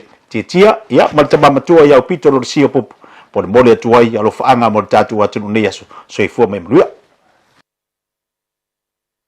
Matau te whaia ni fo aroi le aso lava te i le Shine Dental ai e ia inga whaapitoa. Matau te salia le Afterpay, Zip, Q Cards, whaapea Wins Quotes i le Shine Dental. E whaia fua whaatalanoanga ma le ACC i le Shine Dental. Le aise tongi mo whanau i le bao le se fulu lua i le se fulu walu tusanga i le Shine Dental. Talanoa mai le tongi ino le whainga o nifo i whaunga ai le Zip, Smile Now, Pay Later. Le aise tului i le Shine Dental. A fio mai le 5-5 Great South Road manukau pe bala au le 2-5 ono whawha. 2-5 ono whawha mo le Shine Dental. Tala falava Samoa o foi nei o eni ma le tatou whale tā wale lau iloa o le Car for You. A whai lava ta sa ili sa tā wale, le aise lai sene pe maua le lai sene a o e whaingaluenga tū mau, ma le leilo suafa. Whaingo fia lava i le Car for You na fisoswani mo oe, maua le tatou cashback pe a mana mia le fisoswani. Talofa lava Samoa o afoile nei o lofa, awa nei ngalo le tatou Facebook page le Car for You, pe te su mai le matoto atu si tolu se lao Craysel Frontman Rewa, pe flaso tai mai le matoto telefoni, over te lao lolo a fitu whaiva na walu, pa fisili mo en po alofa. So fase fua. E silia ma le se lau fala oloa i Samoa e mawhai ona whaanga i le talofa voucher mo whaatanga alu a inga. E le atua lava se 5 milu te lafu antuai mai New Zealand, Australia, Amerika, mai si antunu. Ai tau nuu i telefoni ma oloa e whaanga le talofa voucher e whai e le whaatau. E mawhai fui ona tungi e tuai le cash power whaapea le pili o le vai iso o se taimi. Anga i loa i le www.pacific40.com e lafu ai se talofa voucher mo lo a inga i Samoa. Mo nisi whaamtalanga vala umai le olua tasi o valu tolu tolu, lua tolu, po le info@pacific40.com. Tali mai tatu pakalame le vangal tayao, leo fatasi mai la unanga batau tua al tatu tai world mo tantou. Wa fo le unanga batau tua mo tantou fa ngon liva yaso ma le tapenatu ia le Christmas ma le tau sang fo fa lia la uta. Vale, fatasi mai sunga Victor, malo se fo por le tayao. Ya, se fo mo malangi malo no sofa tia malo la sai malo to sunga. Ya patal fo ile to inga malu Samoa ya na to Argentina ya ma kuta mai to mo to malawa nei tula tayao ya mano la bana sai malu to wata lo le ngalu do Victor vi ia le nalo o manu ia pela sunga le la fotu yo ama fon faran le tayao o ani vaenga ton fa somo tatu watu tu lata tatu Christmas ton le tata vali ya fa tai la vati te mo maton no paulo ya amata ti tatu pon de signore Catex ya matua ole supua seli supua seli to se ta utulo sa I la mato pamu o li batasi le dua tala fatasi ka potiso le tala o ni basene matolo Apple Cartex ya point ya scan to no tato follow lo ya ale ai fa ngai na ko tato Afterpay ya con kesi LPG le fai ya papaki wale to ainga ole LPG iba te kalama feito with you na le dua so fitu tala ya tele va na pisika ko fa un kesi lava ya ngata fola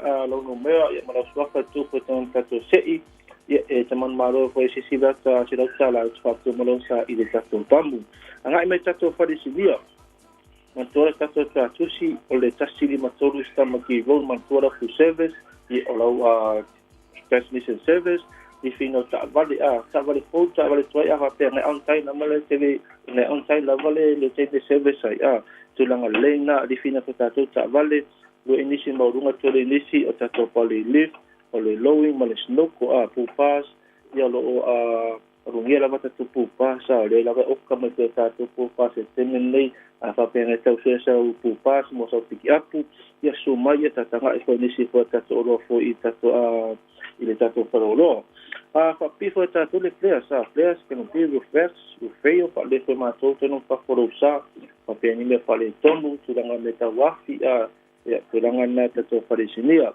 te por one le hospital la te por le one ta pena si fa te por one ya fa pela ngai fai o fu fa to ainga o ta fa to fa pena ya po mai de fu se de ta vale ko sia ki la varu sa te me fa le tomu ya le o foi ya mo te tienga to ainga a fa pela na sia pu mala no ya vidi me ta to farisinia ya te ta no foi ni se alo sa no pena senga renga ia matou o lo mota ta vari fo ta vari tuai ta to SUV cars ta to small car hyper cars na to ta to pikia po umani fa manai e mo wala ke spec ta pe ta ina so sta vari la ia matou fa pe te fi apalai la si ta vari ya mara to ma singa pen stem apalai so sa ba ina matou fa ta vari e mo to ke spec reflector in so ta vari tuai e fa ta so ta vari fo e ta to fa ta vari mo to me telefoni e te vida ngai ai mo se so swani o ivar fitu fa to dua o hai me to for pau to fanga solo pes mo ta ko mo masina nei a va te nei so ko se ki me kuio ama ka mai se su dimma se pare do su la ai dunga a ko se ki me ai so se ta vale lava so se lango so se size to mo ita to fa ni me a ka ke se tangi vai aso le lo su ta la te mine va so ia a pena ta fi apalai Kalau orang lain mengambil atau lesen dia melakukan masing masing statement apply so sekime fo ba ini masuk fatau apa pia punya ke mga ekong ilikas ya ke to na ita to tau e fenta tan lo mai se to swanda ti mo oi se stulang ala ba ha pe sui ko fa ta vale frila we alignment fa tino ia ma to ta alignment e ko fo ta to fa lesilia to mo ko ta to pa mo de youth ko ko piki apu to tasi anga ile to dimma to tasi to do to Macam ni masuk tu kan lava lo mau yang matau apa yang aiso piki aku ya ko so ko wiliful ya kilo madi ko la ko pa o ta vale de tengo ko su ya isai si lunga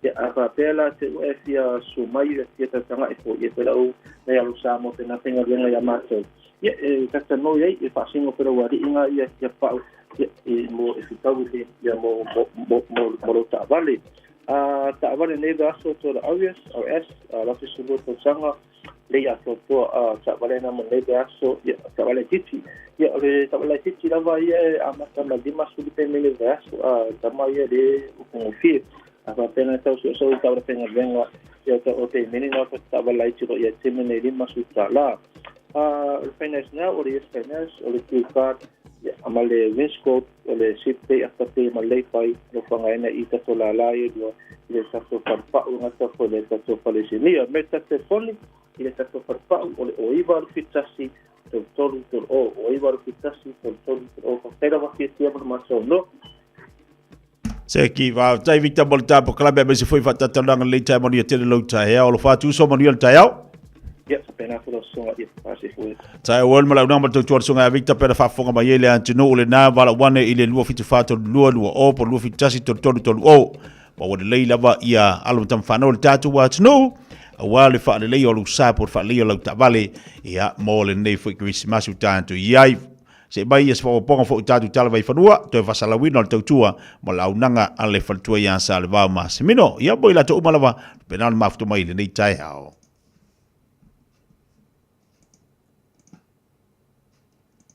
O te whaatalo whātu I lau whaafonga anga I nei fo I tae au mā lole soifua manuia, alo mai o Talala Radio Samoa.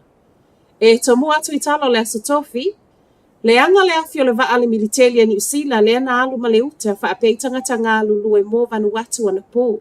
O le mumu mai o le mōli e la pata I aile ono mu o le afio le vaa le mafu anga. Na toe li liu mai aile Air Force Hercules ma o le ana mo e ino mea I New Caledonia ana pō. Te fulu tone le mamafo le uta na alu ma le vaa le nei wha moe moe e tū lau ele ana po I le afo le valu I po vela, peitai, o le ua wha atu wai. Whai mai ai o le tai au nei e toe anu I le isi vaa le lona lua e wha aua ua le whai ngā malanga. E sei le isi Hercules o lo o iai le au whai ngā luenga ale matanga luenga le vaa I whafo. Pele vaa le fitu lima fitu e fe soa soani e wha afo I eitu risi wa poloka nei Vanuatu ona o leo lo o tāpuni a piel malai va'alele mo whainga malanga va'alele se ia vanga na ai. Va'alele o lo o whewa i atu mo uta whaamomoli ma ngā luenga la veai. I vanu watu lava ma whesoa soani wa taunu watu whaapea whesoa soani o mo o mia.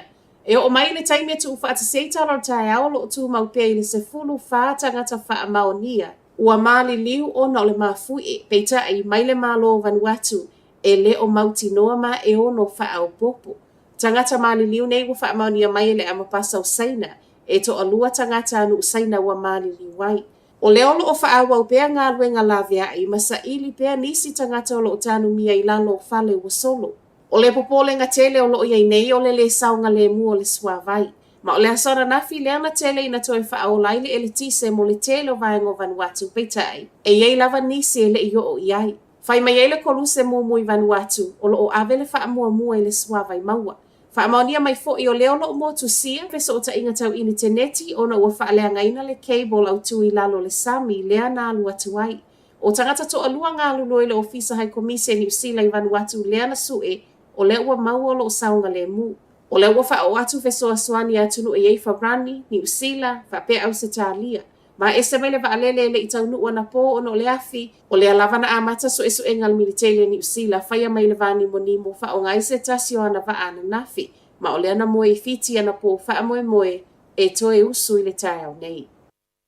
Mai fiti wa uma so esu enga na whaia i vai inu tu ua iana mama i eitu risi au iei se tasio whalitali malo i fiti ma whai mai ai. E le ai ma se mea i lo ai na wha o na. Ma tā upu le nei wa le nofo le ei fiti o na wata ulea ngai nailo na ingoe langi. A o lea e wha amue moe tele le maketi o tu risi mo le ati na e ino lo na tunu. To a fitu tangata na mamai ma ave i whale mai. Ma o lea na tu ua iai e iai le ava ma losi na wha asoli tu la fono. Na sui le pina kolara o iai le whale tali ma loa le Warwick, Fiji. Na whai ai loa maso esu enga mai loa ai. E lea i se wha amaoninga a mea na wha o na i se tasi. Ma ua wha amaunia mai fo i le sui pale mi o fiti o le ua te a umai tua mai le whale mai tangata na a fia. Ua wha atalo sa ngai fo i le sui pale mi o fiti atunu i fafo ia wha alea o ngā ina nei lapata inga ua whaia mole anga i ato tu risi fiti. Mole mau mai le sui o le soifua malolo i na fiti e tusa matala le One News, masalo mi o le a fianga na ieitu risi e mafua mai se ngase po o se wha amai foi. Ma ua le ngata o le tu ainga le Python o lo o lai se tasi o whale whai ngā luenga i au kilani. Wha mauninga le biosecurity e New Zealand o te uai, e fōringa mai o lea na sao mai utai au mai fafo. Ma o le Python foi, e tele lava ina mauane i New Zealand o mamate peitai, o le ngata na mau o lo ola. Na vave o na longo e le whale whai ngā luenga le biosecurity ma o ai loa sui le o whai ngā luenga ma ave ese mai. Ripotia tu sama le 2 mita le umi, ma e whapea tani tonu e sau mai au se tālia. Ma tala whaaiu, to o tele tangata te ena tālo sanga mo food grants nei e au mai e le malo ta wala mai le working income i le nei tau sanga. Ma o food banks lea e toi ti ngai nai. Wha maunga lo o tā uai, o le ono pasene o tālo sanga nei o tā ua special needs grants. O le ana te ena i tutono le iwa masina mua o le nei tau sanga. Wha atusa, i le na o le tolu tesi 5% na iai i le piriota lava le etasi o le tausanga tālu wai. O hardship grants nei au fia ma fesoa soani e ofo mai mo mea ai. Ma o lo o mawhai fo ono wha atalu sanga i tangata i le o maua ni benefiti fua i tupe maua. Wa whai mai ele Salvation Army le e iei ana food banks e ono se fulu i totono New Zealand. O i la tau ne ele li watu i tangata i taimue te e nai tālo sanga. Peita ele whaingata. O lea ele o wha atu peina ele malo food banks. Wa whai mai ele Salvation Army o lea ua tele ina whai appointments more food parcels o na o le tau wha asoa soa. Whai watu ai tala o le nei tai au. Manuia le aso. Radio Samoa Tasilima i Batolu Amo Radio Samoa Tasilima i Batolu Amo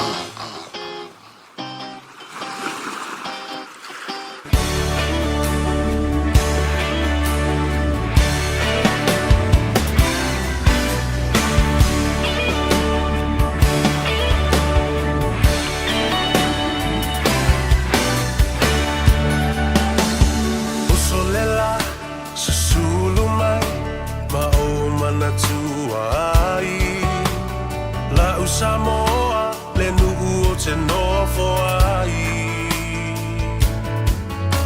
Pe wha pe whea na ngalo atu oi lewa ai Samoa o le penina o te fia fia i ai O solela susulu mai ma o mana tua ai La u Samoa le nuku o te nofo ai Pe wha pe whea na ngalo atu oi lewa ai Samoa o le penina o te fia fia i ai Hangi mai se matangi e momoli atu ai Ho ua lo fai la u Samoa matalasi Hangi mai se matangi e momoli atu ai Ho ua lo fai la u Samoa matalasi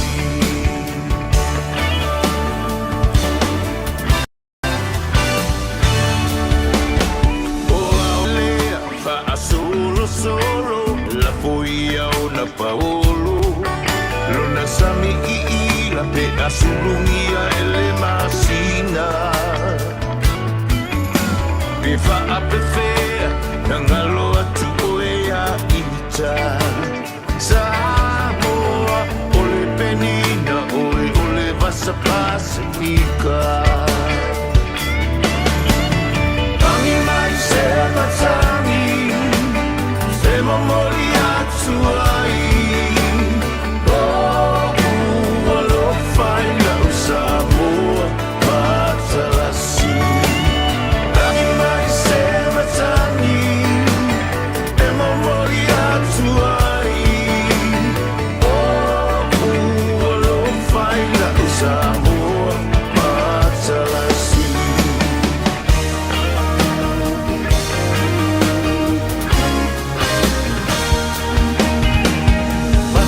Fie, le afi afi, pe asa vali vali Lona la lele, ma folinga e filanu ai Pe faa pe fea, na ngalo atu alo wingoa Samoa, ole penina, oe ole vasa loloa Ai se matangi e momoli atu ai ua lo fai la u Samoa matalasi Angi mai se matangi e momoli atu ai ua lo fai la u Samoa matalasi Angi mai se matangi Yo si u fonga mali o sunga ya le sa lani alo fa vianga mo tātou le nei tai ao ina se mali mali te le wati se fulu le family te nei le tu lies fulu ole te tu ba nanga si u fonga le sa mo se mali ba tolo a mo mal pokala le fifia mai mo tātou le nei fo ya so tofi ya e te tonu lava le nei tai ao lo manu ya o to uma i le lo fo male anga le o le li fa malol fo lau na ia tatu paanga le fato ama o mai le tatu pakala le tai ao o a mai le tai ao fai sei puti fai le sei puti mapu atu iai fai e masina malo o longa la tau ia ona fa wau le nga duenga na iaso masani tatu so ta ia tu le tau tu nanga le sunga tu le epa pe ona ia le tau tu si ufonga le tai ao foi America fa afitai o leu ma mo mai le avanoa ia le sunga tu le epa fa afitai su amo tatu le tai ao tatu no fa soa ia me foi ia lo fanga fa dianga moripo mo le Christmas pe ona tatu walo atiai fa talo fatu balanga fa lalo tu le epa malo le se fu manu ia malo fo lau le uta iai i lunga tapo kala belias fa talo fatu balanga fa lalo ia o te manatu tia wa mo fo ile nei avanoa le lei ma le nei lao ia o te toe whero ia tuai i lau tō whā, ia te nane fo ile whita whafonga le tātou anu, ia e whatalo whairia o matui o mātou le community sa mo e tono California nei, ia matu te whaataro whatu, te tēne nai tūlangi o lo whapeo no tō ngā lue ai, ia ma nopia iai i le nā fo i vaenga tele o lalangi pe o no tā mafutai ia so lulu o vai atu te itasi. Ia ma lor polang manuia talo whatfo i whaatalo whatfo i le malu ia lasi o Samoa i on tupu mai i so se tafa o le nei lalangi o whai o na maua mai le tātou tuo nei aso talofa. Lava ia whaatalofa po ila tō whatitia. O le nganga i o le whaafitai le nei tai au, te mailo so i fua maso wola, mai le laso lulu, laso tofi se pa ia mai le yaso. E se le alofa ma le wha maoni o le atu ia tātou. Ia lewa, whai ona tātou whaafsanga i se vai atu whaafonga mai le tātou atunu. Ia whaafonga whoga fo le atu le nei tai au. Ia fa o da pokalami o vi inga le tu mau le tu wa na le se no ia ele mo fa yon fa tanu ina tatu fofuanga tatu pokalami pe ona fa ta oto ile va yaso mo le va yaso a le mo walunga nei mea uma ia ole mau ale fia mau ale so i fo lau le o fa tele ina yaso le tatu wala ia fa ba lo foi e mo le tu la fa ma pokalami tu da e pa i lo tu ma la unanga e fa longo i lo fa soa mo le tatu atu i lungo le tatu penga fa ilangi e ala fo ilo tautua le nama lo te lolo iai e le o mawhailava na tu ua le taulongo longo ma le whaasoa ma le whaari o le langona ina ia mawhai o le mama lama atili le tātou watulu pe lava na iei tu lai pa tātou le pito la au o le taulongo longo atu ma abatu le atu no o me te tau o na so swani ai e a tātou tilo fo ilisi o te mitu lai pa iei mea tātou te vavai ia e ono tātou te iloa e amaiele manatu le tangata lantou le anga o le tāua lo le tautua malaunanga a le tātou a pito la au i o le whai loa le me tau ana iai ai ma loa mo le tautua le atu no le nei tau sanga le tātou wholonga tu lepa Paftai i o e tia tātou lava matawa ai le wholonga umio ni tau sanga ia e mau whare loto wa tātou sa ilia ia ointe te mailu sui fua malu ola ia pi o le vinga na ma le whaatai o tiu te ma o whaiva tia e le whaitia le tāua i loto ma fina ngalo sa mo i so stapa o nei lalulangi pa le tonu e ie tangata moni a tonu ma whai yo stapi tangata ai o le natural sui fua ni e sta i ar tangata ia o le alava le meanga ia tatunga ruanga ia papena ia e o manatu ia e tangalo tusi lau tō whatia tia tapo karameneas ma lo whaaftai e sele mana ia tilo ilungo penga ta whailangi ia wa whaifo tātou whaiva ma le tau sanga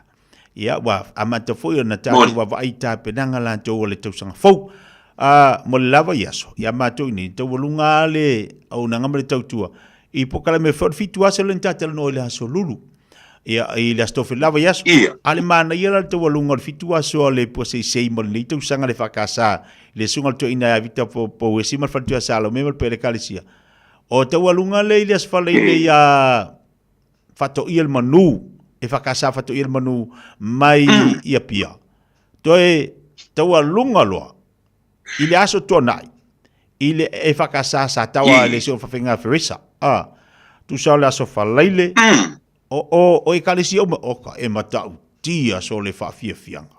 Matau tia ta penanga sa ia. Ta pena le mai. Ia e malanga mamau mai. Malanga mamau mai. Ai mai mata penanga mana ia. Mai tau ina fo ila ia le pola sto na isa te walunga ile fa mai moi. Ola. To telo la fio anga o sa tawa na malanga atu. Ia lango le anga i mai o le kalisia. A wale te walunga ina o le pokala me le fitu aso pepesenga le whakasa po sei. Whaftai ale loto. I le sunga to ina ia Victor Powesi. Sfuru ono ne o tausanga. Isi a o se tofa. Ia a o se manu lauti. A o se sila mamau fo i lea tausanga ma le tausanga. Ina ia mawhai ona mai e kalesia ese i le anganga e tasi. Ma le anganga o kewiso. E whaatino lea wha moe. Pepesenga o le kewisimas. E le ngata le pepesenga. A o tala whaatino. Oka. Matanga o fiesole. Mari. Mana ia parte ia e te sile fia fo tia o le tatu te le vai tau o le etiveni ia pe e fo ringa o tape nanga e tumu ia tape nanga ta moleo o mai a pe sile o leo o mai o ai ia a whapela na ua mai mo ina le nai tūla lo langi tā penanga ai la tū mai Samoa. Ele te i whapena le o ongo tā penanga aisia. E maua lunga le va ai so se Samoa te tia. Le tā ua le vai tau nei e ta pena ele o whapea o le mea le vai tau o le Kirisimasi. A ua ngoto unga i foi manatu malangono tangata. O ai le tangata te o Yesu. Le me o whanau mai le atua ile the same process i pe o ta whanau mai o ta tina. A le o ui mai ai le atua i me whapea. Pe o le winga na le o na loloto i finangalo ma mawhau so se Kirisiano Samoa. Ua umata to vai te mi folea tia o ta penanga o Kirisimasi e mawai me alofa ma a le o loloto i manatu ma fina. Mena umalanga ma mao toina tangata i New Zealand. Ia. O au tala popo e ka le si aisia e tā ua le o langa le utatu iloa. Na liutino tangata le atu. Ona o le alofa tele i ate oe ma. Lea ta penanga na o se tatonu fo i tia. Pawhitai le sunga toina. Pawhitai le sunga toina se fulu ono tausanga. E le se tamaitaini. A o tā penanga, wale ngata ia te uto New Zealand lava. Ia leua anga i mai ai, ia au lotu mai ka le sia ma utarvo. Ia mai lo tātou atnu, vi ia le atua i mea umwhanwhai. Whawhai. Mana ia, sa au lele saunuanga, ia, ele ni tau tu la Apple tu langa pe ona iai. Whaisito te lo mātou lo malanga Samoa, o ka o kai whaatumuri al malai valile. To a te lo tangata oinei, o lo malanga ini so fuafuanga, o la te olo anga i tā whaunga. Nisi olo anga ini so reuni a ainga fui, ia o nisi olo anga i sa whai, ia pe o whai poiponga, ia pe o vai teimia ni o whaula. Le la watu mutu mai, whala malai vale le matu ni au kilangi a tu lepa. Au te leiro, la se tale au tuna, au ke do whinga ko ke le lau malanga. Te loe, ia tangata o le malanga, na tele to tele. Ele to te o tele loa po, to tele ila to metuila manu a le malanga. Yoi, au tātou ai mai marotu tō tasi, au tele o loa le mātou, au lotu man mātou pūlenga, tunga whapena wape o nāinga tele te itawa ai, i me, o lai malanga tangata ai le, tō tele fuana i a te utu, ia ono o pāsesea i a mātou, so le tango fieri. O le se pāse, se ia o kōre sau i ngai aru sa, mo atu lepa. O le temi nei tu sa, o le afe valu, ia, tau te tiro le lua afe. Amerika. Ile return ticket na a fe ono a fe valu ia o tatu fai tau ai le whapena pase te foi tu tongi me mlava le me whapena ia portulana ia i tasirina me pe tau arufia le feo ia matu nisi vanga na mo me mautino mo me fala velave ma ia pe tau arufia o tum tau pase Arkupe Amerika ia mantua Amerika a fali liu ia o me fala lave tia ele te aluma tulanga te lole pase se foi na ria ni to ti ala tala te luafe se vanga na le tangata foi le wole kongi le vana i fo fuanga mata pinanga fi malanga na tongi lole pase se ate te wo atu tongo fi ya o kama foi la le pi ka i masinga ia ma kokongi pase ke loa o le luafe ia langa o kamalanga ia tu dai po kamalanga kalango ma ia a ile mai mera ku peng ia o ka ko yo le kau sa ile serengi ia e kongi le lua kau sanga le pase se ku depo ele foi o pie ia tia o matou nei le vai tau nei o matou nei America o leto to waso aso su varnei te tolu aso official le winter ni Yamato. Ai ese le malio le sonni. Ia. O le matua vela. O le matua vela o le yaso. Ua le lopo le atu inga tau le nei amatu visa wane vai yaso manei tuiti manei masina. O le matua marulua. Au le la te tolu aso o melo official le winter Yamato. Amatua vela ne yaso. Io i le faitauina ma tūlanga whapena o lo iai. O le terminati tia iai mātou i Amerika nei. o pe ono fai atu le vai tau le tiveni na o ta pe nanga lava o Kirisimasi ia ma le ufa le atu le sa fo me o lo tu lai mai e o fo i fai nga malo ale nei atu ia pi o lewa tele ina close down no tele o tusi o company me kau me tau fa pena e o fo i fai nga malo o lewa ta pena ia le malo i le fa unga ia po le fa tau toina o le presidente man tu foi o termine o le activa ia Joseph Biden ma le la tu foi vainga le lava still active ele fa pe o este male a foi ma no fo o le malo nei ia se ia vanga na ia uma on fa toto ia le sunga population il est presidente o le nei tu no but o termine o le lava o ia swing o le tu nei i lona tamao ainga ia o le tau o le soifuanga ia ma le tele mena nau fo ia ile nei presidente ina ia alewa vaia ile tele ile ia o le tele fatautoinai ia le sunga ia Donald Trump e pena i tala matana o tatanoa malo faftai ia isele mana ia sa o le leile sa unuanga tula e pape ona ia o me te tupu tono tatu watunu ia langa te tawana mamalama mtatu loa me o lo ia nga ia ia finga malo la tu o le atu nu mo le atu ia mtatu mamalama fo tongata se fuanga le wi tatu wa le ata pisa fa tongata a o le tau fo ilia tatu te no fo mtatu wa vai mama tai tuina le tu langa pe ona ile tongata se fuanga ia ile ola mo le ola fatu tu sa se vai atu fa fonga le tatu watunu ia vai akulo wa kele mai mea le ia kan fa ia le la ka ko Kirisimas kama foi lo le fe la fi male fe mo ai male fa ko singa ia se se ai foi le filingalis se se ia le filingalis o lono winga e ta uale baba ai le ta uale ia ile ia o ko ngal malo ke le tu le pa wa fingo fi tele e tele ko wa e finga karu karfongia o karu isi piko wa e isi ske ke foi de ka ke alu a ko ka ngofi ia ma ko ni ia mau kilang ka kela ko ka ngi au kilang ka kela ku ile woring ko or ka foinga ia ka kela ku dalo ore ape ai kala fu ka side ia i ba ko ngi ai le o ko ai kele ia ko ske ke ko ke anga i to te ta fa fauma ma oi foi il pa u ni si o ia auto e tele e monia e tele tete ati si le pie po e pe o ai tupe e le fa pe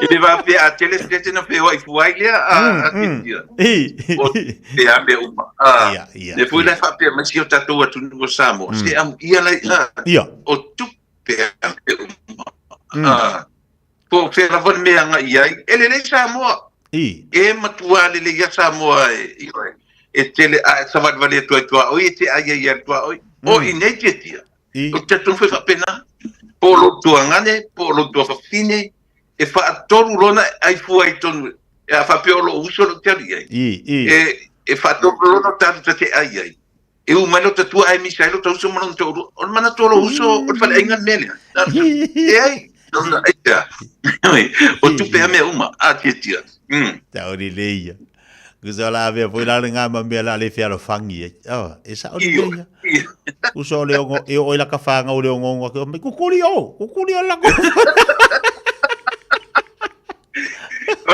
on manga ko ro so pre enga mengi a no wa mai pai fa ngar ma fa so ma mai se me poras me o fa penano wingo le na ola pesidi le te fa ya tu la sunga tu le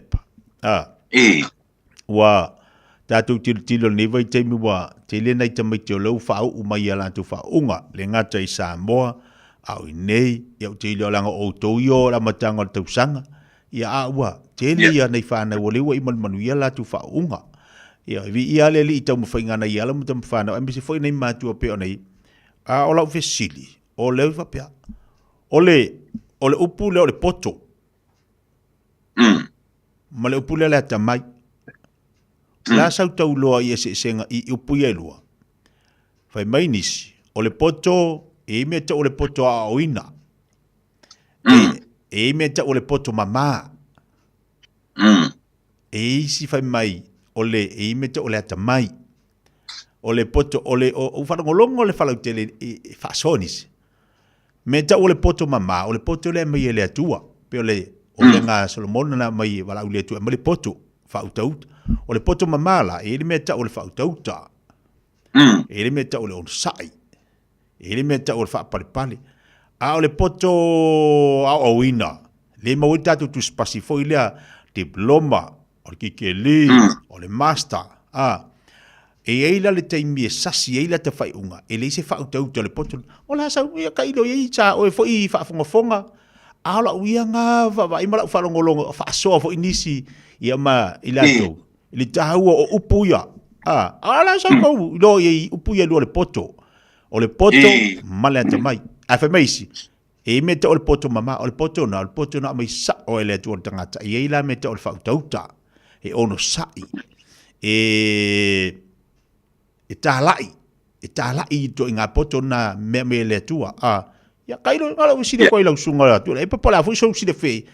Tātou ngā luenga. Ia. O le lei whaftai tuta lewa e whesiri mai whai aonga. Ia. O le manatu tunga whai aonga na mire te whesiri ia. Ia o ngā whairo whesiri a koe. Ngā whairo whesiri a koe e mau ke mamala mai whesiri. E so lau ke sa iria kia oi. Ele lei. Tai i ele ti tau ato le tau ato ta ko kalame.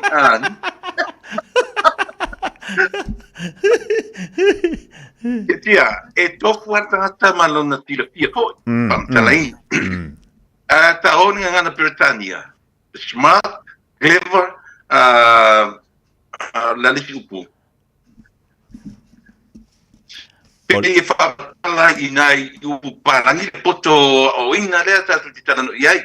Ai ta te oro le poto mamā, le nai te pai mai iai o le poto wha le atua.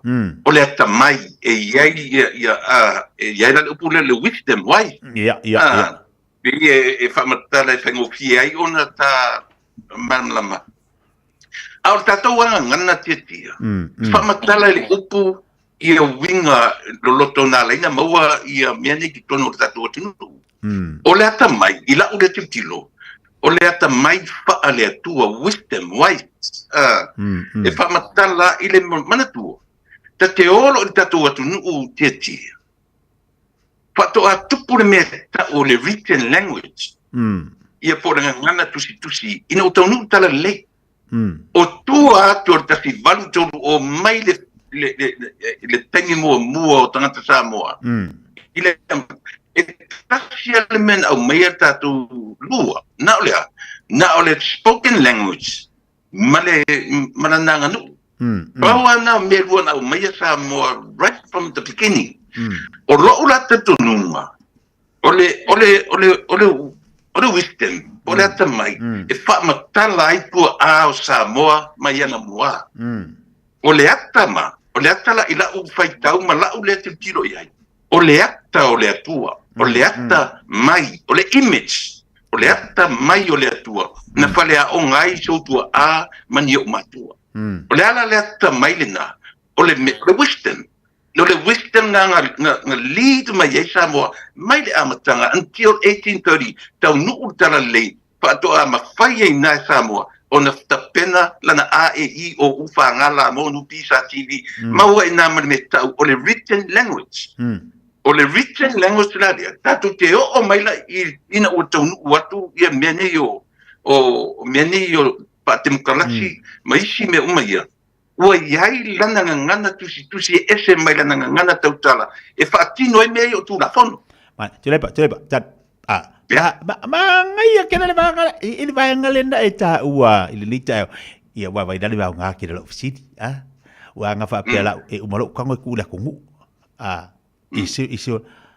Ile poto le na e tala noa mai e tula epa. Mai tātou mātua. Fuala iai. A ua utoi manatu natu nei. Mo utoi mawhauwhau le pokala mea tu asina lea o lo whanga solo nei. Lea na i taha ua nei. O le poto lea. Mo uputu ungutu taulongo. Mai tātou mātua i laso. O le poto na ave sa o e lea tua i mātua. A ufua fo i la iai. Tātou wawa ai. O toe le tau nei lo mawhauwhau le whaali liwina o le tuspa ia e tātou mātua e tua a ua whailangi le fola. Ale mesiri, ngai ai ni failonga a nei tua a ngala ko mai fali leu le tuspa ia i ngana Samoa a ise le mana ia le wata ua lau saunuanga o le poto mai le tua na tu wina i tatu matu i laso e tu ngutu e tau ngolongo fa ua saunuanga tu le pa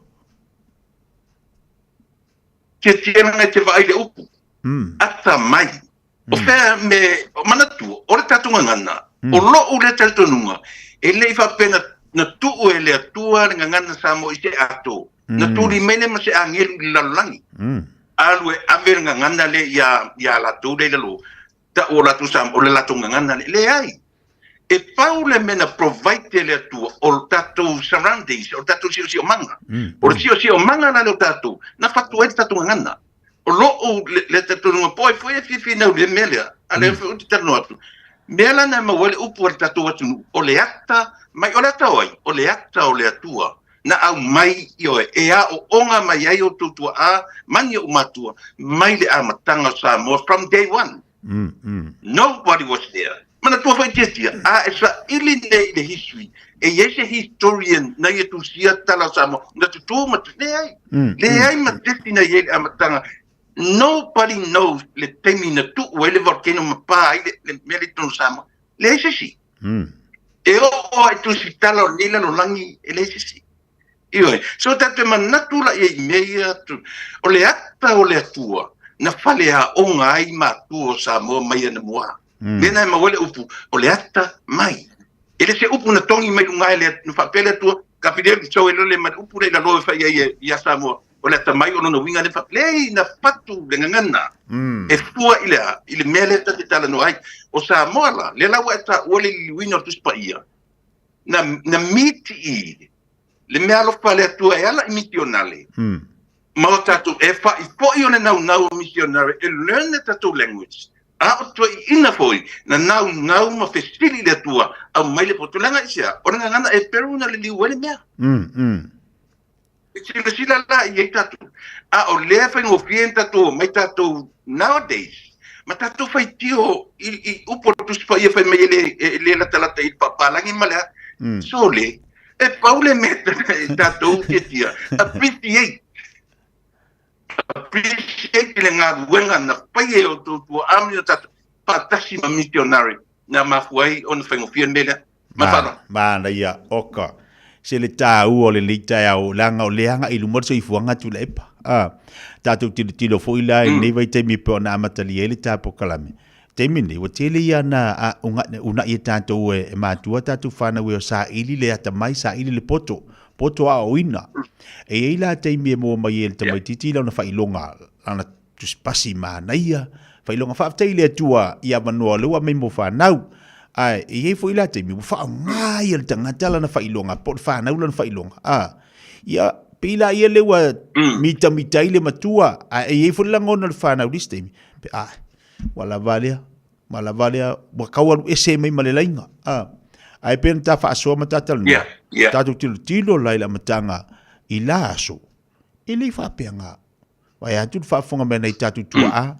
e fa fitai al ta penanga nai matu ilaso wa mawaila banua wa nga i fa nawe e ta penal poto sala laulia ia awani fa ilonga mo la tu fo du mana imanuia ala winga la utala mata tal e se le mana yo la fa so toe awilili ina male toe au maingo nei vaenga ia e fa mana toe mo tanto fa mana toe mo tanto le tu langa pe ona iai ia le poto salalau male ata mai ia male mele le poto mama o fa longolongo fa so tanga le au maingo le poto mama so le se le ma ia so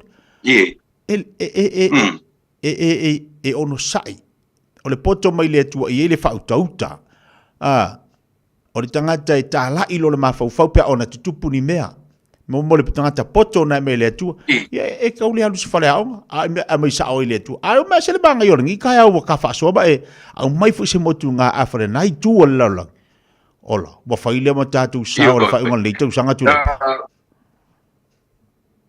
tia ona o tātemi i te ua e tā ua i o tā upura o tātanoi o le poto mamare na e tā ua o le poto le lei ai te sila fia foi la le me ta ul potoleanga le wa le matemine e mata utia le me ta ul potoleanga io e ul potoleanga la o le tangata ya o ina le le sa mo na failonga na saulo le fa nga tau failonga na e fa yese me le e tau ta ma fai e fa ilo mai lo na poto fa le aunga le e fa matala ile la lo lang po ai taita o ai ya o le maualunga le no ai e toi fa matala ina le vai tele mata wale ai la le poto fa le aunga le la nta tuta o le poto leanga oi leanga e le ma se winga o te la tua i se lau fai longa te no fuma oi ma te pura tupu te no fuma oi ai se no fa ngai mela na ta o poto leanga a o le poto le tua e ai le fa uta tatau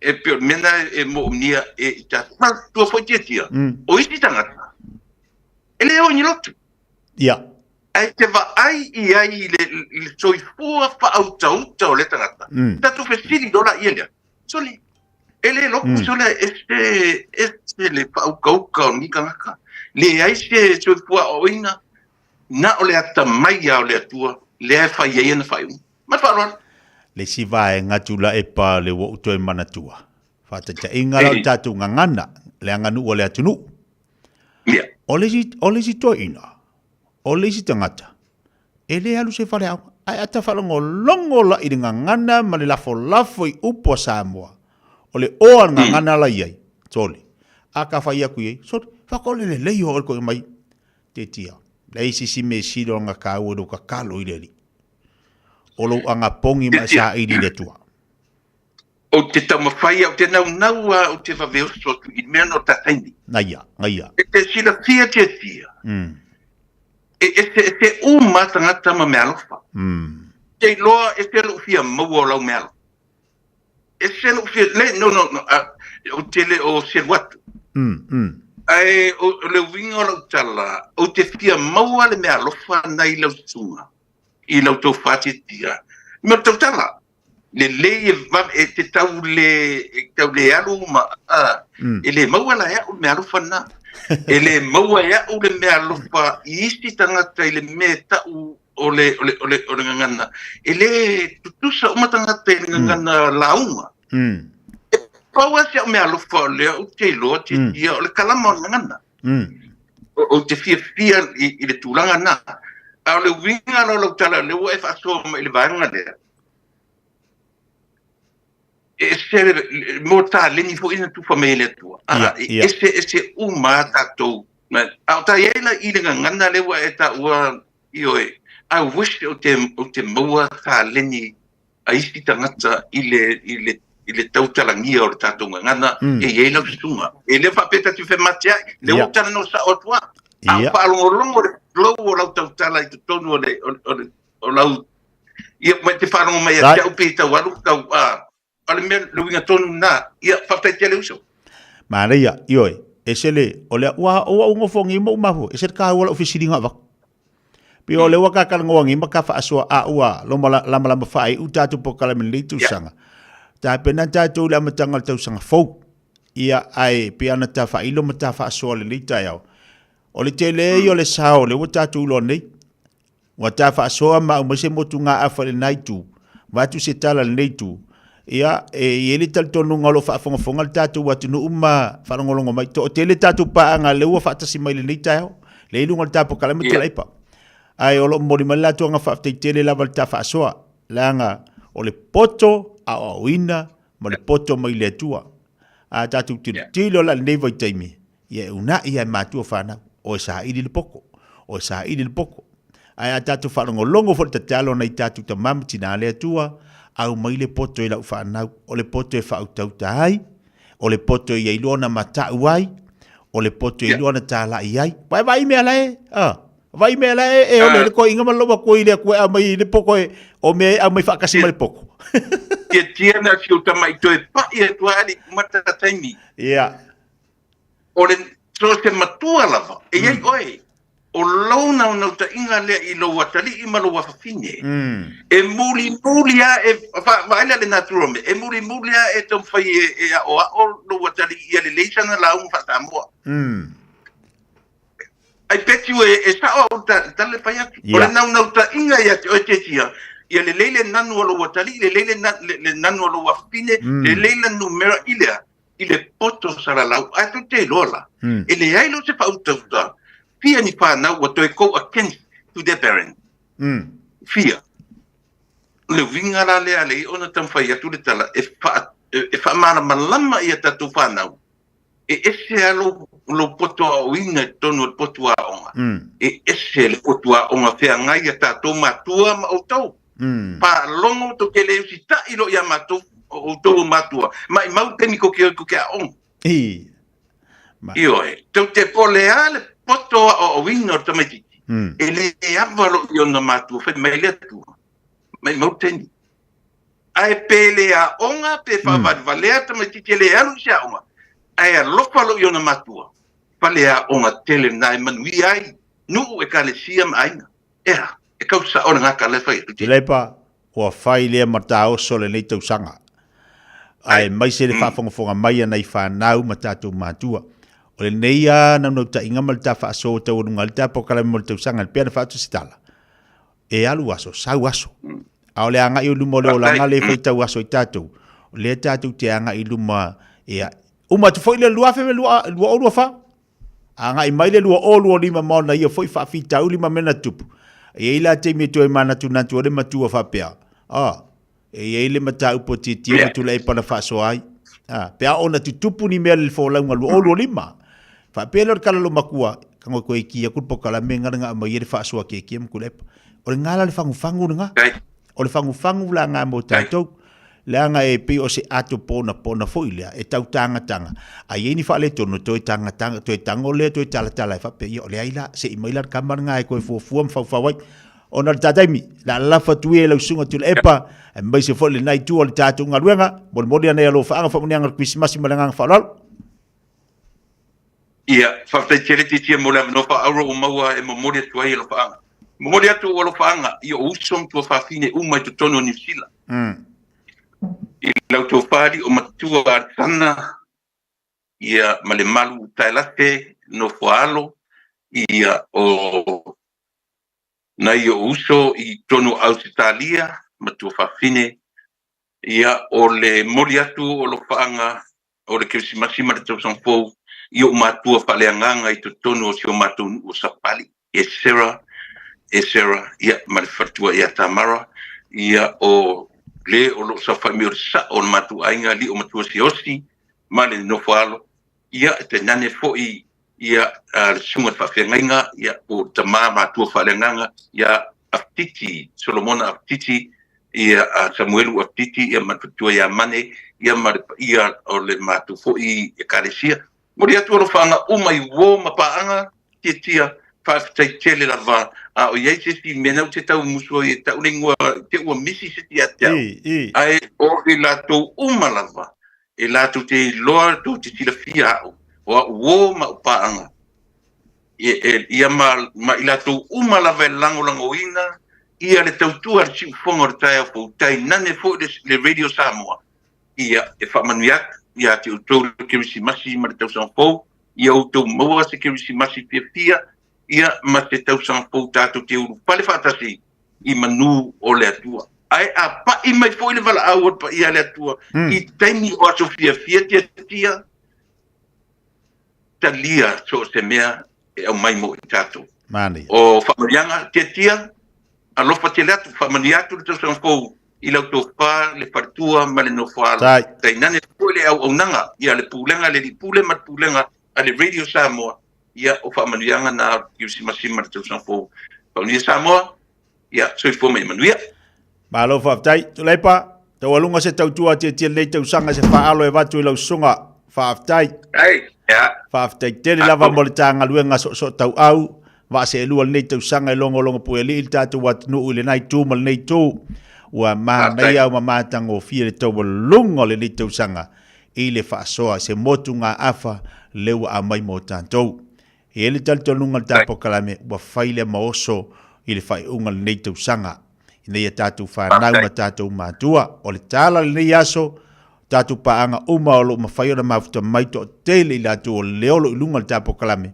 Momoli atu le nganga o le whaaftai te lava. Whailo leo vai e whai mafonga mole le pulenga le Radio Samoa, ma lau whainga luenga i tono a te roa, e momoli atuai ma whaleo atu le whaaftai. E le ia se si upe siri atu, nai lo le whaaftai. I le loto o mali o le loto ua tumu i le anganga o le fia. I le tafso ta inga nei tausanga. E whaavano lo taimi e se lo ti. Ai whaavanga vanga mai lava lo taimi e ta ima iai. Ia, wale whaafonga le tātou wātu. Nu whaaftai mo lau ngā luenga whitaitunga, o lo e whitaitunga iai, i nā fo i iai tū o le vai, pe ona iai, ao le tatalo, ia manu ia tele le Krisimasi ma le tausanga fau, tai atu lau se fua, i lau sunga tu le epa e maise, ia le whalitua ma le no whalo, le la tausanga fau, tātou wau lia i le lofa ma le anga le tua, tatalo mai, tatalo atu, manu ia tele le Krisimasi ma le tausanga fau tu le epa, ai mai so paanga o malava le Radio Samoa, ma lau whaafonga i le pokalame le fia mai, ia mala le si ufonga le tai au fau i Amerika, manu ia tele Krisimasi ma le tausanga fau, te leipa, alofa tele atu, ta uso atu i lau fionga, manu ia tele nei aso, so i fua mai molia. Ia, fua, whaftai uso. Ia, whaftai. Ia, le leile maftu mai tātu atu nei tai au, matango fia le tawalunga le whasoa le fionga pale i le au nama le tautua le si ufonga le tai au fau i Amerika, pe ora maftu mai le tātu atu nei tai au. Taiba le wati lo teiva minuta talo le tula sumaltasi maftu mai le tātu atu nu. Malo la wolfa malo si malo ngāru. Kai me foi ngi o le mai la u Krisimasi fa kur mango le fati. Ia maku ia inga i longo kangi kang. Masinga mori e mo em. Asi fai pisi me alo fai ku piko.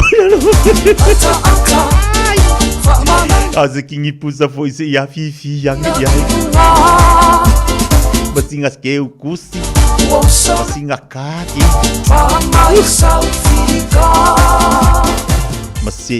Masih dongo kangi masih ka vale fae masih pu se upo sa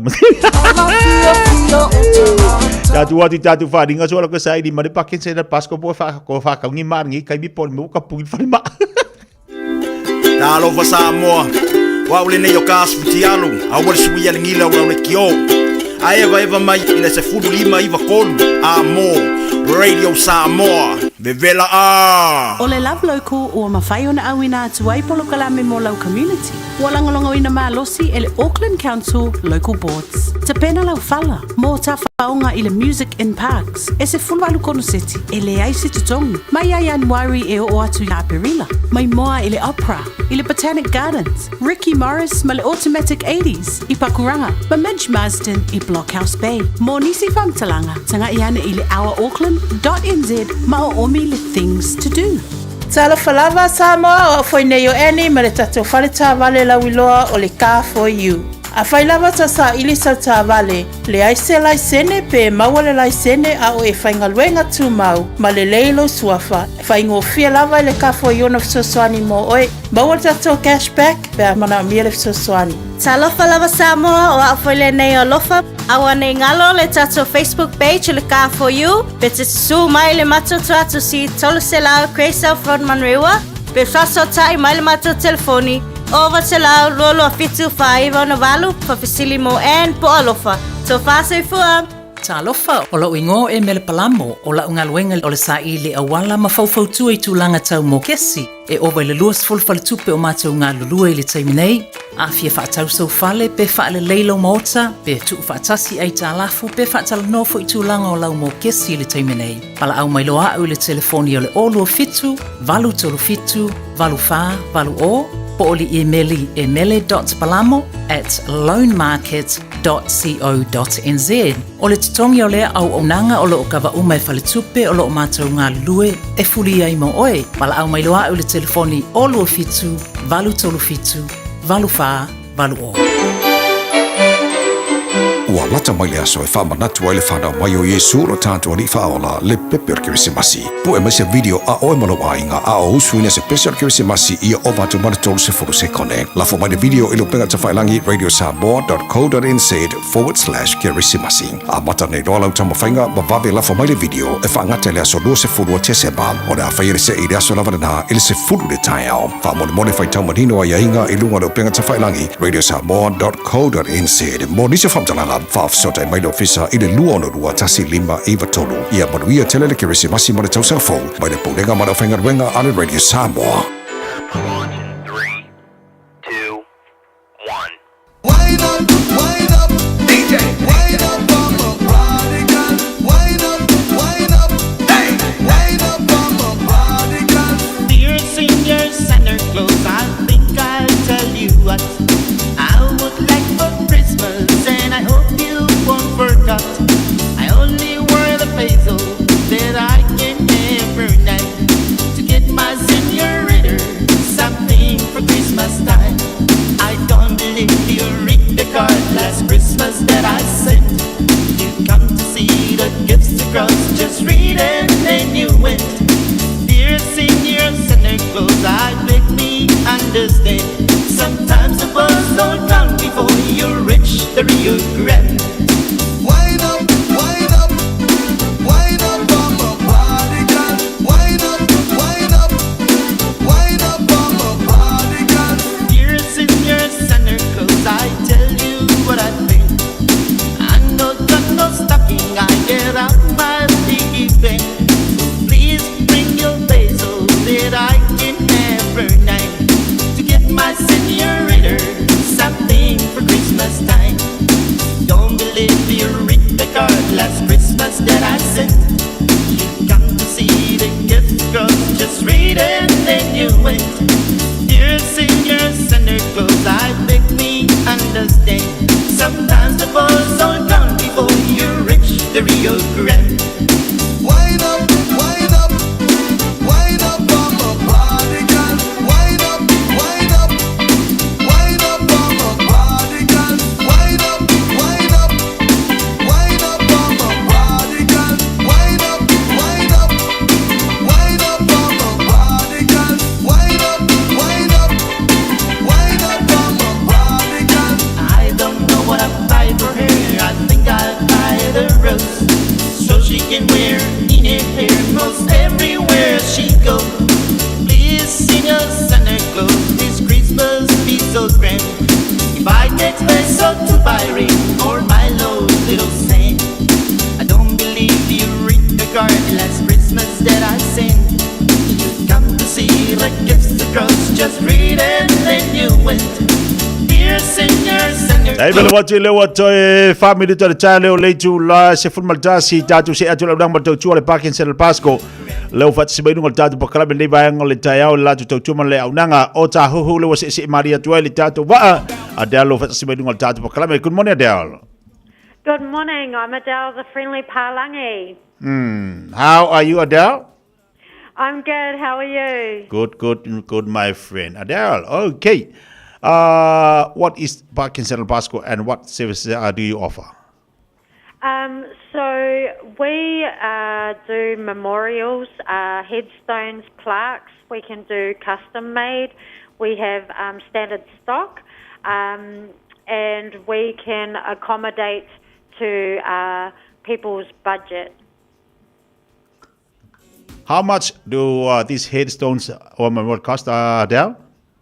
Okay, so for plaques, you're looking at anywhere from $1,000 onwards. For headstones, for packages, the smallest ones is around $3,000 up. But like I said, if you come and talk to us, we can check regulations.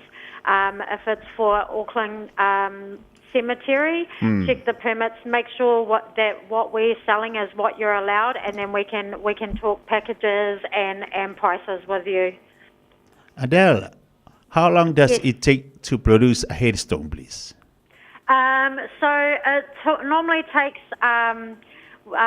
for the headstone, if we have the photos, inscriptions, everything, for anywhere between actually 6 to 8 weeks.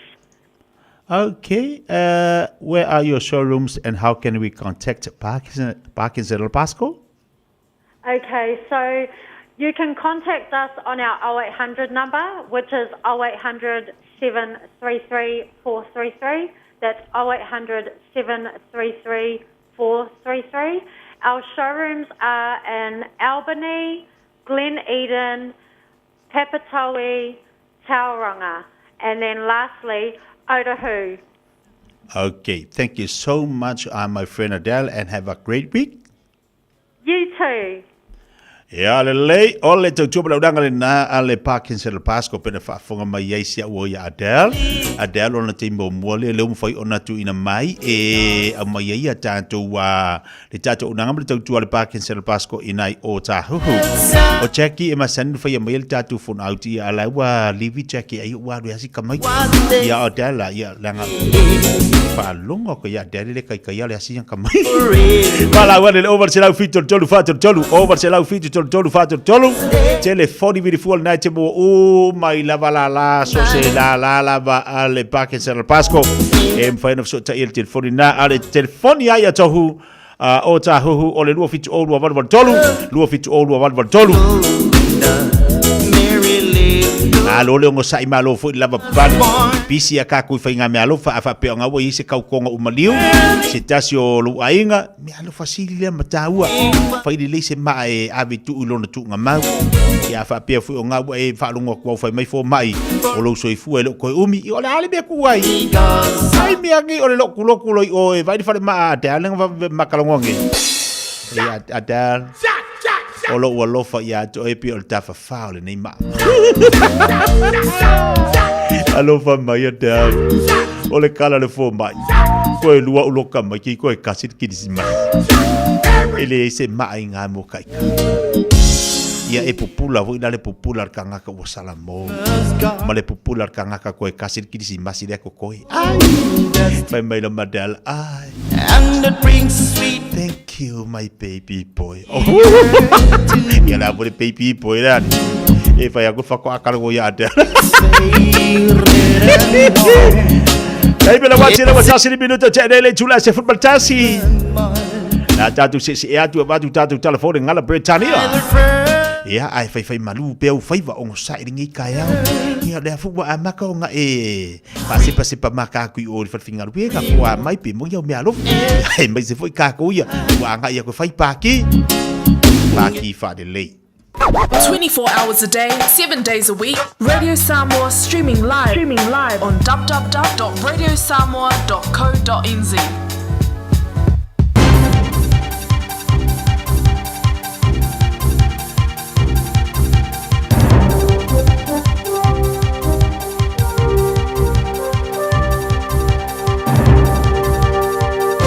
In this update and in breaking news, the New Zealand Gross Domestic Product, or GDP, has fallen. Just released figures from StatsNZ show GDP fell 1% in the September quarter. The second quarter of 2024 has been revised to a 1.1% fall, meaning a third technical recession in 2 years. StatsNZ is promising to fix incorrect data and inaccurate responses on job losses. A Stats dataset suggested 19,000 jobs were lost in Wellington City in the 12 months to September, making up 11% of the capital's jobs. StatsNZ has since confirmed these are wrong, saying some jobs were incorrectly allocated to different locations, making it look more like jobs were lost than they really were. Around 2,000 jobs were lost rather than 20,000. A historic decision is imminent in France, with 51 verdicts expected in the Chazelle Pellico mass rape trial. Dominique Pellico has admitted organising the repeated mass rape of his then-wife by drugging her and inviting dozens of strangers to abuse her. Sky News correspondent Siobhan Robbins says police found up to 20,000 images of abuse in organised files when Pellico was arrested. She says only around a third of the 50 other men standing trial have admitted their charges. They believed they were tricked by Dominique Pellico to go to the couple's house to join them in what they thought was a sex game, a consensual fantasy. One person has died following yesterday's three-vehicle crash at Auckland's Karaka, while 3 others remain in hospital with injuries. Investigations into the crash remain ongoing. Uncertainty around whether a large gas supplier staying in New Zealand will benefit the sector in the long run. One of New Zealand's largest gas suppliers, OMV, will stay in the country. Its executive board's decided not to sell 100% of its shares. Enerlytica Director John Kidd says the sector needs continual reinvestment. The real question is, are they able to keep on reinvesting, given that, I wouldn't say they're a reluctant owner of the assets, but they tried not to be the owner of those assets. That's news. In sport, rain is likely to have the ultimate say in today's Rose Bowl cricket opener between the White Ferns and Australia at the Basin Reserve. It's grim, grey and raining in the capital. Play will not start at 11 a.m. as scheduled. White Ferns all-rounder Millie Kerr believes the conditions will give her side the upper hand if and when play starts. The cold and the wind, I think that might help us against Australia. They've been playing in Brisbane and Perth where it's probably 30 degrees and we have to deal with this a lot in New Zealand, so I think that could be an advantage. A Gabriel Jesus hat-trick has launched Arsenal into English football's League Cup semi-finals. The Gunners have seen off Crystal Palace 3-2 at the Emirates, turning around a 1-0 half-time deficit. Newcastle lead Brentford 3-0 late in their tie, while Liverpool lead Southampton 2-1. That's sport. I'm Malcolm Jordan. Malo soifua, o se fufonga Samoa, Radio Samoa, tasilima iwa tolu a mo, se kia Radio Samoa.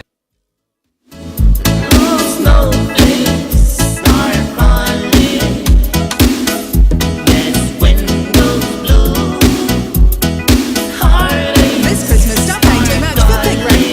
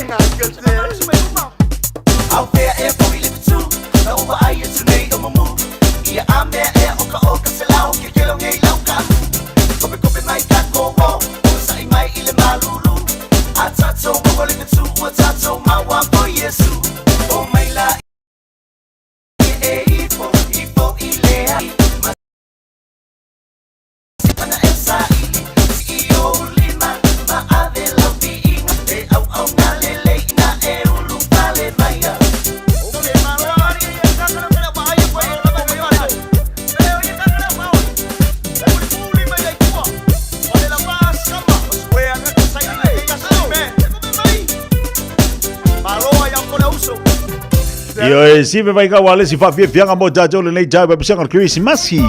Pabalo te disio tato pa anga uma lava pena mafuta wa yai term maya balo anga fatalo fatu nei tae au. Sarona anti leo fatalo fatu Sarona ya te uluma no falo. Fatalo fatu ya lau sila. Craft pa li malo le mafuta mai. Tino si mia mala ingola mafuta mai Brisbane Australia. Pamalo fa ya Peter Samuelu. Fatalo fatu so se ya sia brother lo fatu ya te mala ingola. Fonti tu valu fatalo fatu nei tae au. Malole ono sai malole fa malolo si mila te toa. Ia mo tato yolo mafuta mai ia pe au na watu li tato pokala mele tilo oaso. O lewa pisi tanto a watu tono le falo lua oka se kumu alu waku lea pitonu wakumu fa solo a koa a uke faku le hilo la oka i makaukia. Makaukia le hilo le wei kako le vai keiming or kirisi. Le kei mate la ko ke faya ko akala veanga ka o risi o makua a le lea io se kusering ni ako. Makaukia ku langa le wei. Lo winga la utala le tau mori atu wa aile le tatu pe atu no fanga faitele e alu no fanga faitele tau tua na le ma oilu saunga le mo ia mau le fautauta ia e mau le ono sai ia mau le mataala o mea ngai kakau nga e maua ia e makala so se me ke fe pasi yangi pasi yai pasi o ala muangi o ala muaki o ilo angi I ma se kau fa ma folofola le lei ngai lava lava Io le vai timing le lo kaku e maka o kiel fa mangum ia e alu to tono le falo loa ia e matala le lei ia e matala fa ila ako fa ngape le la lo au la ako wa ku le fa fufusi la lo au ku sa pe vela si ako fa ngape pe ngasi au ako pe fa pe la di selengi ale ai selengi oi ai la me ko il makwasa ele la le lima la ko ia ai mai pe la o si selengi ia mai sa idi le leima bava idi le lau fatau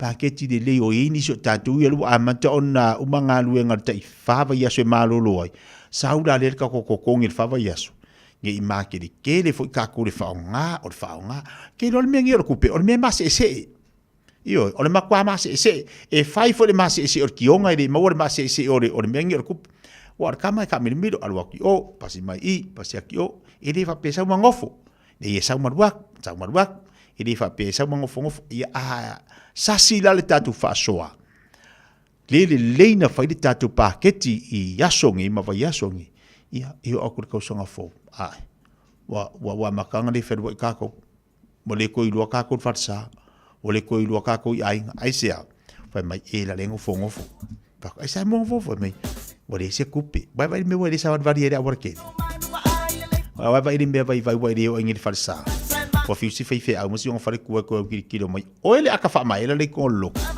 ape ka le ko va ai si dalo ma ko ma sa ngin ka ko le mo mai ko ka ko piko ko farsa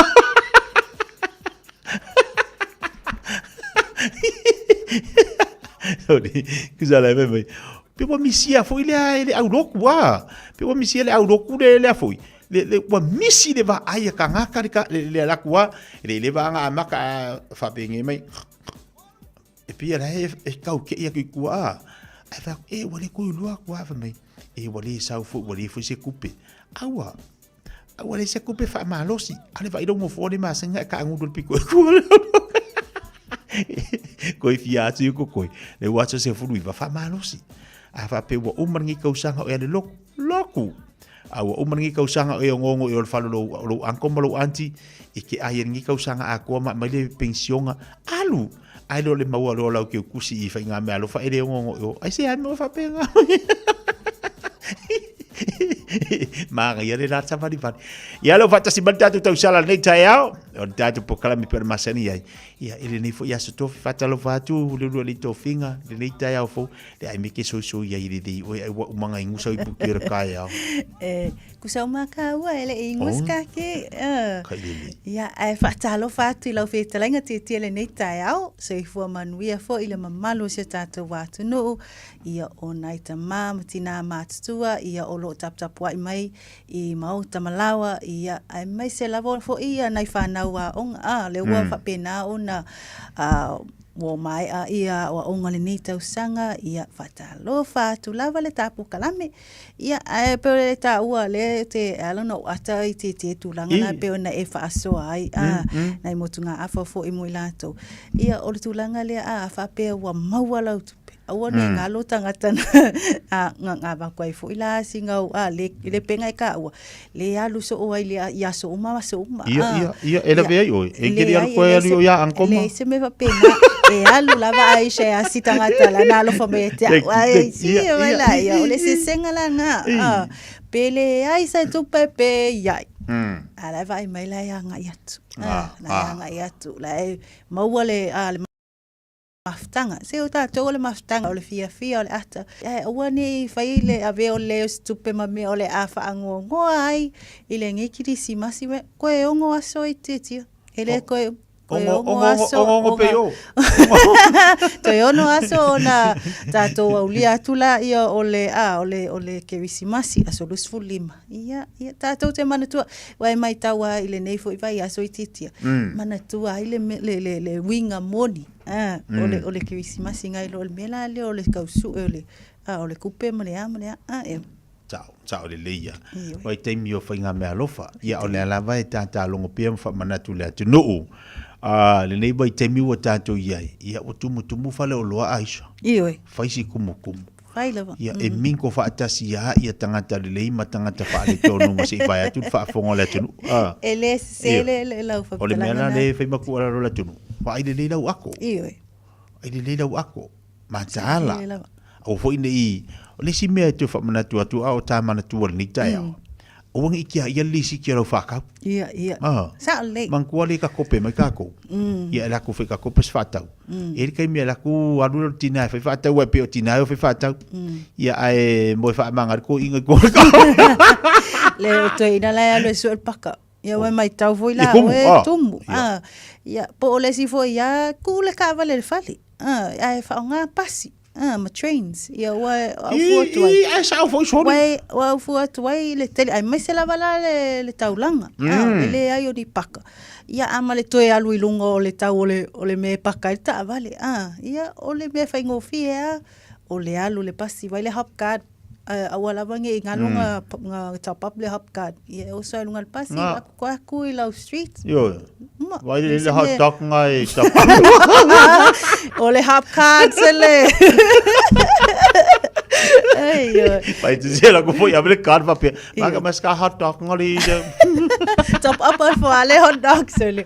Ia ai foi le tata noa e fo ia ai mese o le tūlanga pisi leo ia e matala peo na e tāua matala wa e le filongia le anga ia toi lato o lai mama lava le mawhau mo atu tonu e whaatino e whaatau ia i fo ia nisi o le a whapena un tutu iau tafo o le whaitutu am tiru ma makakasti mai le siku lama kulau ako nga risi mi koko ia wala walu umal whaataunga ai te ilo risi me mana ia lo fa mana tu mai motau mo tatu yo fi fatau wa tasile me to e mi to inu malo motua te mamli tina ole umi ngalo lo mo ko fa ka sa ole yo wa ai moi mo si ko inga oka e moi ala e le sa wa ri do ngal ko lo mo ko ai ku ele le le sa wa sa mo se fisinga la le se fa ka ia ale moi la le wa ko ni kula ko le mo si ko inga ka vale ai sa wele ai sa le me se me le fe ka ngi si ka mai kiri ko fi ai ala ru marcado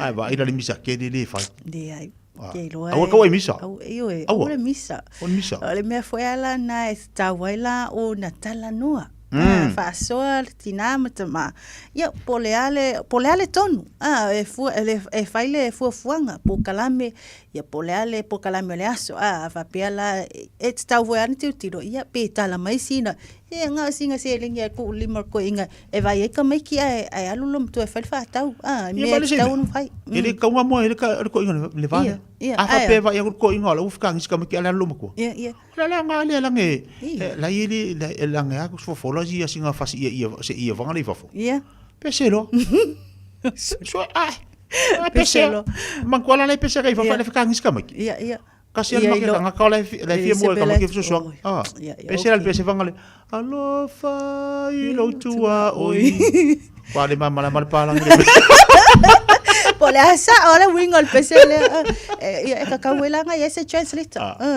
Le wingol pesele. Ava pela le ala mo ko marka kalema mala marko inga le pesi. Kasi al makya ka fa pe wale ngaru. Wale ngaru. Wa ke ia wa ia ko wa fola le pe ku vo se pusa e ku i fa. Okay, pese no va pe nga era kwa ka ulok fa wale ngaru.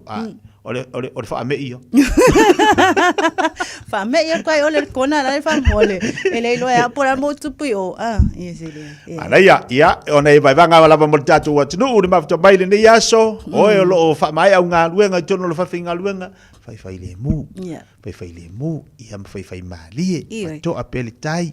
Awe te so ona nati o lewa lama fai unga luenga nei tu sanga.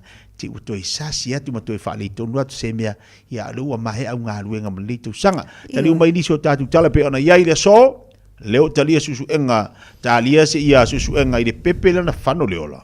Le whaavlave lana tūlai mai le mua se whale a lune tofinga. Sa ole ya tulanga iai ona on ta apule le na tele na alu ilunga o peng tfailangi ia ata ia po ata po e fo e videos ia le na maua ia o tulanga iai le I se fale le na fa pena ona fa tama ia I le afi ia o le fa mawina I tatu reporti ia o le fale o se ainga I tona I mato le na fa pena ona afia ia I le astofi o se ua tuanai ia I tulanga ua iai le namta apu lea la I le tatou lutala. Le ufa pena ona talia I lola sosuenga ia wailimo o le mtanga luenga o leo.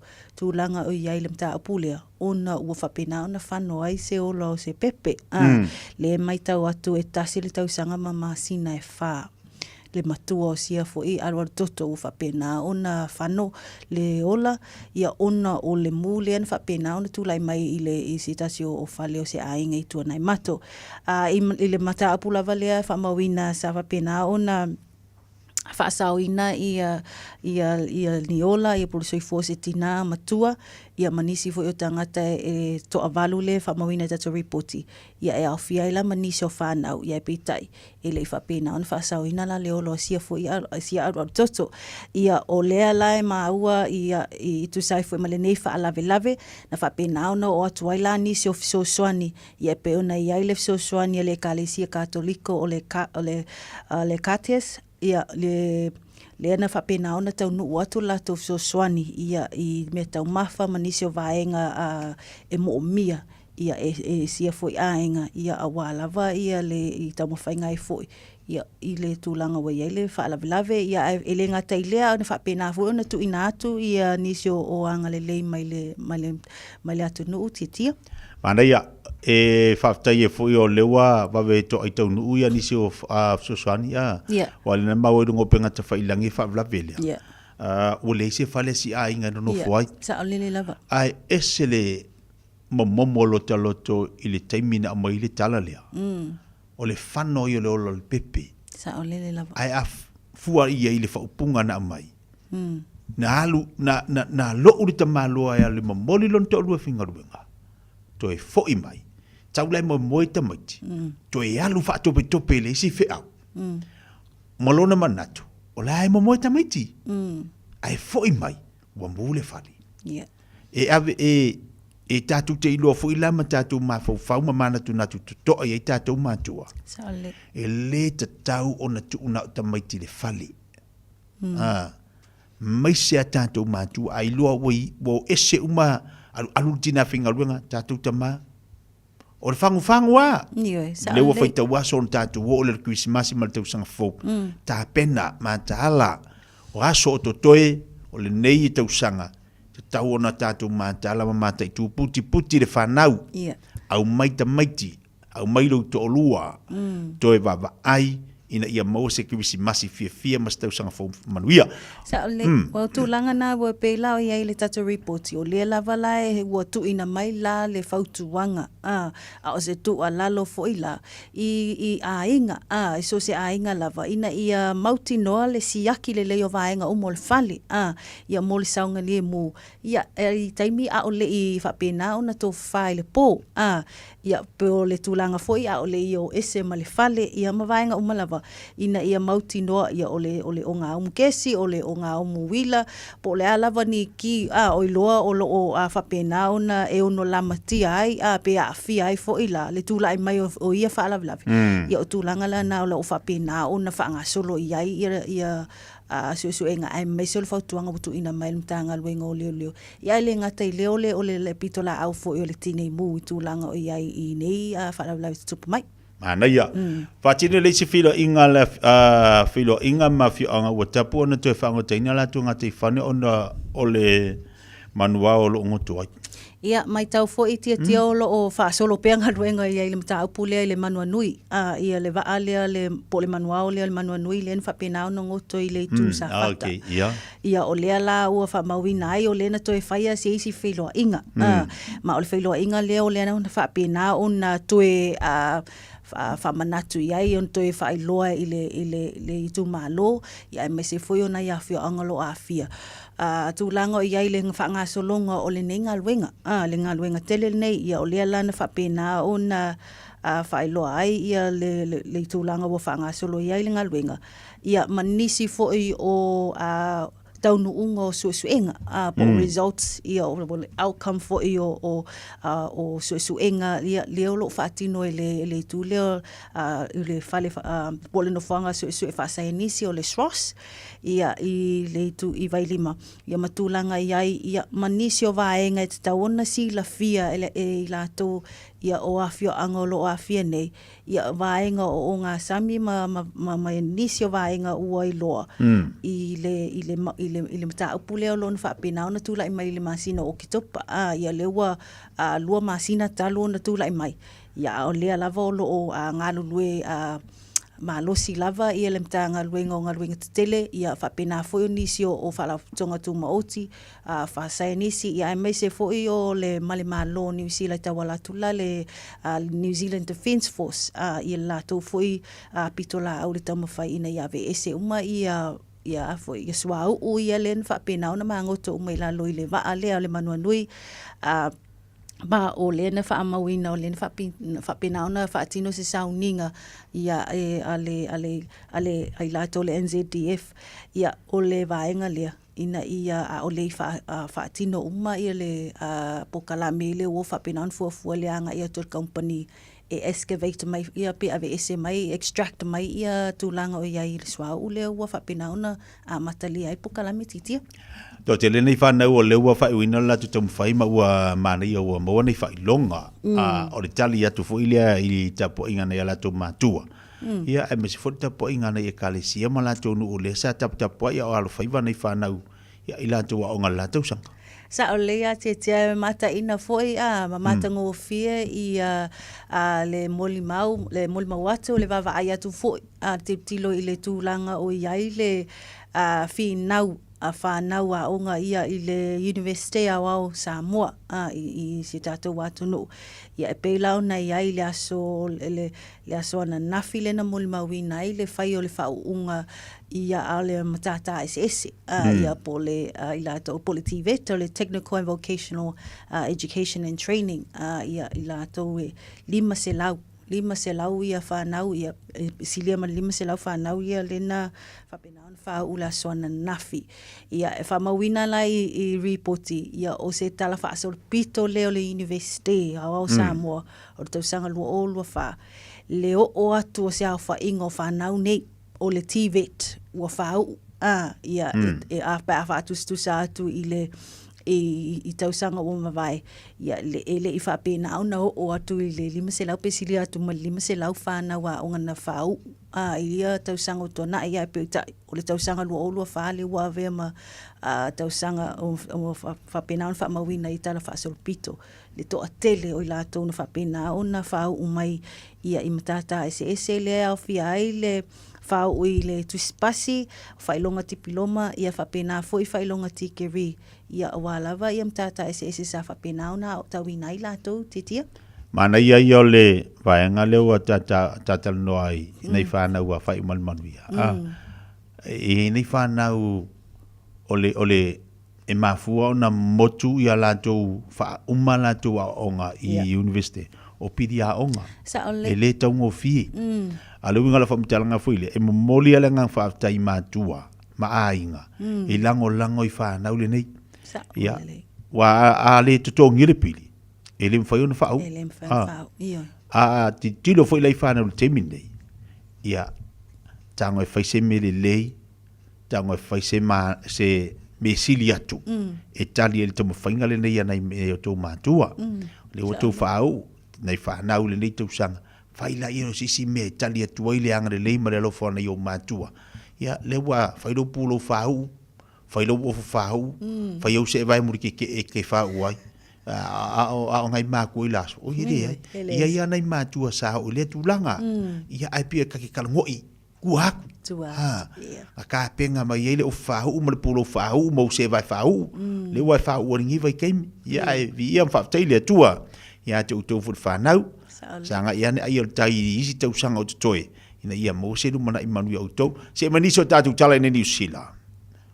E le vale ngali o e aveia ka kome alo whangwak. Le anga le afi. Se va whango ko. Fua le anga le afi. O le va alele. O le va alele o le Hercules o i titia. O le va alele. O le va alele. Va le fai mai le anga le afi. Le ala ke kawa ui se va le va afi. Ia sa ungo ia le va afi. Ia o tūlanga ia o le tasina o mta upo o le wala lunga fo i reporti o le nei tai au. I tūlanga ia i le o lea ua whapena o na mobilize i atunu ta itasi o Pasifika ia manisi o atunu. E au whiela mani usila. E a watu ala tō fisoswani i le atunu o fo e Vanuatu e tūsai fo e ma le mala whanatura le na tūlai ia po le whanatura o le maua le whia i le mafui e ia ma whapena o na longo ai fo i le fo lapata i ai fo i le ngalulolo po le tsunami ia ai peitai. O lea na ngai o le awhapea na ngai atu le vaai e afo e whai le kiliva le nei ma watu nisi o Fisoswani Vanuatu. E peta i o le na whamawina le ua maua le leanga o le afi o le vaa o le military nei o le NZDF Hercules. Ia i tūlanga ia o lea la na whapea na o na toi li liu ai le vaa. E le whapea na o i Vanuatu. O ina toe foi? Na liliu le vaa ngai o i nau mea New Caledonia. E le whapea na o na toe o mai New Zealand. O le na toe na tū le vaa o le Hercules i nau mea. Ia ona o tūlanga ia i le saunga le mū malpuipuinga lavo ia o tangata na i lunga o le foi vaa lele. Ia o lea lai whamawina ai, ia o lea wato o le tai au nei le whapena o na ngā ia tuai le isi vaa e vaa lele tele. Ia e Fisoswani la e toi momoli whaau wau, e whaau le momoli ngau ia mea lofa Fisoswani. Ia o lea e whamawina foi i reporti o lo o iai manisi o tangata o le vai fafo. O le mtanga rengo le vai fafo, ia e Fisoswani i lato i le tui nato nei foi Fisoswani. Ia ai mai se foi o le vaa lele la lea le ua whapena o na ngai atu. E toi au mai ai la le to atele o nisi o tu risi, le ua whapena o na le maua se awanoe a nga e toi foi mai ai tono New Zealand o no le tapunia ai o malai vaa lele. Ia o lea la ua whapena o na le alu lola le Hercules o no tūlanga i ai le afi. Ia le ua ngai atu le 5 o le vaa lele lea. Le o whapena o nanga i atu e toi whaawau. Le pukalami nei o fuafuanga o whapena o tu a toi Fisoswani. Aru toi au mai ai foi la to te leo tangata lea o ina ia i wala wala tō puipuinga ma saunga le muti tia. O yo lea la i le vaa le toi ale toi whaawau ka ko whenga mealofa. Angaia. Nea tātu te taloane mo neo tātu ainga ma sia tātou motu i nā i Vanuatu, ono le awhia whutulanga i mala whalanātura pe ona iai, mana tu ai lau te talo, tu lata Christmasi, awa i lantu mai maua lantu soifua, awa ni ngaru i antu oio tātou ainga i efo iniso tātou atun o leo lo o maupaulo atu i nā i Vanuatu, mana tu ani lau te talo. Le aini wha maoninga e ilo ai na wha o nā i vai inu ma ia ia tu receive o yo tala le na o le tala le fa pena ona tu la mai po mata pulen tu la mai fiti le to fitu ai le tato fa so ai fo ese time o sola e to fitu ila to risi le na fi ai mama mai ia ona o se vaino po cocktails le na fa pena ona la to tau mafaina ia o le lai ma ua tato reporti ia ele o iai ia se masal salonga a mea oni o se vaila au po le a fo ini pauta whaasaina o whapena ona whaonga i le cocktail nei po o vainu nei ua mafua ai ona mamai ai o le tūlanga la iai ua whapena ona rule out li tūlanga na ai o le o lo whaasolo pia i susuenga i tūlanga i ai mai se lava i le tūre le vaenga o le soifo maloloina o le mai tau atu i le mta upu ia o se le moli maufoi ia po o le na whailo fo i se sui o le soifo maloloina fiti i tu sai ia manisio reporti ia o ele o whapena oni pauta po ni whala o whasaina le na mafua ai ona a fia i lato nei ai o lo tiptilo o le tiptilo lato o le tūlanga po le ase infection po le ani ni tūlanga o iai ni whaamai o whapena ona a fia ai fo i lato le na mafua ai ona tūla i mai lea mta uputi te tono fiti ia o le tūlanga o iai i le sui pale mia o le o whailoa mai ia le lato se ele o iai ni masau salonga ua whapena ona mai asusu enga le tūna o whala au whasaina po a fwini illicit substances na whaonga ia ele o whapena ona iai lea tūlanga o le tūlanga le lei lava la na o le situ ua whapena ona tu mai ai fo i la le tu alalo a le sui pale mio fiti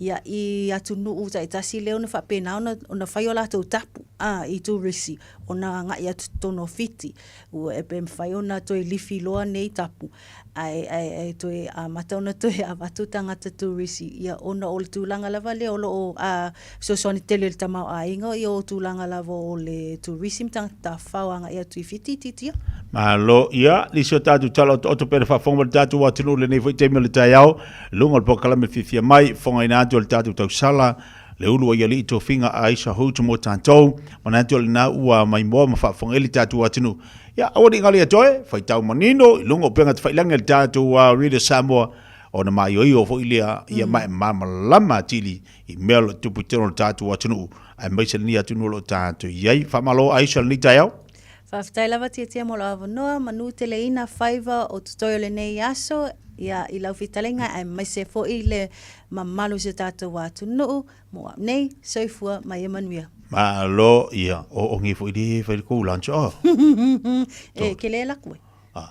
Eio. Ke la koe sa ukupe o la koe. Ia whailoa i lau o le tia, soifua se tātou wātu nuu. Soifua. Ya le mafto bali tatu wa tunu nei tai au le to luas fulu minuto ta le o le tu la se fulu bali lua fa fia fianga mo le tunu u isi lu kisua be saka Christmas wa mai o le nei tai au fai mali ya au ta maftanga pa papel na wa ya lo atu i to maftanga le uli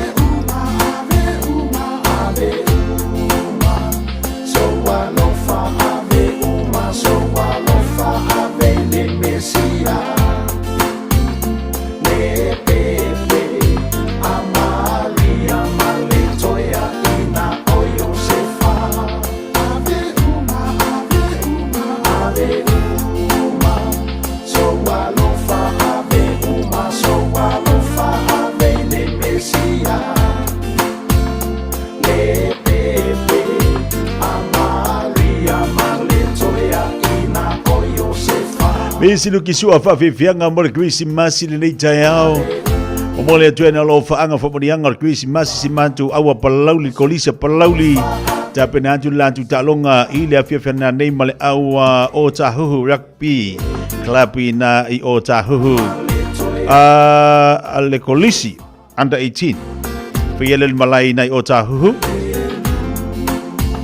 Fiele tatu malai o tahu le afia fena nei. O le talonga le palauli failea ile va o tahu rugby under 18 ile afia fena nei sa onga na ya manuia tu talonga le afia fena nei na usunga fa ya onga tatu au mat pulenga ya be se foi ya le sunga li pule la fionga siata ya male tatu o malanga mai Samoa awone ngali enjoy afa pelini o me fele afia fena nei mana biel tatu lango mai moina talonga fa nau le matu kolisi mal mo tele sala vai palauli Pamalo atu ediso tatu paanga umala vale fata simbaile ne yaso. Malo ngalu dua malo tawata. Wasongi wakangi loku fo ise kasi ko inga FP ola walu lo makoi Samoa. Afikangi sila ko inga dunga mala vale le ai malanga to ai lo matu. Usa elingi lo maka. Oye elise leo nga lo maka. Nga lo maka. O le fai loa na le tangi le to ina elise leo. Ena nai tu tonu lo na leo. Ha ono lo imata fai loa ilo na lofa mani misi o le tina le wa lu Samoa. Ia pe malanga fo i Australia. Afa pela le malanga le tina i Australia ai no fota maa lea ea. Ala wa kulu makua ko fa sanga mai kua wala umai siang kau konga. Afa pela ko ingonga solonga. Le wa kulu makua ko wala umai longa. E se me ke manga o ke alu sa ma. Ai ngengo aku marko inga. Mango. Usele ola longa lo makua. Ko fa me kalar ko inga. Lo makua longa. E se me ke manga o ke sa ma uskaria. Pilar ko inga wai kar ko. Mango. Ia ai mango ko.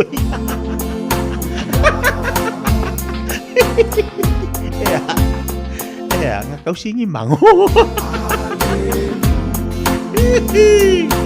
Yo ngozai. Ai alular ko inga e ngofo lo maku. E kangila lo maku e kangi kaukala. Ya va peole la alulonga. Papeo ngasolonga e ka wa ko ale ngo ngasolonga bili mai ala fu ilo lo makua la le ko yes kanga ka fa kinga lo ele lo makua la misi ko ngol fa kalanga lo makua ngasolonga bili mai wa mai lo ngasolonga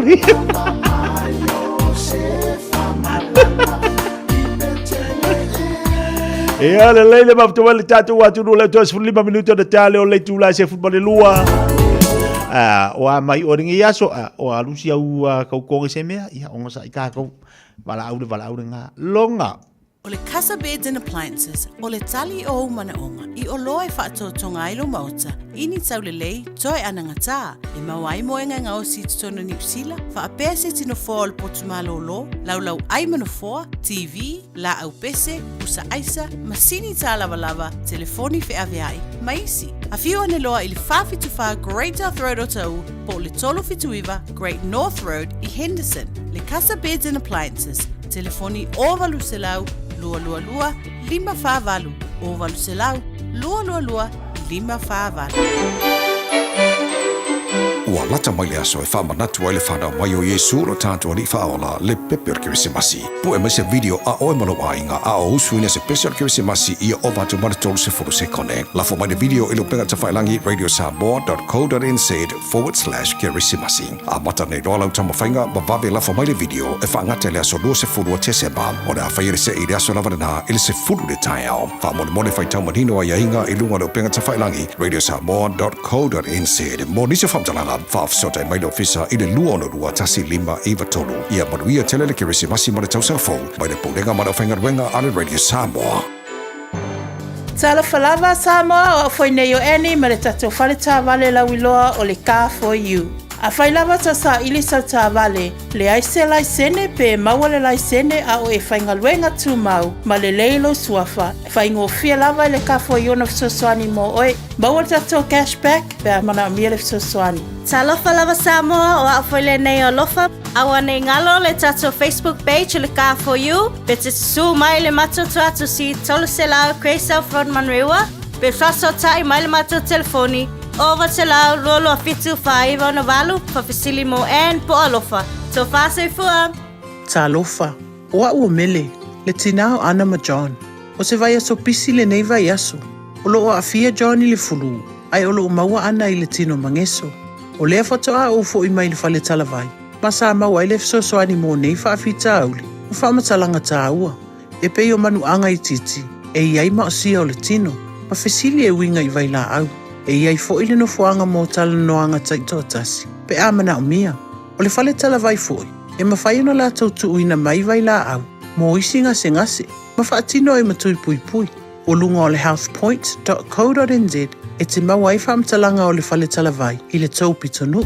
O e mo mia singaluenga le customer service, hospitality, po le avea fo ima leo leo. E te leo mautinoa, po o whea e ahmatai. I le MSL training, mātou te whesoasoani atu. Mātou te malamalama, o le amataina po le toi fo i atu i aunga. E mawhai ona whaafai ta. Ai olo o iai le mātou au whesoasoani wha maoni. E taita ia malangolango ina oe i lau malanga. O le MSL training, o se ainga. O se nofuanga i langolango ina oe, e wha malo si au, ma wha manatu atu lau sini wha atu. Asi i le msltraining.co.nz. Pevala au loa, le o valu se lau, lua, fa, tolu valu. O lolu manai, e a mata atu, I inei. 24 hours a day, 7 days a week, Radio Samoa streaming live on www.radiosamoa.co.nz.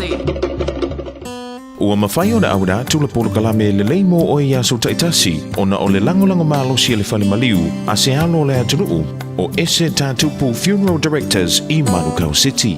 Ta lofa malo le soifua e le swafu malo Yesu Keriso. O le tuisa whata oto ua whaataunuina mai le poto Solomona. Principles, law, pa tula whono e whaatautai I na ele o lango le tangata I lona sio manga.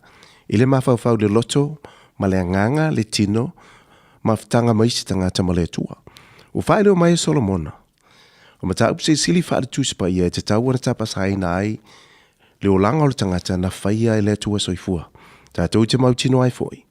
O le manuia mau tinoa ma le leo le o langa o le tangata. E whalango lea I le I loa malmalama I awalau tu sia le whata o tua Solomona. O whautuanga tonu ia tapas haina ai le o langa o le tangata. Lona manuia tu mau. A whai tātou te mulimuli ta ia ma o wina o tātou o langa I whautuanga poto pa ia lo I tusia whata oto. O ina whoi o lo whaale tonu ai le manuia ma le soifua le lei o le tangata. O le amatanga le poto Solomona, o nisi nei o whaamonianga lo tusia le whata oto e ola manuia I le tangata pe a whaia mulimuli ma tausi polo inga ma o onga le whata oto Solomona. O le poto, o le mawhawhau le lei, o le whautauta, o le whai o whai unga lei, pui ai leo langa, whamunianga tū mau, soifua mālolo ina, ta iala o le manu māloa iai. Whata o tō loso malua whai poloso malaiva, ua e iloa le tangata e whaata alisa ia na ngā luenga, e tū o ia I lumo tupu, a le tū I lumo tangata anu. At whaata alisa, e whaavave ngā ioi, e le whaianga, e mataala, e sauni I taimi uma, e mawhau lava I le pō male au, I awala e wha leia ai le ngā ruenga, se e songa alo na mawhau.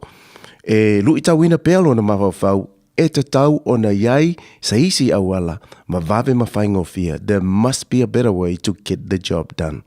Ia wha o ngāle upo le poto ma le tamai o Solomona, e te ngā lue wha atalise ai, e mauti no alo manu maloa iai, ma manatua, e le lei mo oi.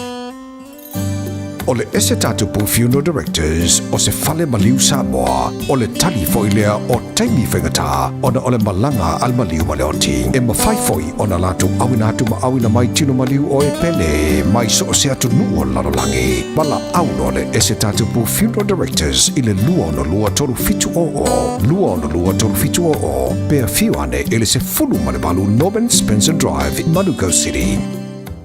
We all want to recycle right, but sometimes it's hard to remember what goes where. So paper, cardboard, cans and tins, in the recycling bin. Be a star, recycle glass bottles and jars. And recycle plastics 1, 2 and 5, help keep the planet alive. Let's waste nothing. For more, search Auckland Council recyclable items. Recycle right, it's in your hands. All together Auckland.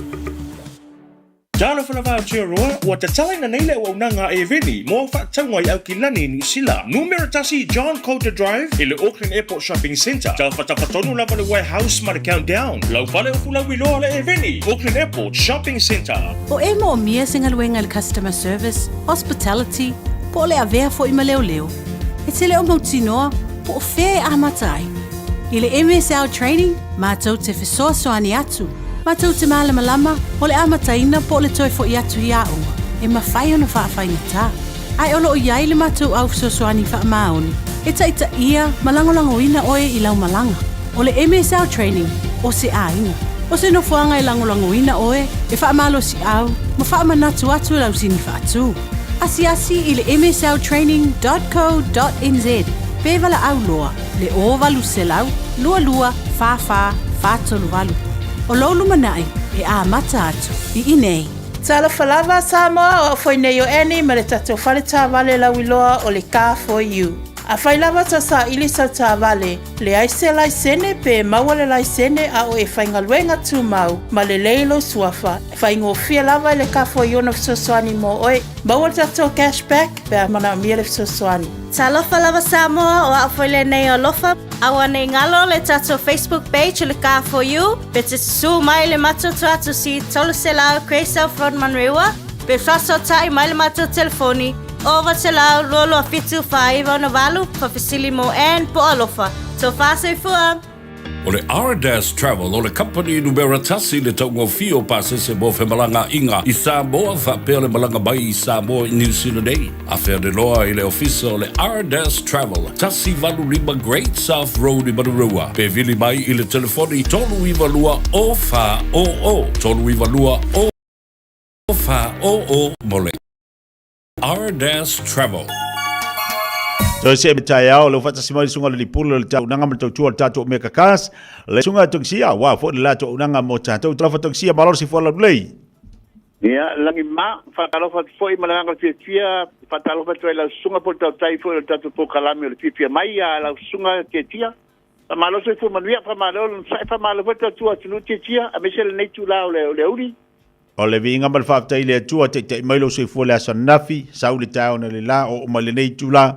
Le wo te mo ta filo inga mal ta maftanga tu maula vi inga ile tu wa o yo ta pena ina ni la la mal le ya no ta tu tal nom so ta yai la tu tu mal nga ta tu falta vale te lo fa si pisio ta tu le nei vai taimi e mai sol me alo fasili lon ta o le ta vale la se tu langa ya tu ta tu tu tung sia ya fa tai mo fa sili ai mo mua le ta fa ta o tu fo le sa no nga te tia e se le matango fie malo au le mai le nei aso yo e le papae o lo la lei le afo I o le sei e fa popo I malau ki bispasinga I tu atu oe kai a tili ai na matango fiela por kalame ale tulanga la le we pa firingia te tia yo ale ai ma se kupia ka ua maua ya le ma se kupia ka ua o ia kai mi ya ma tala fa dele a te tia yo o me mo ta wala to ia a mo te tia wala ba ma toile yo o le tia la o la so a ei me fo ie a ese me fo mama failo to ma fa ia o so fa pe nei ma nei vai ta wa te tia o le loto fa mangalo le to so tangata tai pele ta ke ta yai ai ta pena le leilo to loto ta pena leilo tangata ai fa i fa tari le fa ilonga ina le aso i pulo tatou faola i o le na malimo e mau te tia e pesa se le famtalanga te sa o le lei ia ngale maliu o tatou faola ia te utou te liu e sei le leanga ia ai o te wharinga ruenga le tua pe ona wala wina i o tau whaftai fwy le tua le mo le wanoa tu te atua i lona sa tau roi whaamangalo i tu whale ton ia sa le mo tanga tau whale ton e ala sunga whale ton nei vai tau ia me la walu o pa pe la ke doa wi o ke ri ole mega na o tanga tala tinga ki le ngol le le mo le anga e va ko no para ver tama para ver tama ole filia tama ole mawa e karia ko fel sidia ko ke se loia la juga le puri ya fa tai te lava la suga te mo ma to no fa au fa mandia le tu e fa lo film le ya fa mandia le tu e fa pe ko tau simale no fo alo fa mandia foi le tua fa tai e foi le tato pulenga ale radio Samoa por si pongo Samoa te si mai to lu amo mo lo ma to no foi ni tu la laso fa talo fa to fa anga Samoa po pe la be mau mani fa salong fa business ni tu fa ni la langi lo ya nei ke lope au mawai mesa ili malo i tonu ate roi tonu tatu lau panu Samoa ia la nganga fia la vai fa tala fa tu sia ia il paia mo no so tatu nu fa pe po ile sunga ya tuna sanel o manga lue fa tasi ia Samoa po pe la vai mau meni pa salong fa malo so ma bia fa malo lo sai ola le tu te la mis fam talanga to sia na o lau si le pia paia mo lunga so wat nu mo mo Samoa na o lau si fia le to tele o tanga Samoa fa ringa tua e mo la fa so tongsia me la tau finance tau pole le fa matala au ili me uma ina e mal me tulanga ia mo na lona lua ia tele ta mama venga mana ture fe to fenga me alofa e le lima se la tala le fe fa tau ngale ainga il packet sei pe lima se la tala fi fa nga eu tu lo sa mo le si fa lima masinga ia pe ba tu pole cash go out ia es meta to refer fee se ta vale ia fe lima se la tala a refer fee on tu pick up to edua fetala fa popora mal lima se la ia fa pay fola o pay numero ni studanga ia me la balenta pe ne to sia le tolu to sama ma to te ba il ta vale wa ele ma fa ina o a foi sali tu lima ina o Samoa pa mai ona fa taulo sa yo ele ma fa foi lava no fa balinda tia ti o ia foi ya sio watu no te mi mai ina fa taulo ta vale yo wal ne tol te sanga la ta to ma futa la ta pa ya to si so mi tulanga malaba yo e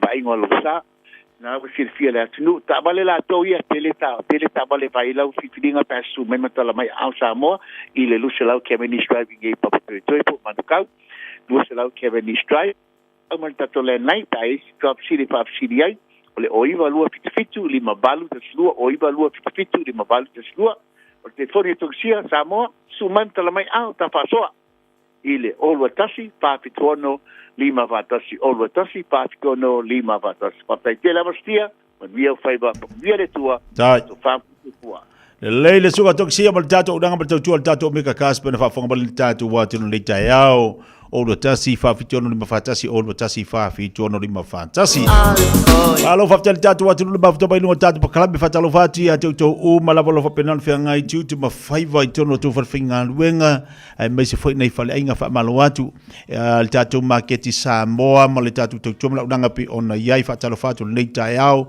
ia mal ni fo ia oli ia malo fa malo lo si anto tato wa taro market fa talo fati el fatu ale vine mal tato unanga tele tato unanga tato oloia o mai Samoa ia fa si tau ma fa tau si talo e mai si tato fo fanga fa mabanga pe ona yai o lea olo o te lei tatu mea mata ma tatu wesi a me Samoa ki sainga mo umalawa au nang matau tual tatu Tara Market inai o Tara pata se mal tatu market Samoa inai Puinui ia awat ingali ya toe fa nga au nang matau tual tatu wa tunu nei fa ingal tatu wa tunu pe ona ile ulo le sofa tu mulia fo le nga ia tu le tunu i tama ftanga vai inga malo longa Babalo tuale fa ingal Evelina inai o Tara fa siai ma i Clinton ni Monrewa Babalo atu la udanga matautua le fionga Samoa ya male fatu ya lisi bala udanga matautua tu sama kasilia udanga makwa pisi aso Babalo atu le leita yao ya ili tautua ina fo de tatu wanti no ele foi fa vifianga Christmas ia leo lo tautua i le tātou whanainga le Manhattan, ia ma le tātou whaili pe ona iai. Alo whakasolo fo i le whalau loa ma le whapitoa le tātou whare ofo le tātou tānua pe ona iai, boli ma le vaenga i nei, one hanga. Ia, leo tau alunga tosi tau tua te tia bole nei aso tātou whiloa i ele aso atai au le lofo le li. Ai wha malo wha tere mafta mai, alo wha tuwisi o to ina ia polu lena malanga mai Samoa, le wakere kwa koe mafuka le man to ina ia polu. Lai mon mea lo wha anga tu ina antu le tama. Ia i le neita ia o i le tamai ale au, o to ina ia to le au ma polu. La ua sa ngā ruru le leisi company lo le NCIGI ale. Kele. Yo, le ala o lo mea lo whaanga o pori i lausunga ia to tama le au. Ia tātou whira i la so tai au le lofa maleanga leo le tua manuia tere le iaso. Si o rua tua lai whaina i wha na i pokala me lai tel matu ofisa. Ia tātou whira i le so tai au. Whale tātou sumpa le so tai au. Alo whatu sa molo atunu pele manuia lava le nei aso. Usi mai alau whaafafonga, telefon mai Samoa ia so taitasi, ua au mai amo oe ona o le langolango mai a le talofa voucher. Whatalofa lo tātou utinu ua tātou mafutele nei o sa fau, tala tau longo usi mai alau whaafonga. Wa whaelo nei e le whaletupe o atina o asia le whaafia ina, I le whaamua le malo Samoa o loo ave le toe fitutu na I o whainga ma awala po reforms. He sanga siti ai tau mo whainga o antina e le vaenga tū maoti po le private sector. Ina ia whale le ai tūlanga tautupe maua. O iwa awala mai ai le visoaswani tautupe po se grant mo Samoa. E fitu tesi ma le 2 miliona ta la. O whaamatu mai le visoaswani tautupe.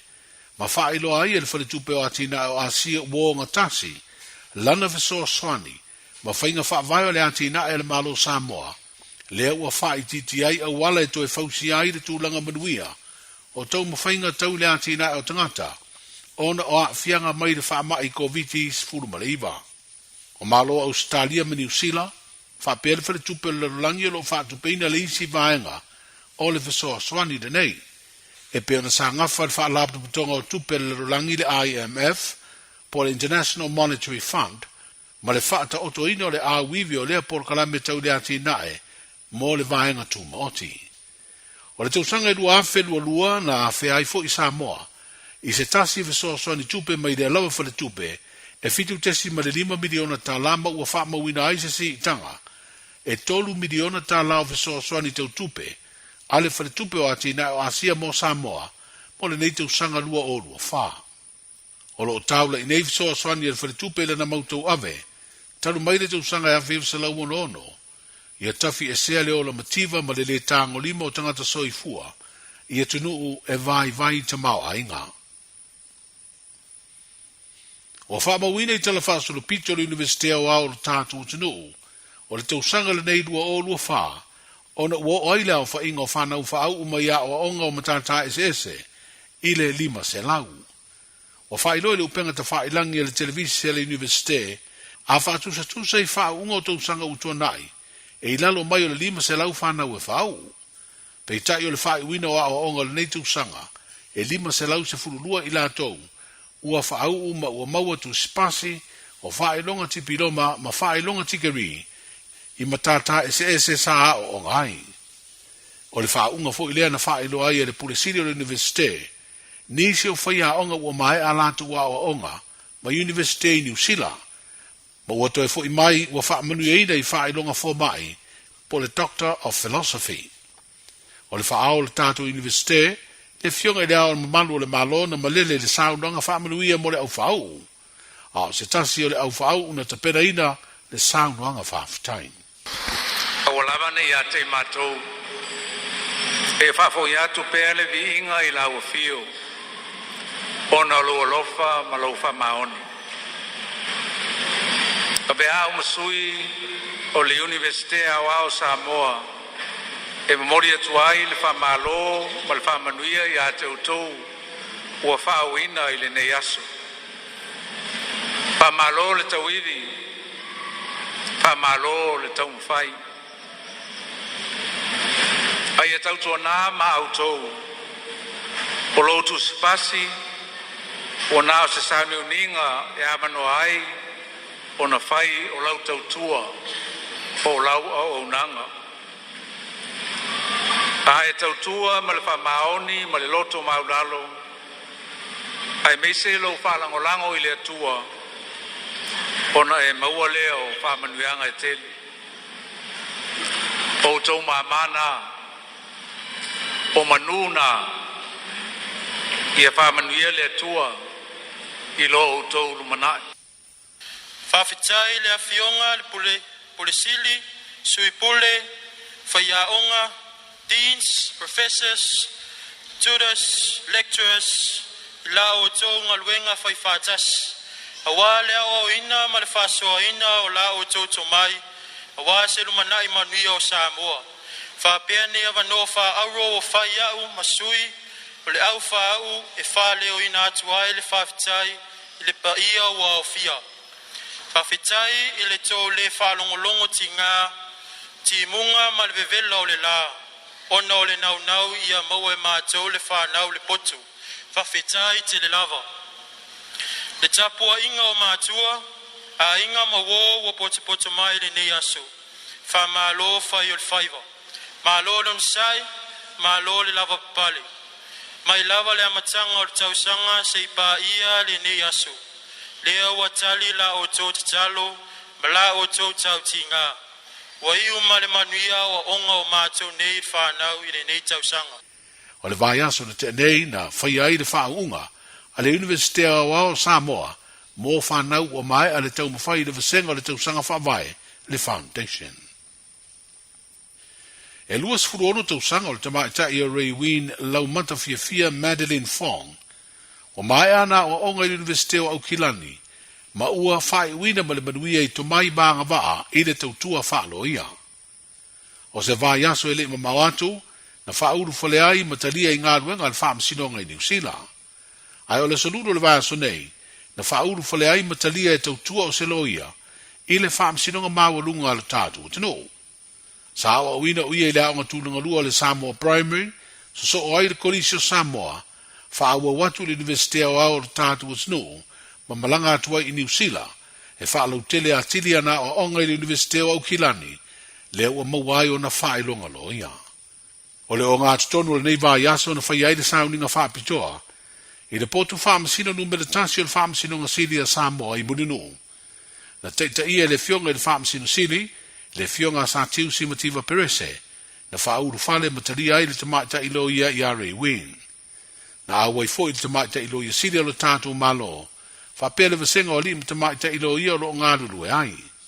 Na awai fo i nisi o lo ia o lo ngāruru e i au nanga tū maoti. O lona tua ati nā, o na ua wha ilangi ni malanga lona tua ata mā, na awai, whapea o na ainga mauo. O le ofisa le loia siri o le tātou malo, o le angarua e le tamaita i loia i Ray Wien lau mata fia Madeline Fong, e maia fio anga o pia, whale apuna, le au waa matia pata. O lo talia nei su e ngā leo i se pepe o tasi le te usanga ma masina e whale matua, da lipo tia le whano lo naola, i na ua mū le whale o se ainga i tuana i mato i le tai au le stofi na te nei. O se whana velave na whaasau ina aile so i fua se tina matua, ma isi tangata e toa valu, e au fi ai mani whanau, ai na whaatama ia uma le whale le afi. O le porkalame visoa swani le Kalesia Katoliko, le Caritas, na mua tau nuu le na visoa swani o tau mafa, ma isi vaenga mana o mia mo sia ainga, whaapopo e nisi o le auanga le lei mairo tātou o tino. O le whautuanga i le o tu ua pea, o le siaki vaenga umo le whale po saunga le mū, i le teimi a o le toa whawha, i a whapea fo le teimi o SAI ma le whale. O vaenga iau na sila iai po saunga le mū, o ngā umu kesi ma o ngā umu e ola i le letise, whapea masini adu le letise a maise o turi namu. O suenga lo whanga solo, o le aido ai le mafu anga tonu, o lea whaala velave tau mō. E leo toi maua e tonu le vaa lo au mai ei masini maisi mea whai ngā luenga. I le wha moe ave ese aisu au o mai le manua o le manawa nui, o lo ngoto i ngā tei whale i sauti e le tātou motu o uponu. Wa wha i loa lea tūlanga le tā ngā luenga o ngā luenga te tele me whala wa inga le malo, O lona ofisa sili o pulenga lo te fono le komiti le malo e whianga i mga aluenga la veai. Pe a iai ni a whianga le ngā te whale o Samoa ini suau o masaa. O le mai o le whiro inga luna tolu o lea komiti ma whioanga o Safata lo a whianga te whale na whaero ai le veo lea whiro inga e whaero ai matulanga o lo whanga solo ai le neinga wanga. Sa whaero ai fo i le taunu unga o suenga na whaatino le no fuanga o suenga whaasaya nisi le SROS. O whaero ai le pepa o whaasara launga lo whaau au peo na mate i tua komiti tūlanga lo whaatino ai neinga luenga i le ave seo suau u mai le man. Wow. O le whaiunga o le vai aso na te nei le stonai na whaiai se sauninga i se vaenga o le o ngā sami le olo ngoto ai le vaa le manu wanui ma o se sauninga e tūsai o tūmbanga nu o tangata Maori o New Zealand e whaatino a o le whia se ngā luenga e peino le a whianga i neima le company o le a ave seo suau mai lea manua o le fitafita o le sami a le malo New Zealand. Lo whaau au peo na tapu le whangotaino ngā te whale o nu o Safata o lo a fia e peo na iei se whaasara launga mai le minstau ngā luenga te tele mawhila ua inga i le aso valu o ki topa.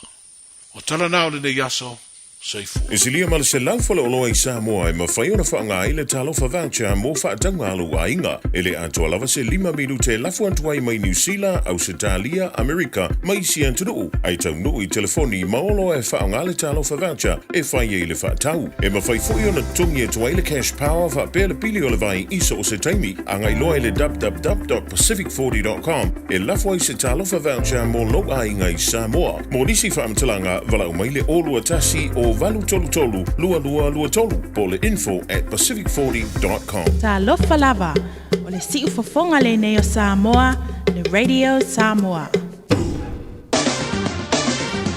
Ua mawhai ana au ina atu le tala o le tau i aso taitasi ona o le langolango mai a le Pacific Finance Limited. Telefoni o Valselau fitu whawha lua lua fitu.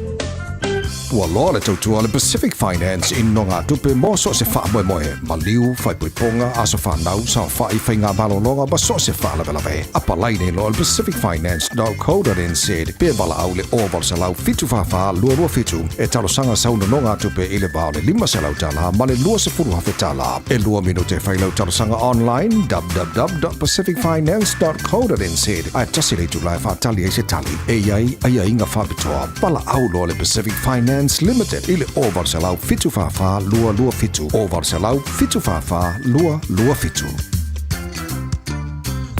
Auckland Airport's new transport hub gets you closer. Closer for warmer welcomes, longer goodbyes, and those special moments. Park closer with new P180 short stay parking, just steps away from the international terminal. Tala falava Samoa o foi nei o eni ma le tatou whale tā wale lauiloa o le Car for You. A whai lava ta sa ili sa tā wale, le aise lai sene pe maua le lai sene a o e whaingaluenga tū mau, ma le leilo suafa. Whaingo fia lava le Car for You na fsoswani mo oe, maua le tatou cashback pe a mana mia le fsoswani. Talofa lava Samoa o awhile nei o lofa, awa nei ngalo le tatou Facebook page le Car for You, pe te su mai le matoto atu si tolu se lao Craysel Front Manrewa, pe faso tai mai le mato telefoni, over te lao lolo a fitu whaiva na walu, whawhisili mo en po alofa. So fase fua. Whaonga le tautua le Pacific East le masina toa te sema. Ma maua i loa manoa te ono mana malo ai whailonga tupe fase fulu o saunia mo ana paanga. E lua se fulu whailonga mo Samoa, e lua se fulu whailonga mo tātou i New Zealand nei. Se ina whailonga se fulu, i aso tona i o vai aso te tasi. Manatua, o loa whawau pia le tātou whapitoa e nao le lima tāna pia e whaonga ina le Pacific East mobile app. E whaatino ai au tupe whamoboni mai lau telefoni whawe ai. Loa manoa fo le tātou direct transfer e te posi mai lau tupe le tātou account. Ma whamoni ina fisili lungo le telefoni. Ma whaatino la foina o lau tupe ai ngā whapitoa. Mo le tongi no bilio le vai, mo li pe teu tupe tus tupe i so se whare tupe mai si au nanga i Samoa. O lo ma whaina whaatino ina ile au nanga ale Easy Pay. Asi mai loa i o tātou ofisa i o Tara o Tāhuhu ma le tau lau whaatau i mangele. Pe wala au mai le o var se lau o tasi o nono. Mo se la lata atu i ante oe. Pe wala ale tātou Pacific Easy mobile app po le direct transfer. E whasa o ailu teimi ai mai se o tangata fo i le pensini. Ia manuia telekrisi masi ma le tausanga fau i ainga umo Samoa. Ma le pulenga ma la whainga renga le Pacific Easy o lau paanga mo tupe wha mo mori i Samoa.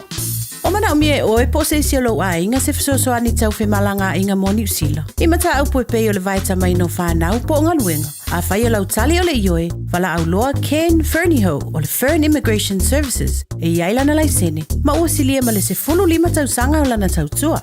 E toa tele tangata o fisosoani i ai Ken, i mata upu tau whemalanga inga. E au fia ai mata upu na o atu le tribunal. Ma apili le minister. Tanga iane i le mata o Facebook, ma le upenga te whailangi i moli mau. Mo nisi whamtalanga, wala au mai le Fern Immigration Services, ma tala noa i alu isa, i le oiwa, lua ono lua, tolu lua lima tolu. Lua ono lua, tolu lua lima tolu. Po le o lua tasi, tasi lima tasi, o lima. Talofa, we're the Katinas, and you're listening to Radio Samoa on 1593 AM.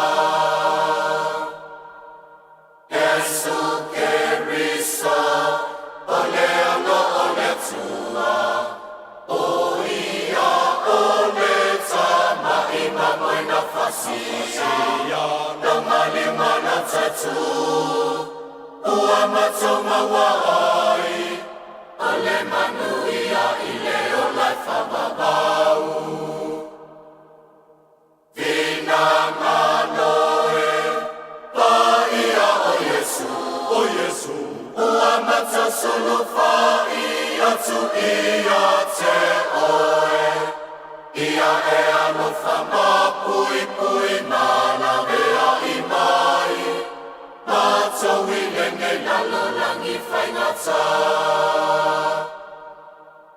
Mātou I lenge lalo langi whaingata.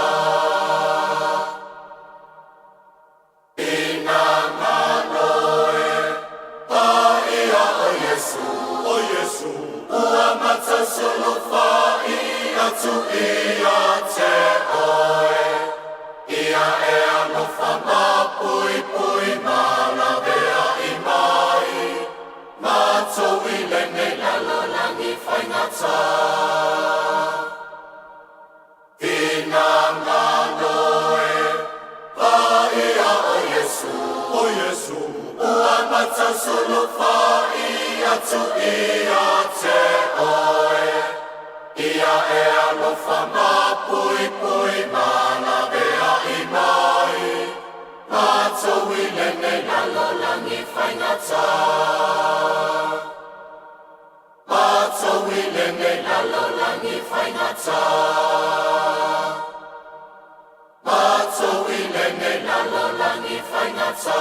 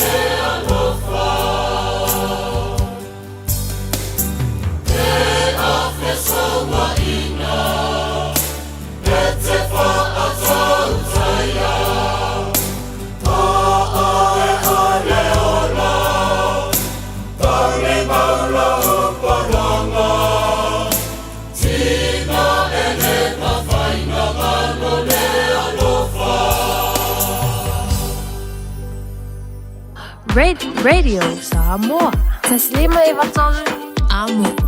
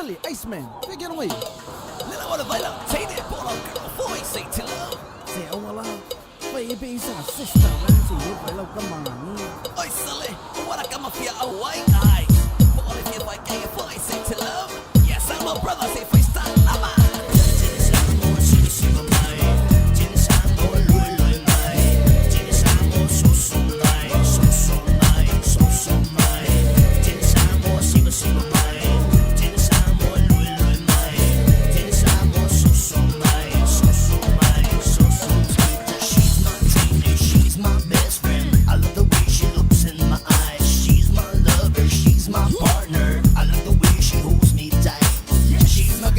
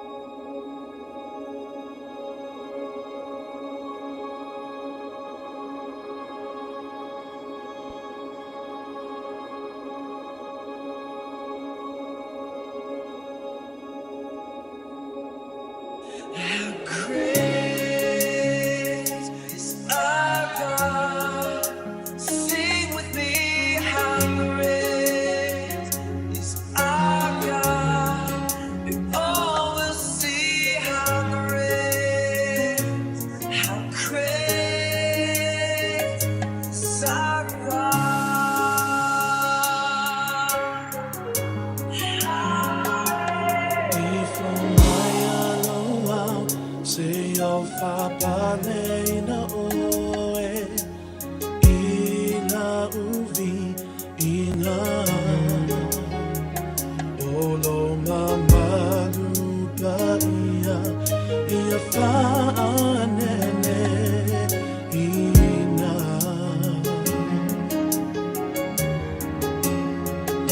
Angel mawana langi ke rupi maserafi manu matai tasi ia whaalo ano e netua o mai tato tapuai ifo mai aloha se yo whapane ina oe ila uvi ina olo mamalu paia ia whaanene ina Angelu mahaona langi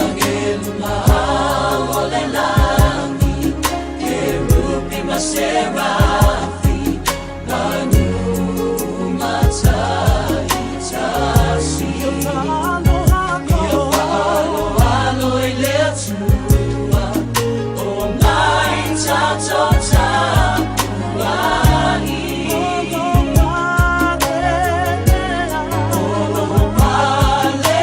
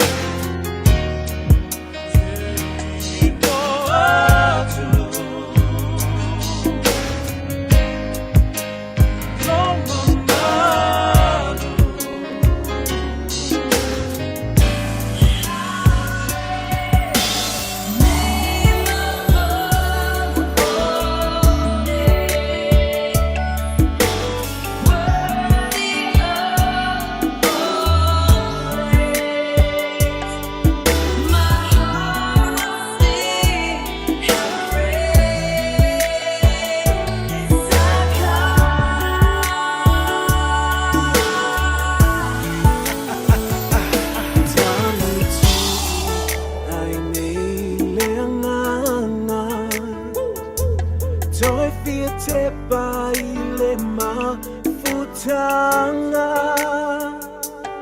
o e pele I le loto le nei ua vala vala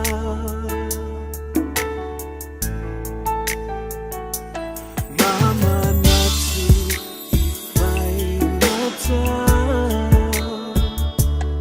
ona ole na luena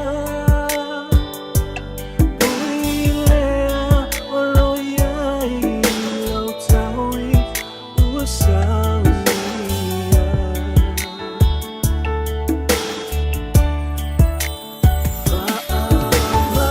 Faamalosi pea Faamalosi pea Ole ola e faavavau lo tau Uilea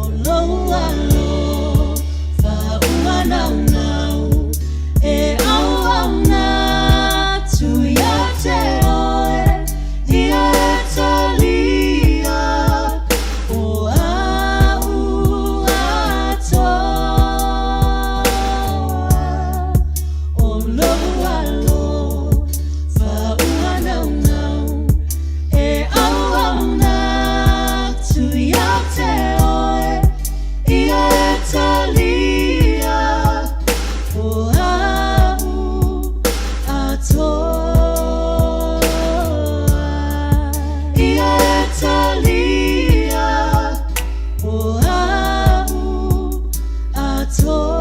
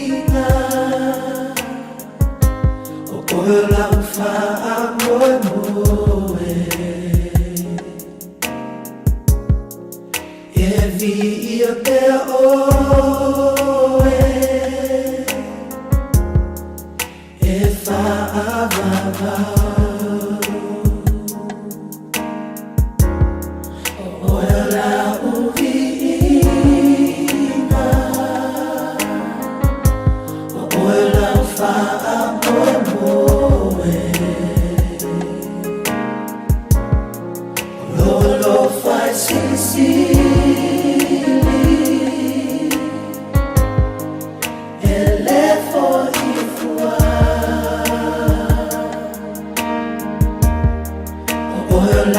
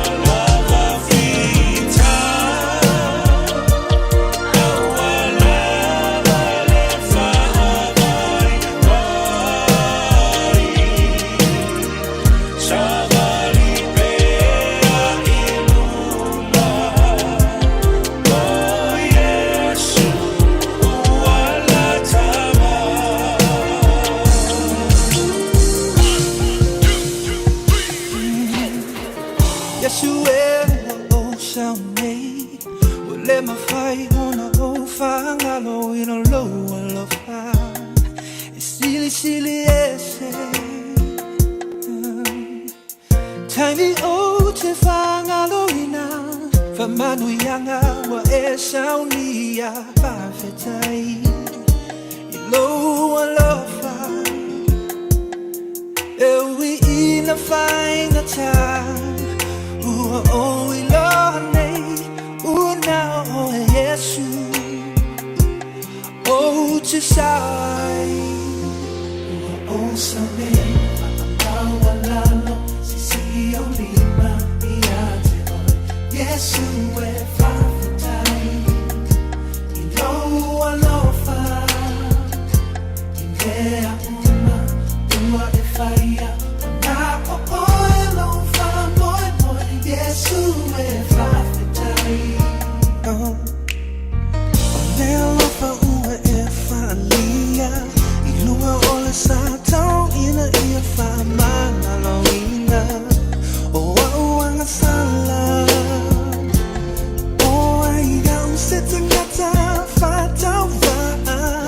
Ua e manatu mai ai alofa tunoa. Wa e foa i mai.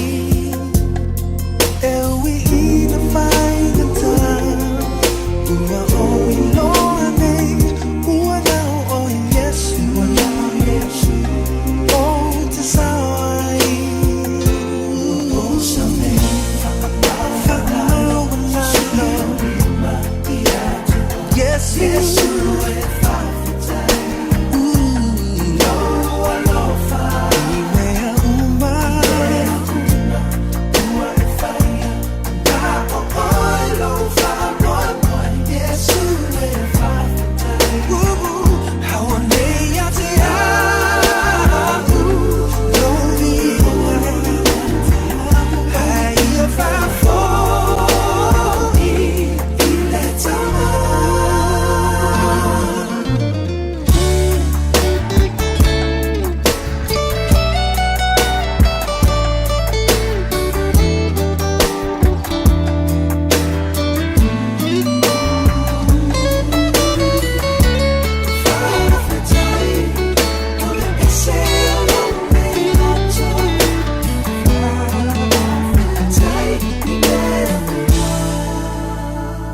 Hua o samne fa amau walalo sisi o lima I a te oi Yesu e whawhetai I loa lofa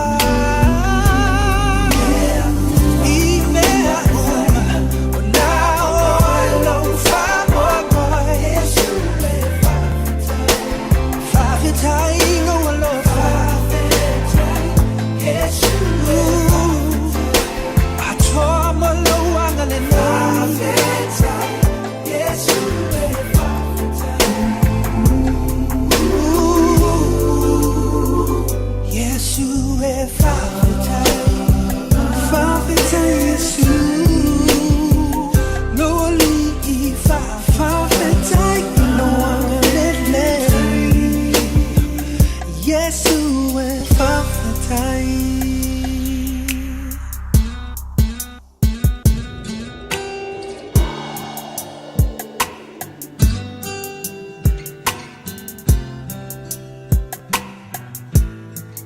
Yesu e whawhetai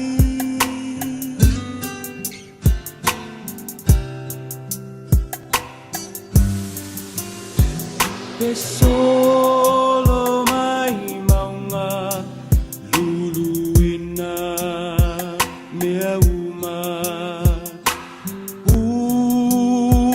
te tele le ngongolo le sami o te le fefe o tahuntai o e loa tua le pule I le ea le sami le whanua pe solo mai maunga luluina mea uma te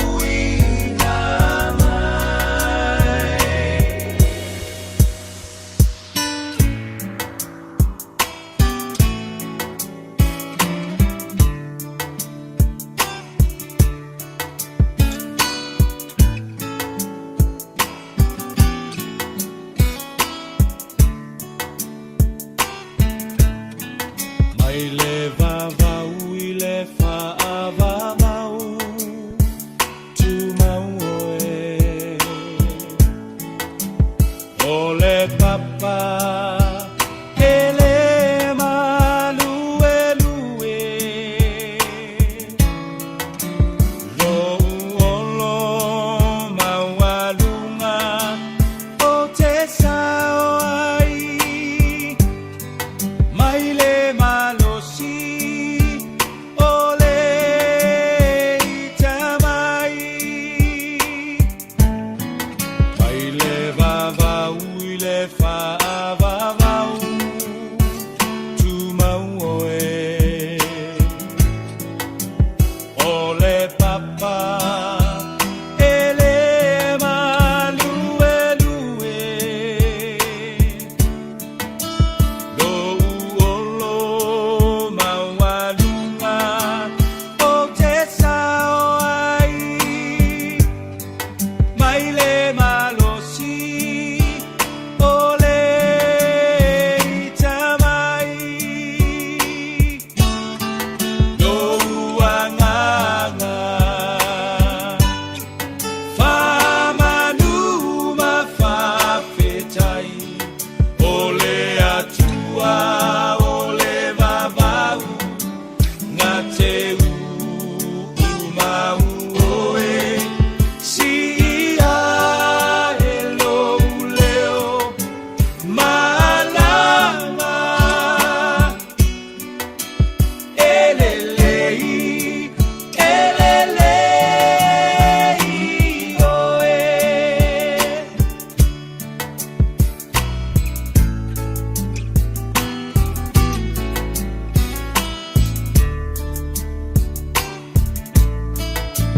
Ngā lulu e mea uma moa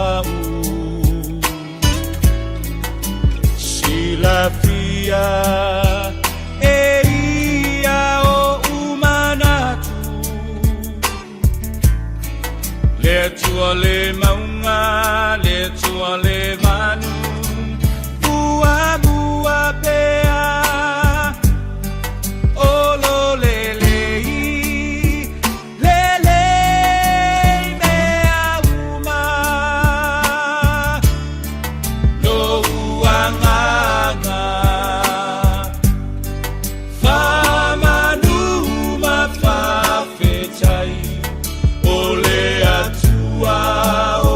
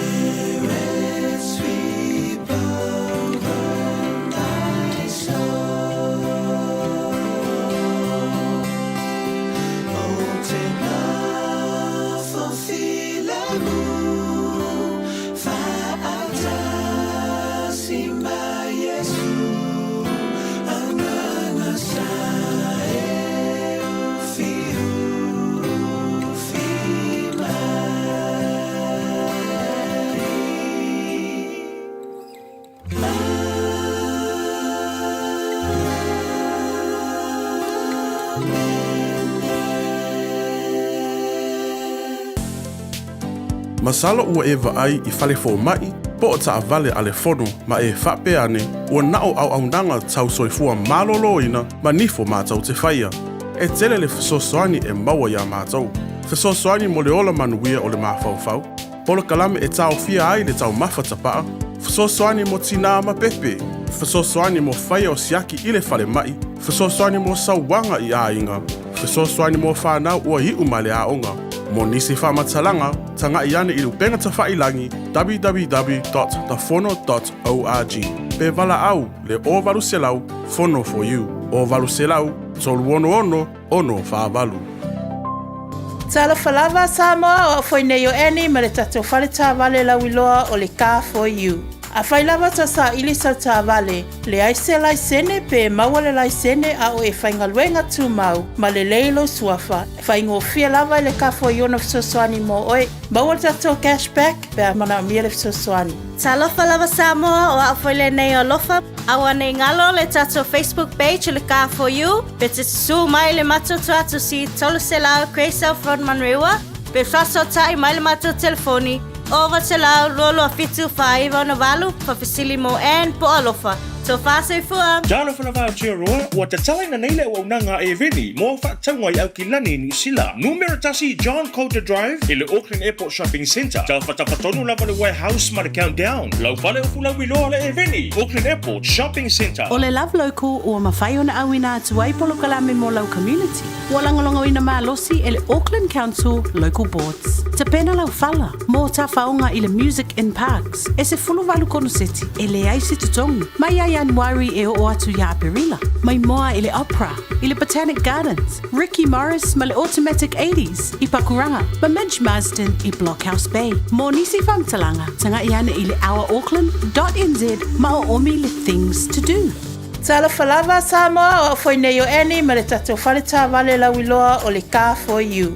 A whai lava ta sa ili sa tā vale, le aise laisene pe maua le laisene a o e whaingaluenga tū mau, ma le leilo suafa. Whaingo fia lava le Car for You na fisosoani mo oe, maua le tatou cashback pe a mana mia le fisosoani.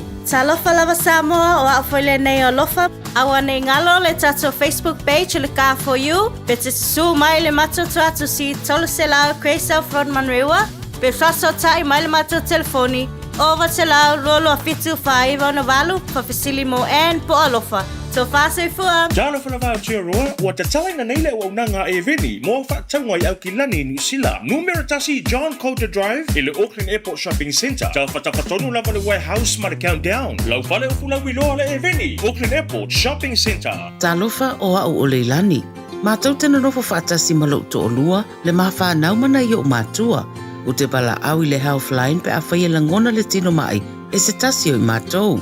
E le ai se totongi o le nei au o nanga, mai mawhai ona o tala no e se tausima I mō fautuanga, tau soifua malonoina, ma whaamatalanga I mea te tau ona whai. O te pala au iai ai le tinga ina seisio I mātou. E awa noi te mi uma, lua sul whai tu lao le aso, mo aso uma o le vai aso. E maua fo I le fesosoani mo se whaamatala upu, pe a whai o e fia tala noa I lau lavanga ngana, e le ai fo I se totongi. Mala au loa le Healthline, I le o valu se lau, ono tasi tasi ono. Beta Drive Doctors, I le taulanga whaatau I maangele, whaapea manrua.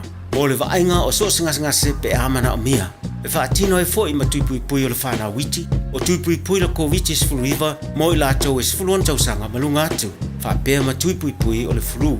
Wala au telefoni, 255-25 mo so wanoe whaatino ai nei au nanga. O fisa fo mai I maangele I taftafane o le McDonald. A manrewa I taftafane o le Whaletusi po le Public Library. Beta Drive Doctors Clinics. Beta Drive Doctors I le taulanga whaatau I maangele, whaapea manrewa. Mo le vaenga o so ngase pe amana o mia. E whaatino e fo I matupui pui o le whanau witi, o tupui pui la ko witi sfuluiva, mo I lato e sfuluan tausanga malunga atu. Whaapea matupui pui o le fulu. Wala au telefoni, 255-25 mo so wanoe whaatino ai nei au nanga. O fisa fo mai I maangele I taftafane o le McDonald. A manrewa I taftafane o le Whaletusi po le Public Library. Beta Drive Doctors Clinics. Tala falava Samoa o foi nei o eni ma le tatou whale tā vale lauiloa o le Car for You. A whailawa ta sa ili sa ta vale, le aise laisene pe maua le laisene a o e whaingaluenga tu mau, ma le leilo suafa, whaingo fia lava le kafo iona fisoswani mo oe, maua tato cashback, pe a mana mia le fisoswani. Ta lofa lava Samoa o a whaile nei o lofa, awa nei ngalo le tato Facebook page le ka for you, pe te su mai le mato atu si tolu se lao Craysel Frontman Rewa, pe faso tai mai le mato telefoni, over te lao rolo a fitu whaiva na walu, pa fisili mo en po alofa. So fase fua. Ua lata mai le aso e whamanatu ai le whanau mai o Iesu ro tātua ni whaola le pepe o Kirisimasi. Po e mai se video a oe malo ainga a o usuina se pese o Kirisimasi ia o batu maratolu se furu se kone. Lafo mai le video ilo penga ta whailangi radiosamoa.co.nz/Kirisimasi. A mata nei roa lau tama whainga ma vave lafo mai le video e whaangate le aso lua se furu o Tesema. O le a whaire se i le aso lava na ili se furu le tai au. Wha mone mone whai tau manino a iainga i lunga lau penga ta whailangi radiosamoa.co.nz. Mo nisi whamtalanga whaafsota e maile ofisa i le lua ono rua tasi lima iwa tolu. Ia manuia tele le Kirisimasi ma le tausanga fau, mai le poulenga ma le whaingaruenga ale Radio Samoa. Jalo whanawao tia roa, ua te talaina nei le ua unanga e veni, mo whaataunga i au ki lani New Zealand. Numero tasi John Coulter Drive, i le Auckland Airport Shopping Centre. Tau whatawhatonu lava le warehouse ma le countdown. Lau whale ufu lau iloa le e veni, Auckland Airport Shopping Centre.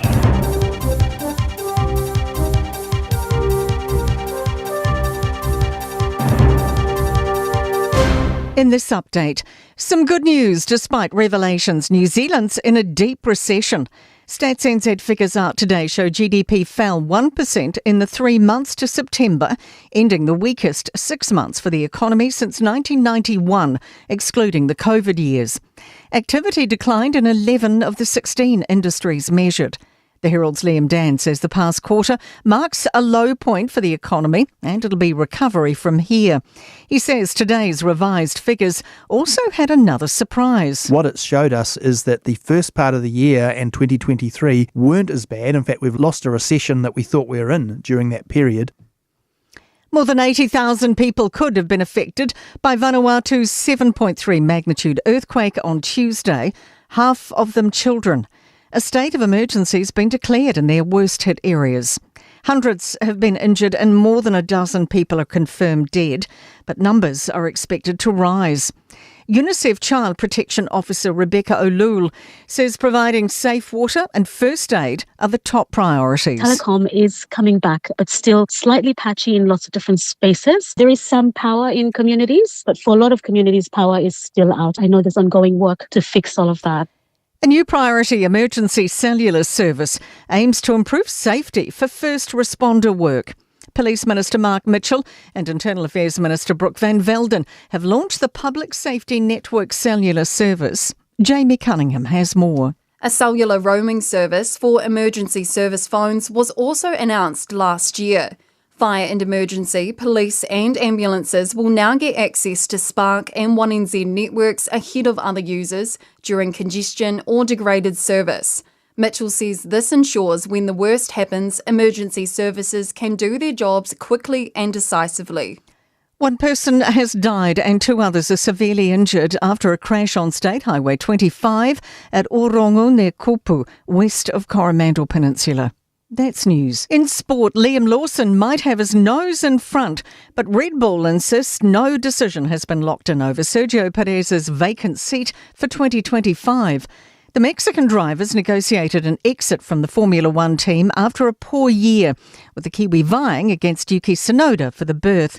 While Lawson is the favourite, Red Bull boss Christian Horner has told Sky Sport UK they will consider everything in making their final decision. So we have all the information. We're just looking at and considering, all of that, speaking with the engineering team as well, and we'll come to a conclusion in the coming days.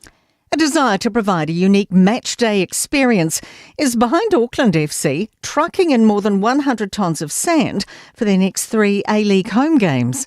The family fun zone at Mount Smart Stadium has been turned into a massive beach where the Black Knights will host beach football and sandcastle competitions. That's sport. I'm Raylene Ramsey. Ua na ole Radio Samoa se furulima iwa toru a mo e tautuaina o e ilaungangana fitu aso le vai aso.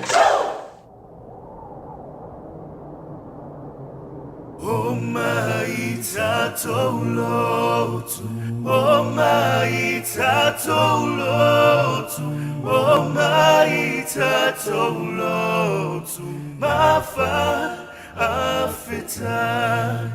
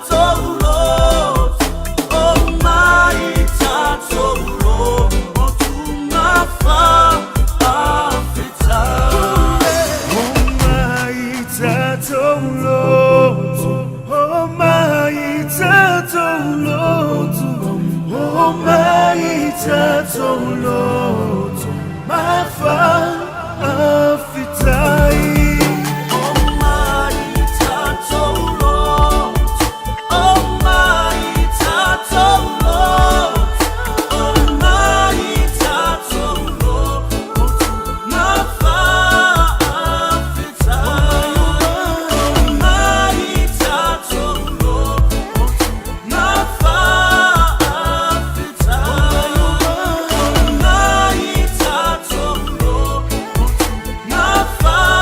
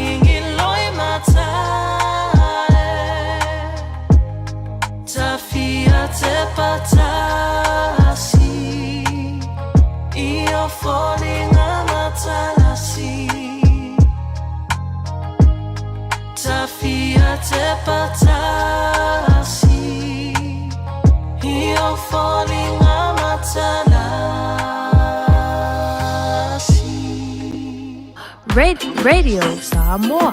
Taslima Ivatol Amo.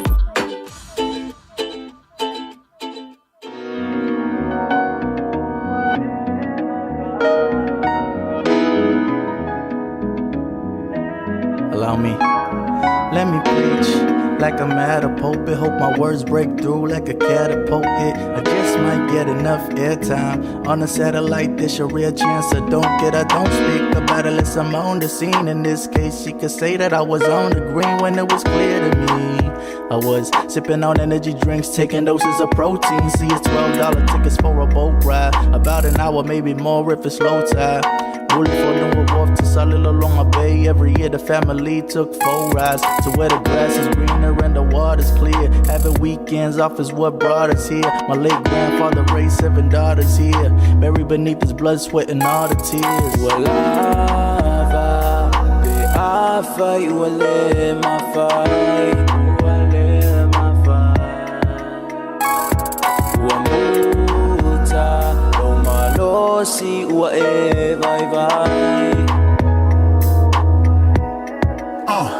Talking about the 6 pillars, the leaf fillers, big white nets, no hoops, burn green swirl, Louis killers, all givers, break bread with the next man, cause that man like me, and we all sinners, deal sellers, headline spillers, outriggers in the morning, big catch rillers, big shoe fitters, big food hitters, owls on the prowl, man, we big who sitters, main go-getters, make more betters for the OGs leading and the slow growth fellas. Mom's trying to work, no can't let her.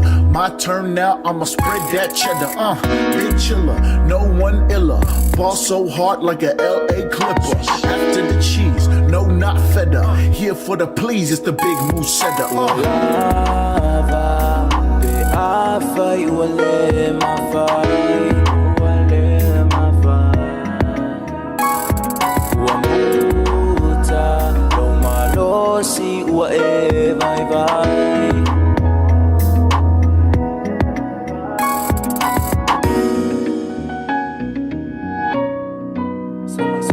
Some are used to silence, say they need some time, but to some that hurts a major pain to their mind. A wise man told me one day at a time. This a message to the world, hope you listening. Have you ever felt that you overdoing things? When you try for something way out of means, take a break next time, whatever that means. Time come when you go where your soul leans. But thank God for the beauty in the skies, from the north to the south, pick a side from the east to the west. They remain, gotta look for the good sun, the rain. Take a drive, take a walk, it's away. Polynesia, you my heart, yeah, you raised me. Problems never seen the end, but they just don't faze me. Just relax. It's a mood, it's a vibe, don't rush. Have a few, we on islands. Simaimaw, be ang alayayo sa kinga-inga. Se mabuwang mga fumalolosi, umaainga. Uwang mamafalo, aveng alayay, sila ang ilaw malolo.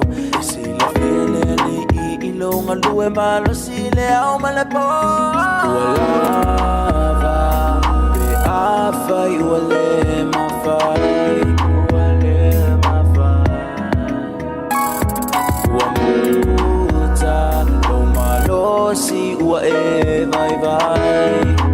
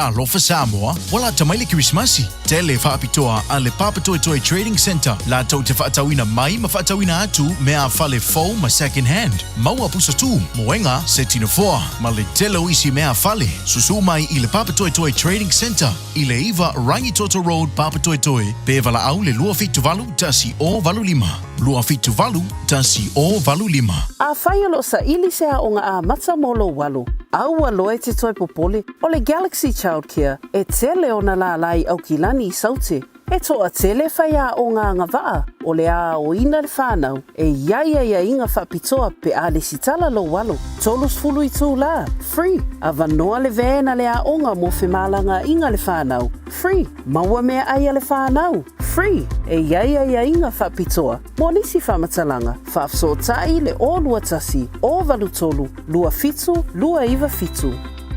Avia maua sosa, Omega Ka. Leanga lowi moa, Omega Ka.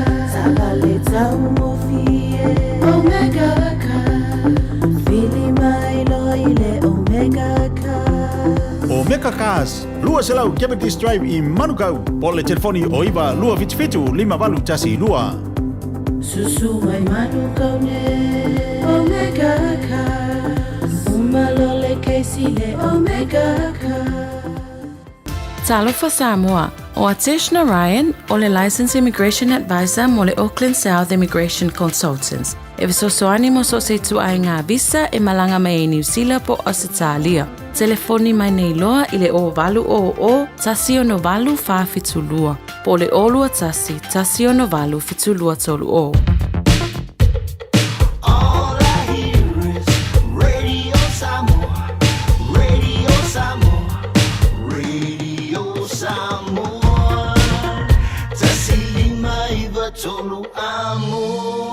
Radio Samoa, kasilima I Vokuru Amo.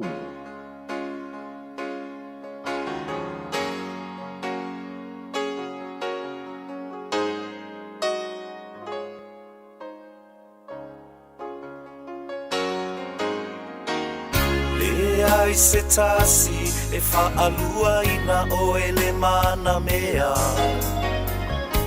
A opa I atu ele ai se na te ave e sea. I tae ualia ina ualilo atu o folima. Usu e se mafutama ai whaamutaina. O oeolo ufatu male malo si anga o umana o ngā. A uono foa I lene yo langa o whaao sosonga. Lo ufatu ua tae, ua e sola a e tu ua u. Usu e se mafutanga a e whaamutaina. Whaanoa ita whaapea ita ele melea. Le mafutanga mawhana po o ai wana umbu e sea. Le alofa mo o e ele whaalua ina lea. Usu e se mafutanga ae motusia ina.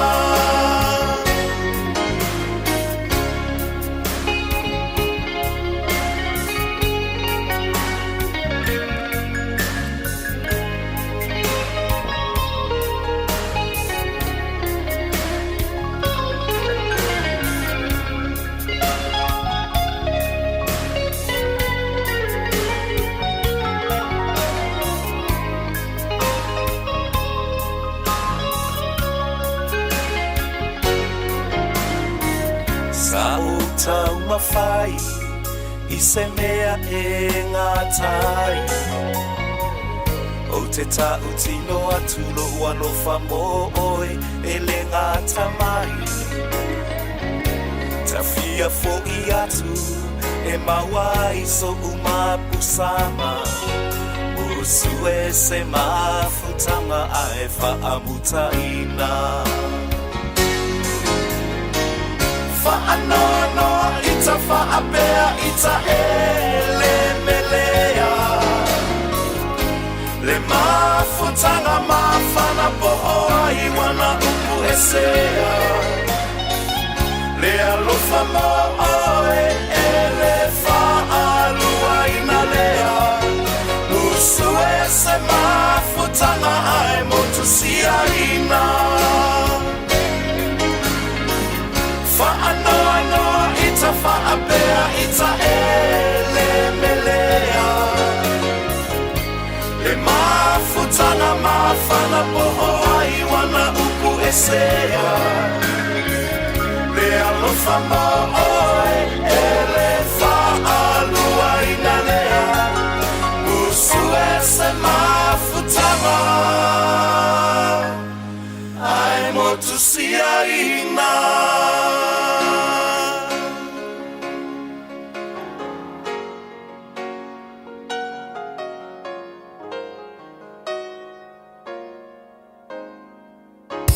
We want to wish you, darling, mine. Well, to the rhythm, vibration so fine. What a picture for woman of all the time. We're living in a world, Tisha reggae in a rhyme. Oh, no for. Easy task for Maxina. Solo ma fauna. Ile la lele, oh, folinga. What to pulangona. Malo to uoto sina. I fear Eloina. Be so I say if I lower mine on the layout town fight in a ear yo mine say utemsume ile I say if I lower mine on the layout town fight in a ear yo mine say utemsume ile Otemusu fire to me if I be mine sorry I hear a moutino lele o te tau ma fai pe tau ma fai Tu se lava pe o te loi fai ngata E tu mau pele suia Lo unau e avea o oi E fai ma umana mea I say if I lo mai On the layout tau ma fai Ina ia e yo e mai Se o te musume ilea I say if I lower mine on the layout town fight in a ear yo e mine say te musume ilea O te musu fo in a e fa pe ayo a fa valea Tate musume ilo mai tanata olo tau anau e aulea e o so langona Tu I fear nei mana unga ta uma ye se fa atinonga fai na tala wa fioma I say if I lower mine on the layout town fight in a ear e yo e mine say te musume ile I say if I lower mine on the layout town fight in a ear e yo e mine say te musume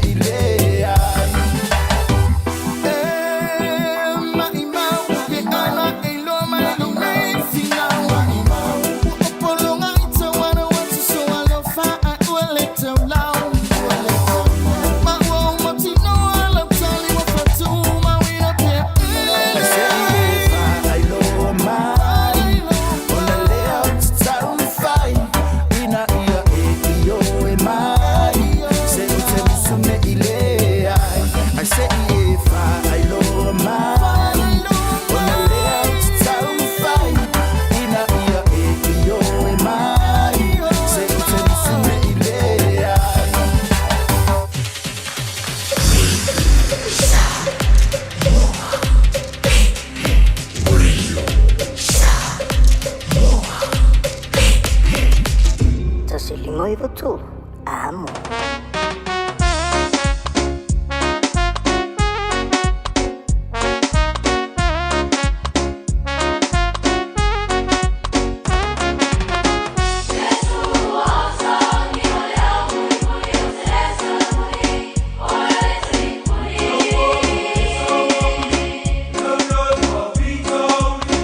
Let's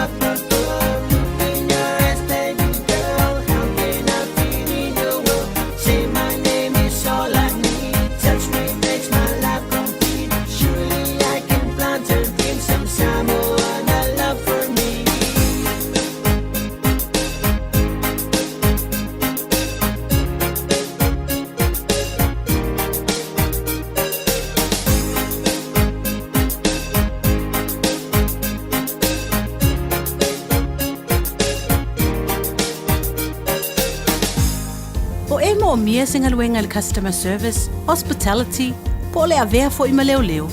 E te leo mautinoa, po fe amatai. I le MSL training, mātou te whesoa soani atu. Mātou te malama o le amataina po le toi fo i atu hi aunga. E mawhai ona whaafai ta. Ai olo o iai le mātou au whesoani wha maoni. E taita ia malangolango ina oe i lau malanga. O le MSL training, o se aina. O se no fuanga i langolango ina oe, e wha malo si au, ma wha manatu atu lau sini wha atu. Asi i le msltraining.co.nz. Pevala au loa, le o valu se lau, lua, fa, tolu valu. O lolu manai, e a mata atu, i inei.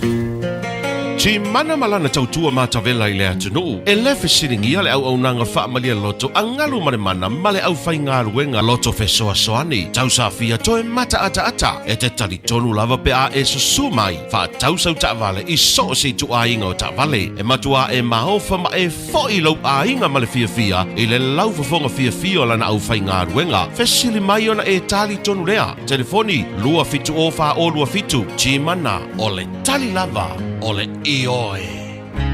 I'm here without you, baby. Jana whanawha o tia roa, ua te talaina neile o unanga e veni, mo whaataunga i Aukilani New Zealand. Numera tasi John Coulter Drive, i le Auckland Airport Shopping Centre. Ta whatawhatonu lava le warehouse ma le countdown. Lau whale o fulau i loa le e veni, Auckland Airport Shopping Centre.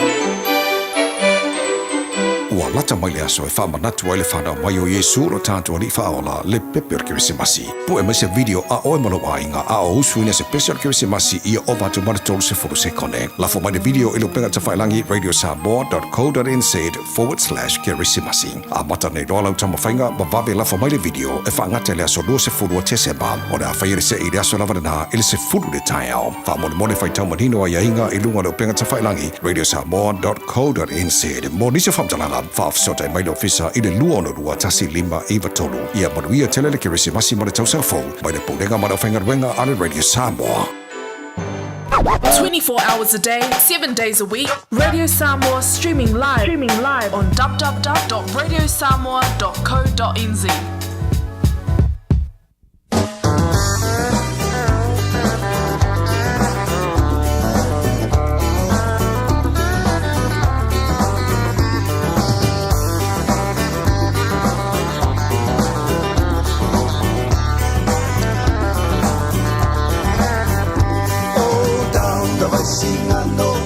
Down the river flows, down the Vaisingano, oh where my darling goes. Oh down the Vaisingano, down the river flows, down the Vaisingano, oh kiss but never tell.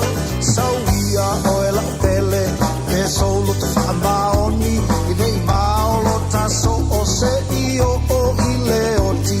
Ai fefesi o loto nei o mao o li oli, te iane wale taulau, fola vale follow oli. Oh down the Vaisingano, down the river flows, down the Vaisingano, oh where my darling goes. Oh down the Vaisingano, down the river flows, down the Vaisingano, oh kiss but never tell. E tinga lava, se ala ngaoa, o se lave mai, o se lotoa. Ai uale mawhai, ele manuel sopa, e tau o so lava, ile mea poksa. Oh down the Vaisingano, down the river flows, down the Vaisingano, oh where my darling goes. Oh down the Vaisingano, down the river flows, down the Vaisingano, oh kiss but never tell.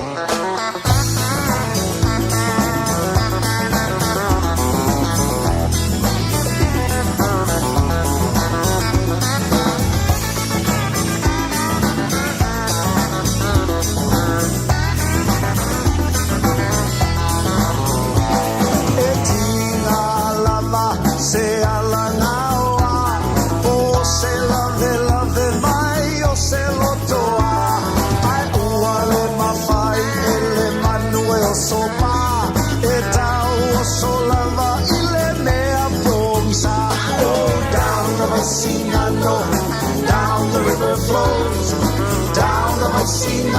know, oh where my darling goes. Oh, down the Vaisinano, down the river flows, down the Vaisinano, oh kiss but never tell. Oh, down the Vaisinano, down the river flows, down the Vaisinano, oh where my darling goes. Oh, down the Vaisinano, down the river flows, down the Vaisinano, oh kiss but never tell.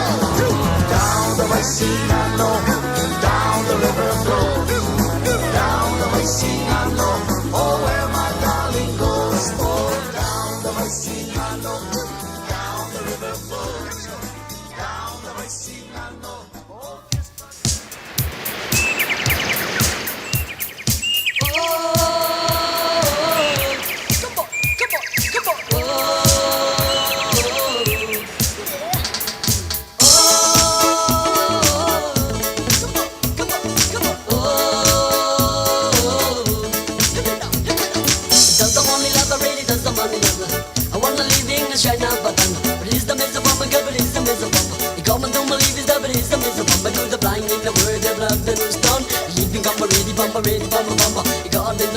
China Baton. I wanna live the day, got that message. You are my sunshine, right? My only sunshine, yeah. You make me happy when skies are red. You never know, dear, how much I love you. So please don't take my sunshine away. Stop a bit of me, love, stop a bit of me, love. I wanna live in the China Baton. You come and don't believe it's double, it's a miss of bomb. You come and don't believe it's double, it's a miss of bomb. War in the east and the war in the west, war in the north and the war in the south. Leaving I'm ready for my bomb. You come and don't believe it's double, it's a miss of bomb. I could have been man, I go man, I would have I die. Yeah, you are my sunshine, right? My only sunshine, yeah. You make me happy when skies are red. You never know, dear, how much I love you. So please don't take my sunshine away. So what you want now?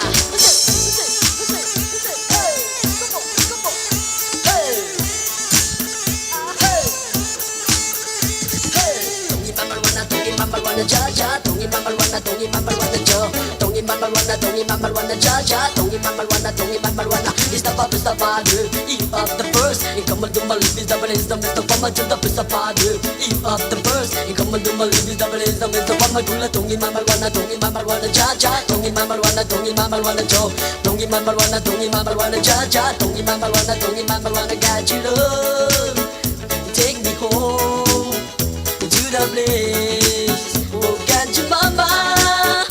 Please take it. Now when I'm mama, don't take me home. Can't you love? Who's it? Hey, hey, hey, hey, hey, hey, hey.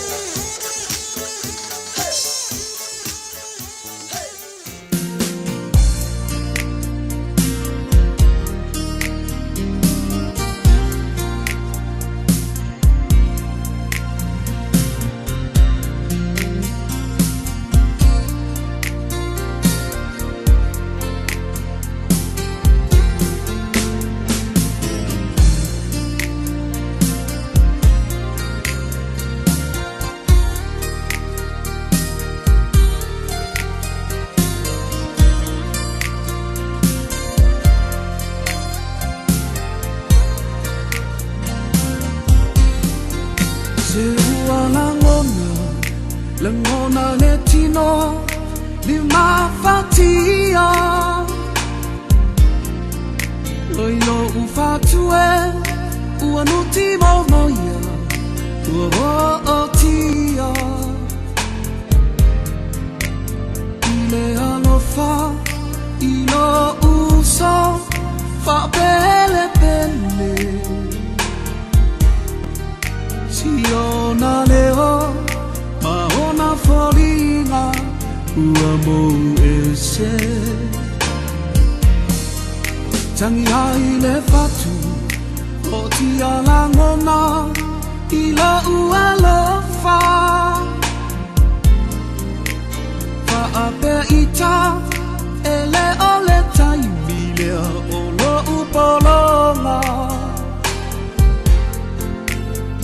loi manatu ole a e alu i lau ali le ai se upu le ai se tala le ai alu malanga lo utama ia e alofa ia ani kamale fanau tamatina male ainga tato uma ele tu la foina fai mai le tusi e sili le otina i lo o le fanau mani o le aso le oti o a o alofa o lona matai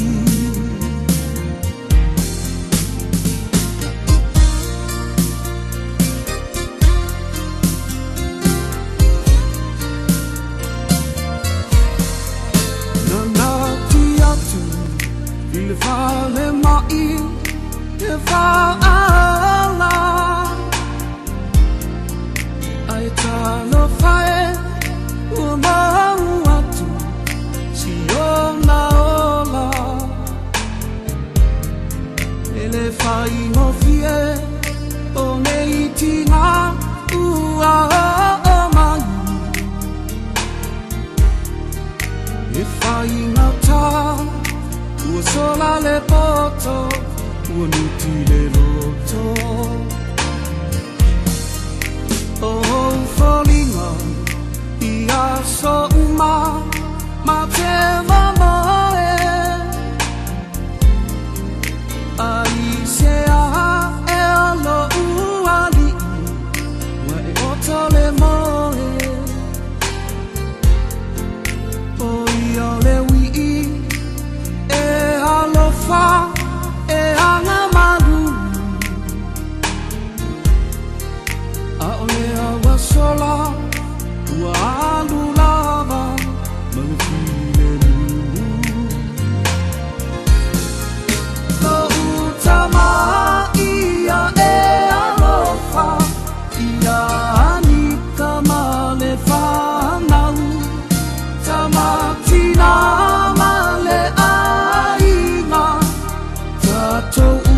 ele tu la foina Vai mai le tusi e sili le otina i lo o le whanau mani O le aso le oti o a ao alofa o lona matai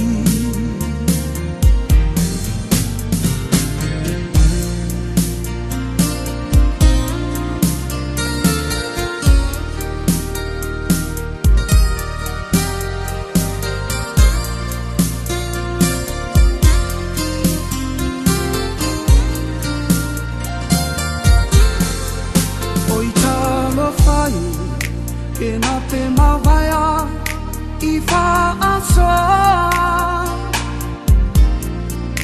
Ua lutanu, ua wanoa Me ole no foa O tala noanga I le tele o aso ele mawhaina ngalo Tia pili tanu Tole pai tanu, loi e le ngago Lo ahi ngai, ia ono sai Ma le loto tele I le motu sia, o le mafutanga Ma le wii I pele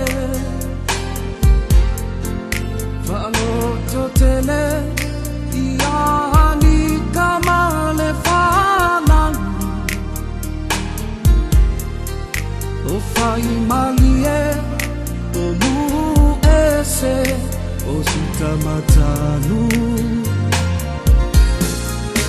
O utama ia e alofa Iani kamale fanan Tamati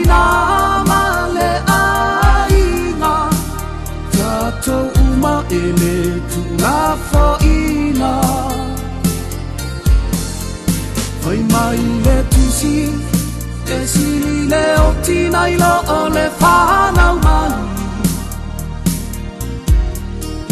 O le aso le o ti O a ao alofa O lona matai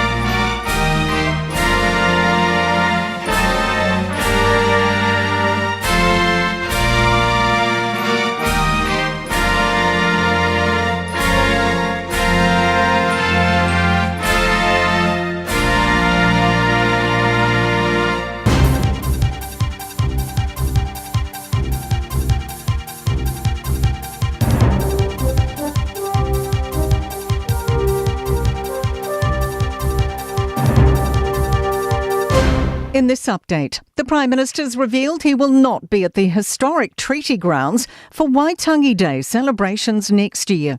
Chris Luxon says he'll instead take part in celebrations elsewhere around the country. Here's political editor Jason Walls. Luxon and his government have come under an extraordinary amount of pressure from iwi leaders for the Treaty Principles Bill. That issue was expected to be a major point of contention should the Prime Minister have attended Waitangi in February. But it's understood Luxon will be sending Māori Development Minister Tama Potaka and a couple of other senior ministers to the treaty grounds to represent the government in his stead. The Finance Minister's putting on a brave face after one of the worst quarterly GDP dips in 30 years. Stats NZ figures out today show economic growth fell 1% in the 3 months to September. Economists were predicting a drop of closer to 0.4. Nicola Willis is playing down the significance of the fall. This tells us what we already know, which is that an economy that has gone through a period of very high inflation and that has had a significant impact on the economy. Business Canterbury's welcoming news a second Ashburton Bridge is in the works. Blake Benny reports. The District Council and the Transport Agency have agreed to split costs to start construction in 2026. Business Canterbury Chief Executive Leanne Watson says State Highway 1 is an economic lifeline and a second bridge will strengthen the supply chain for the entire South Island. She says it will give businesses more reliable transport options and open up opportunities for growth and development. Speedy action to get unsafe toys, bikes and baby rattles taken off the shelves in time for Christmas. The Commerce Commission has identified a significant number of Panda Mart products it's concerned don't comply with product safety standards or unsafe goods notices. Its initial review found 20 toys deemed unsafe. That's news. In sport, rain has wiped out the first of 3 one-day internationals between the White Ferns and Australian women in Wellington. The match was due to be the first on home soil for New Zealand's newly crowned T20 world champions, but was called off without a ball being bowled. Speed climber Julian David set to experience the whole World Cup circuit thanks to a funding boost from High Performance Sport NZ. Following David's quarter-final appearance in Paris, $122,000 more per year will be pumped into Climbing NZ's program. Coach Rob Moore says they've been funding travel out of their own pockets, meaning they've had to be selective about which events to attend. That is sport. I'm Raylene Ramsey. Hey, hey!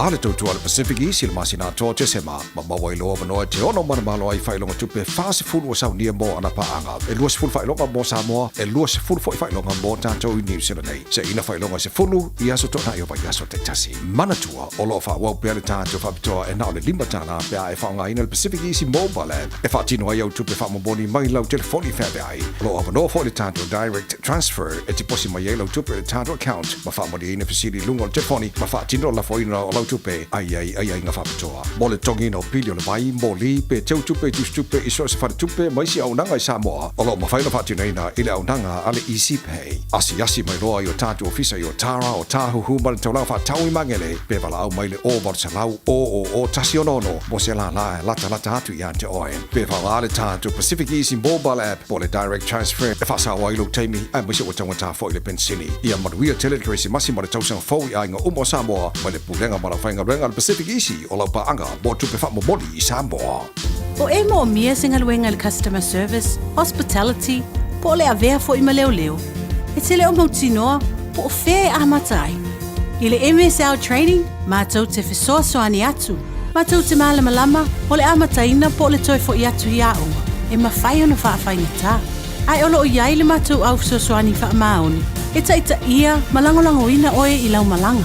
O le MSL training, o se ainga. O se no fuanga i langolangoina oe, e whaamalo si au, ma whaamanatu atu lau sini whaatu. Asiasi i le msltraining.co.nz. Pevala au loa, le ovalu selau, lua lua, fa tolu valu. O lolu manai, e a mata atu, i inei. Jalo whanawao tia roa, ua te talaina nei le o nanga e veni, mo whaataunga i au ki lani New Zealand. Numeratasi John Coulter Drive, i le Auckland Airport Shopping Centre. Tau whatawhatonu lava le warehouse ma le countdown. Lau whale o fulau wiloa le e veni, Auckland Airport Shopping Centre. E silia ma le se lau whale o loa i Samoa e mawhai ona whaanga i le talofa voucher mo whaataunga alu a inga. E le atua lava se 5 minute lafu antuai mai New Zealand, Australia, Amerika, mai si antunu. Ai tau nui telefoni maolo e whaanga le talofa voucher e whai e le whaatau. E mawhai fui ona tungi e tuai le cash power wha pēle pili o le vai iso o se taimi. Angai loa le www.pacific40.com e lafu ai se talofa voucher mo loa inga i Samoa. Mo nisi whaamtalanga vala o mai le olua tasi o valu tolu tolu, lua tolu, po le info@pacific40.com. O le R-Dash Travel, o le company numeratasi le taungo fio pasese mo whemalanga inga i Samoa, whapea le malanga mai i Samoa i New Zealand ei. A whea de loa i le ofisa o le R-Dash Travel, tasi valu lima Great South Road i Marurua. Pe vili mai i le telefoni tolu iwa lua o wha o o. Tolu iwa lua o wha o o mo le R-Dash Travel. Talo fa Samoa, wa ule ne yo kasu tialu, awal suia lingila wa le kio. Eva mai ina se fudu lima iwa kolu Amo Radio Samoa Bevela a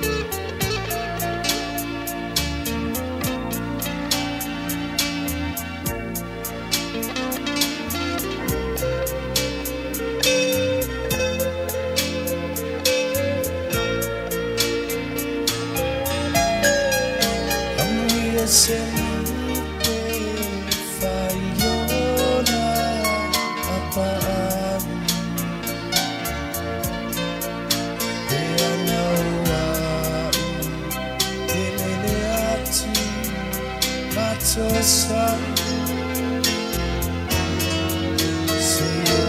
Sia e atu fiti Akorai Aweta sie Tafia Neiai Aweta sie Tafia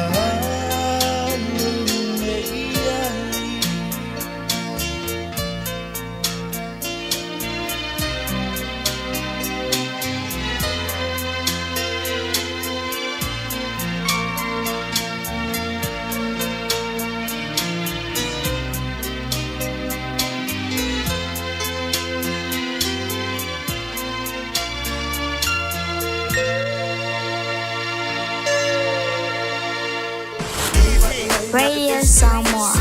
Taslima Ivatomi. Amo.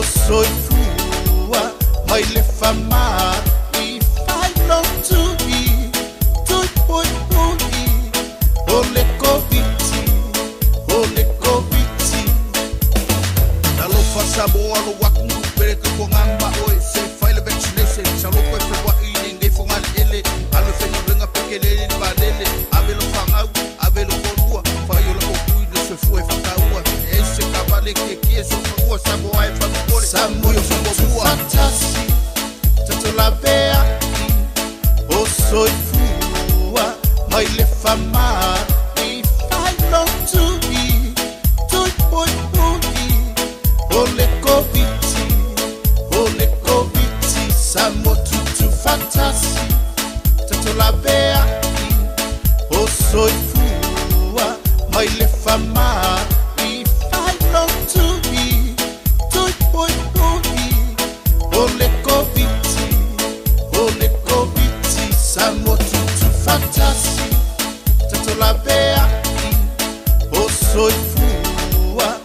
le fama if I long to be to boy ole kobiti samo tutu fantasi tatola bea o soifua mai le fama if I long to be to boy ole kobiti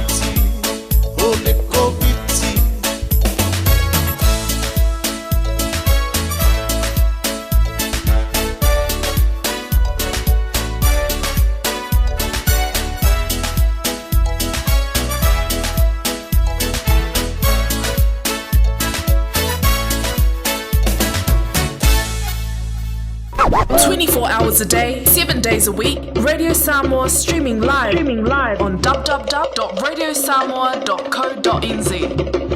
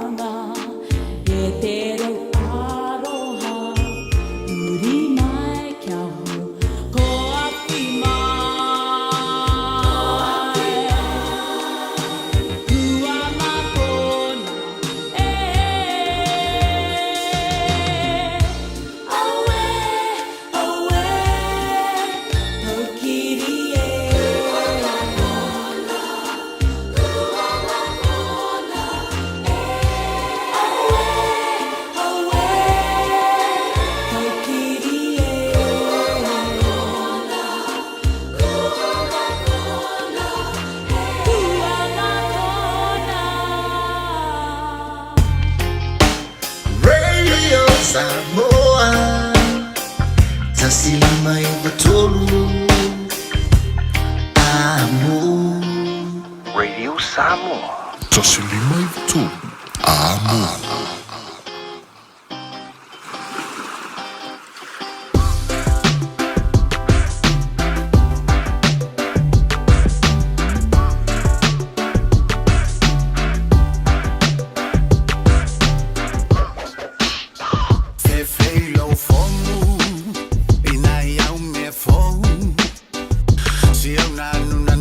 Nanu fa alonga ua e fa au foi nai tan tong mali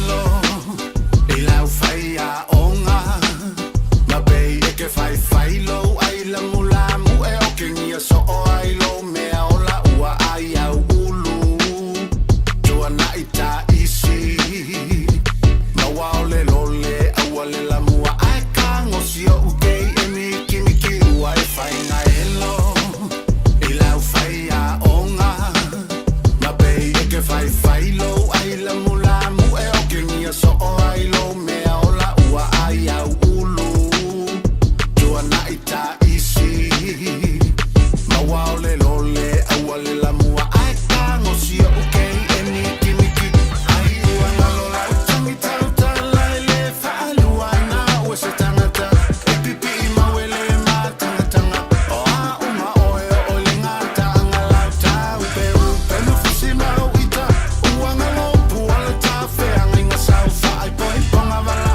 aulia ita o ua lofa mo oe le uma ai ua ngalo la utangi tau tala e le whaalua na ua se tangata e pipi I mawele ma tangatanga o a uma oe o le ngata angala tau pe upe nufusi mau ita ua ngalo puala ta whea nginga sau whaai poi ponga wala aulia ita o ua lofa mo oe le uma au pe upe nufusi mau ita ua ngalo puala ta whea nginga sau whaai poi ponga wala aulia ita o ua lofa mo oe le uma sau whaai poi ponga wala aulia ita o ua lofa mo oe le uma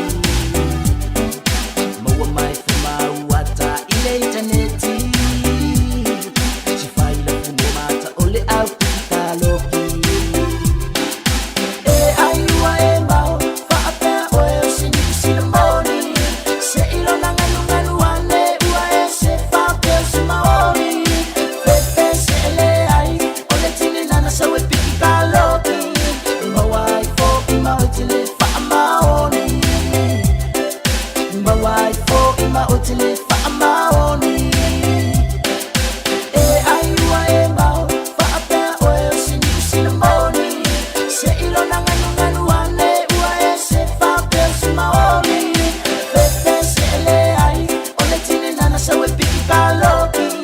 My wife for my hotel for my honey. My wife for my hotel for my honey.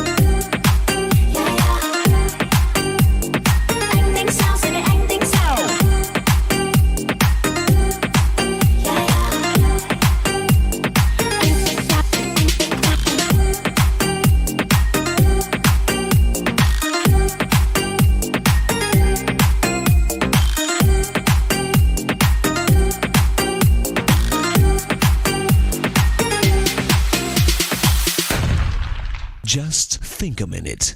It could change everything.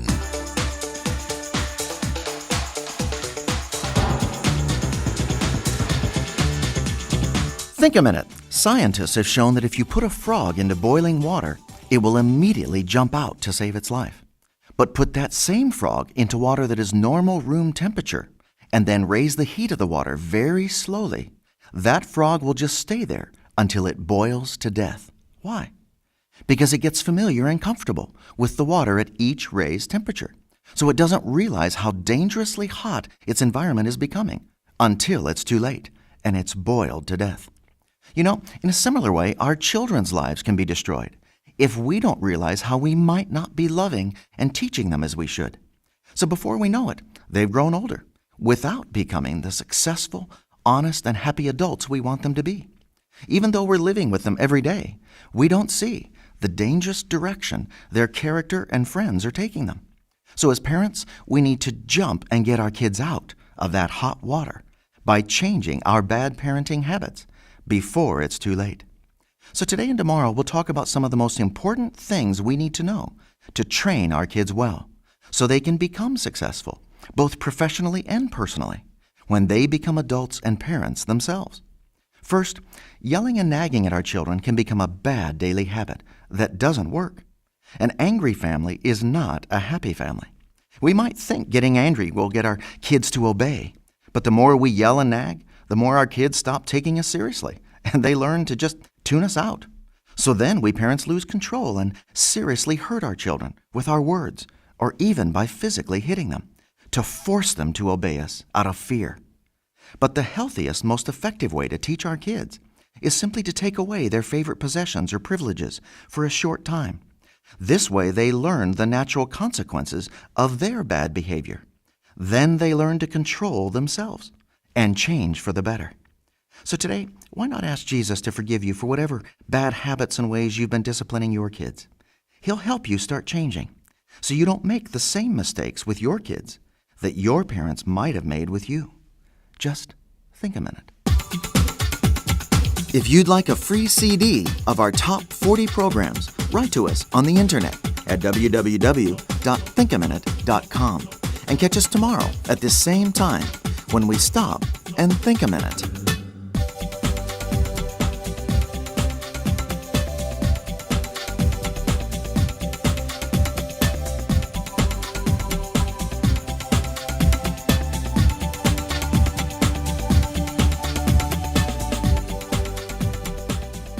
Aloha, we're the Katinas, and you're listening to Radio Samoa on 1593 AM.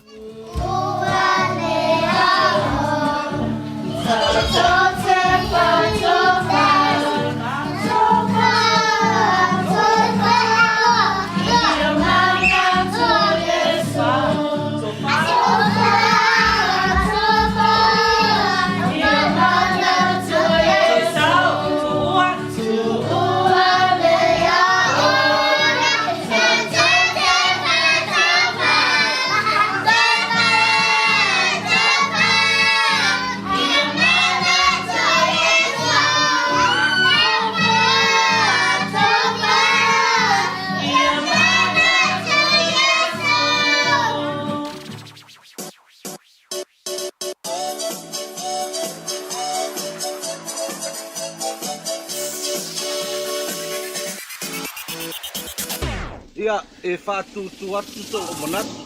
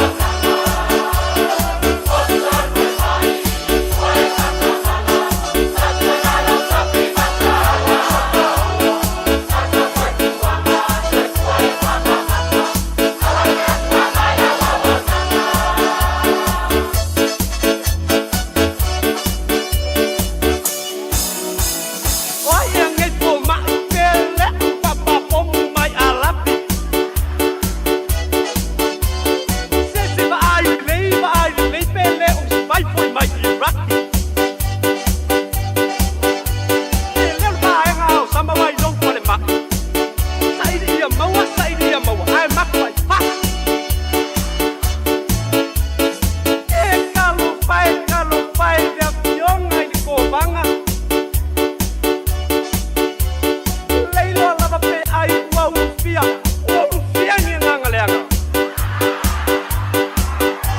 Te mangua ki sau me te vaisi whakau kala. Te leo a mio pao pao me mangeo le mafu anga.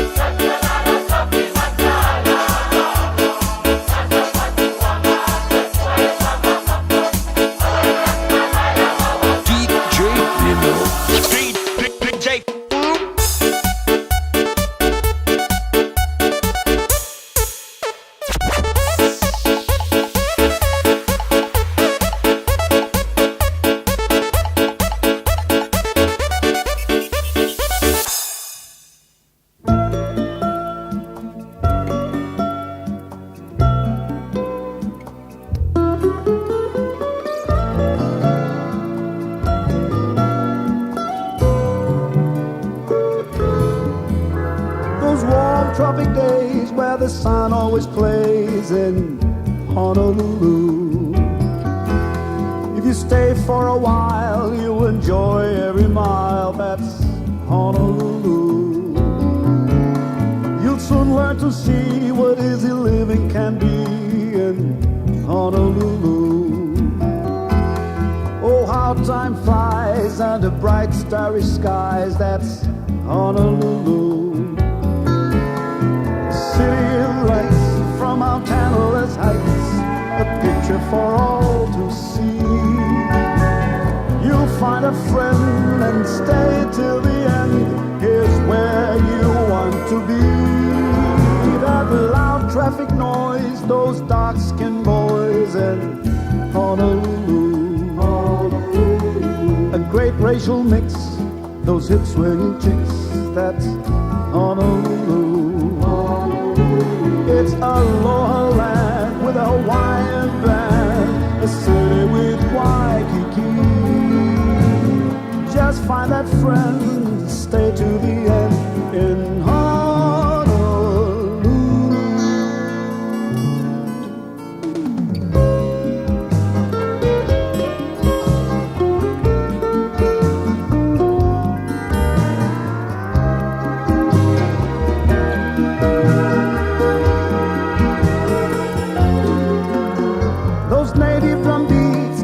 Sidewalks and streets in Honolulu.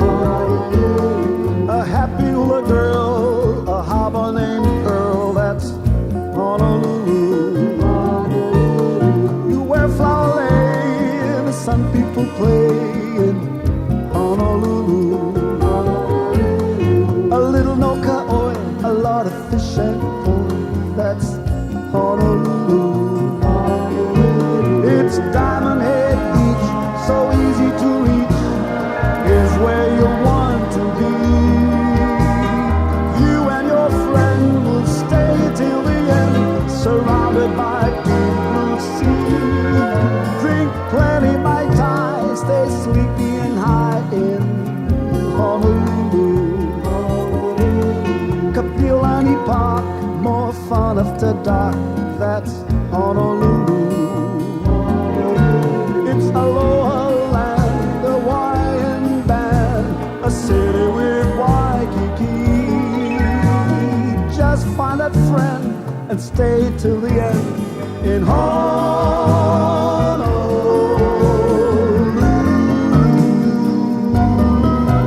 In Honolulu.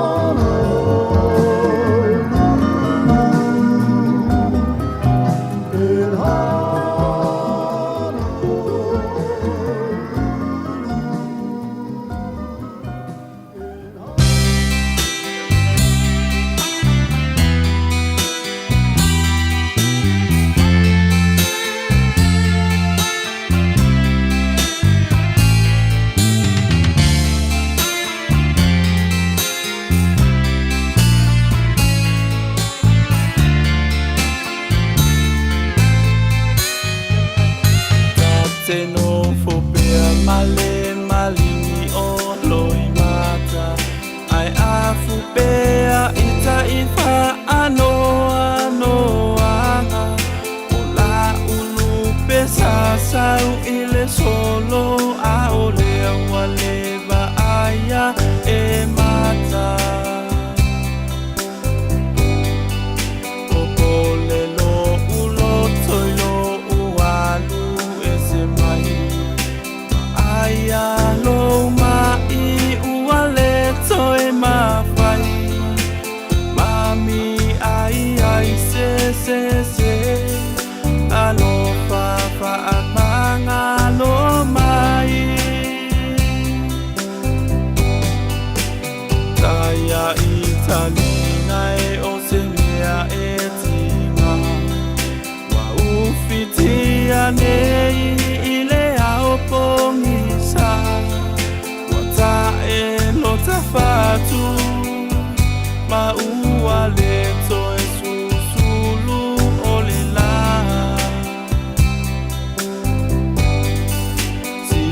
Tali iseu o se mania Desi inga mai uale tauia Wafo I maletangi Holo I mata uale utupia O iseta ileanga Ole ola ale ai o setina Eto afitu teine Aina ole to alua o tuangane O oe olo matotina Sa tausi malefa pele pele Aualu ele ai senangana Tafia taliatu yo mafatiana Itangia o oe oletina Ua pele tasi yo matoanganga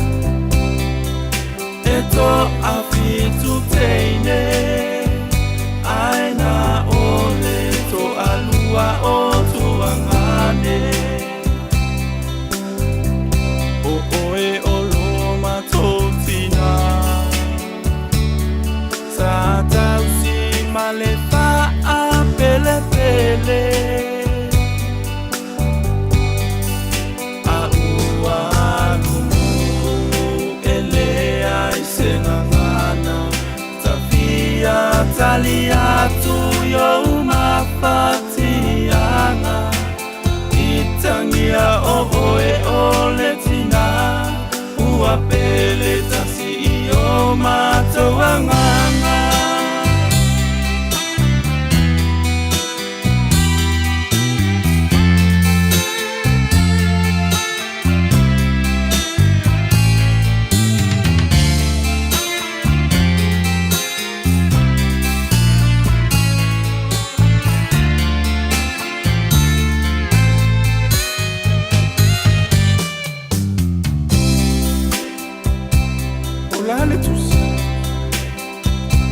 E aso fifi ai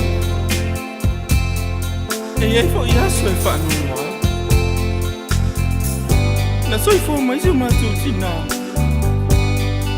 I le aso tolu se fulu o matu I le tasi le afe I vo se lau lima su matu ai nei atu uona matu mafutanga Ina ua lima su ma le ono na tokona I le aso mua mua novemba I le tausanga mua afemini E le tinga ma le whainata O le matui tui o le oti Ai ui lea Ma tu te wha moi moi pēa I le tau tu I le muna O le a mātou tui whilo I ai masu mātou tina E pele o mātou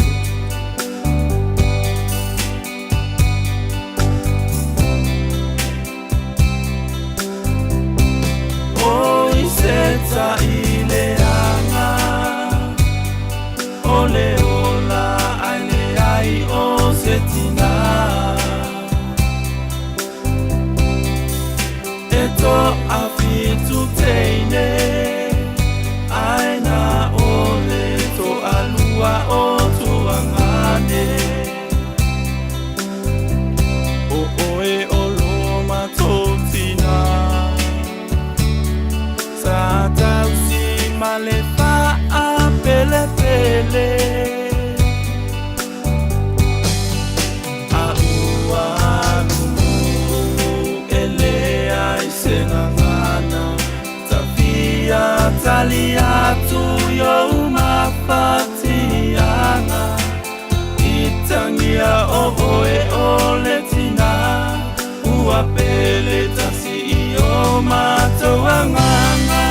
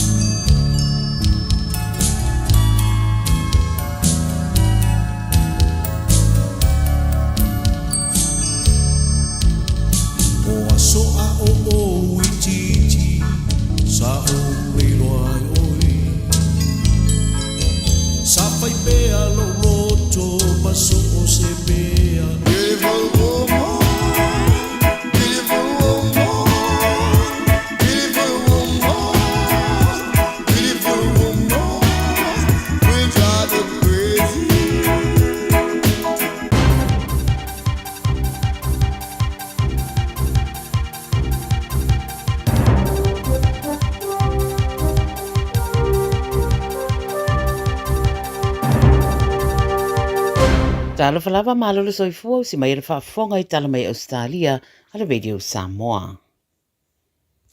O le so lewa fola si ai le whai ungo suenga o le HSC mo le tausanga sfururua, wa pe foi ma ATAR results ma ia onga i New South Wales ma Tasmania.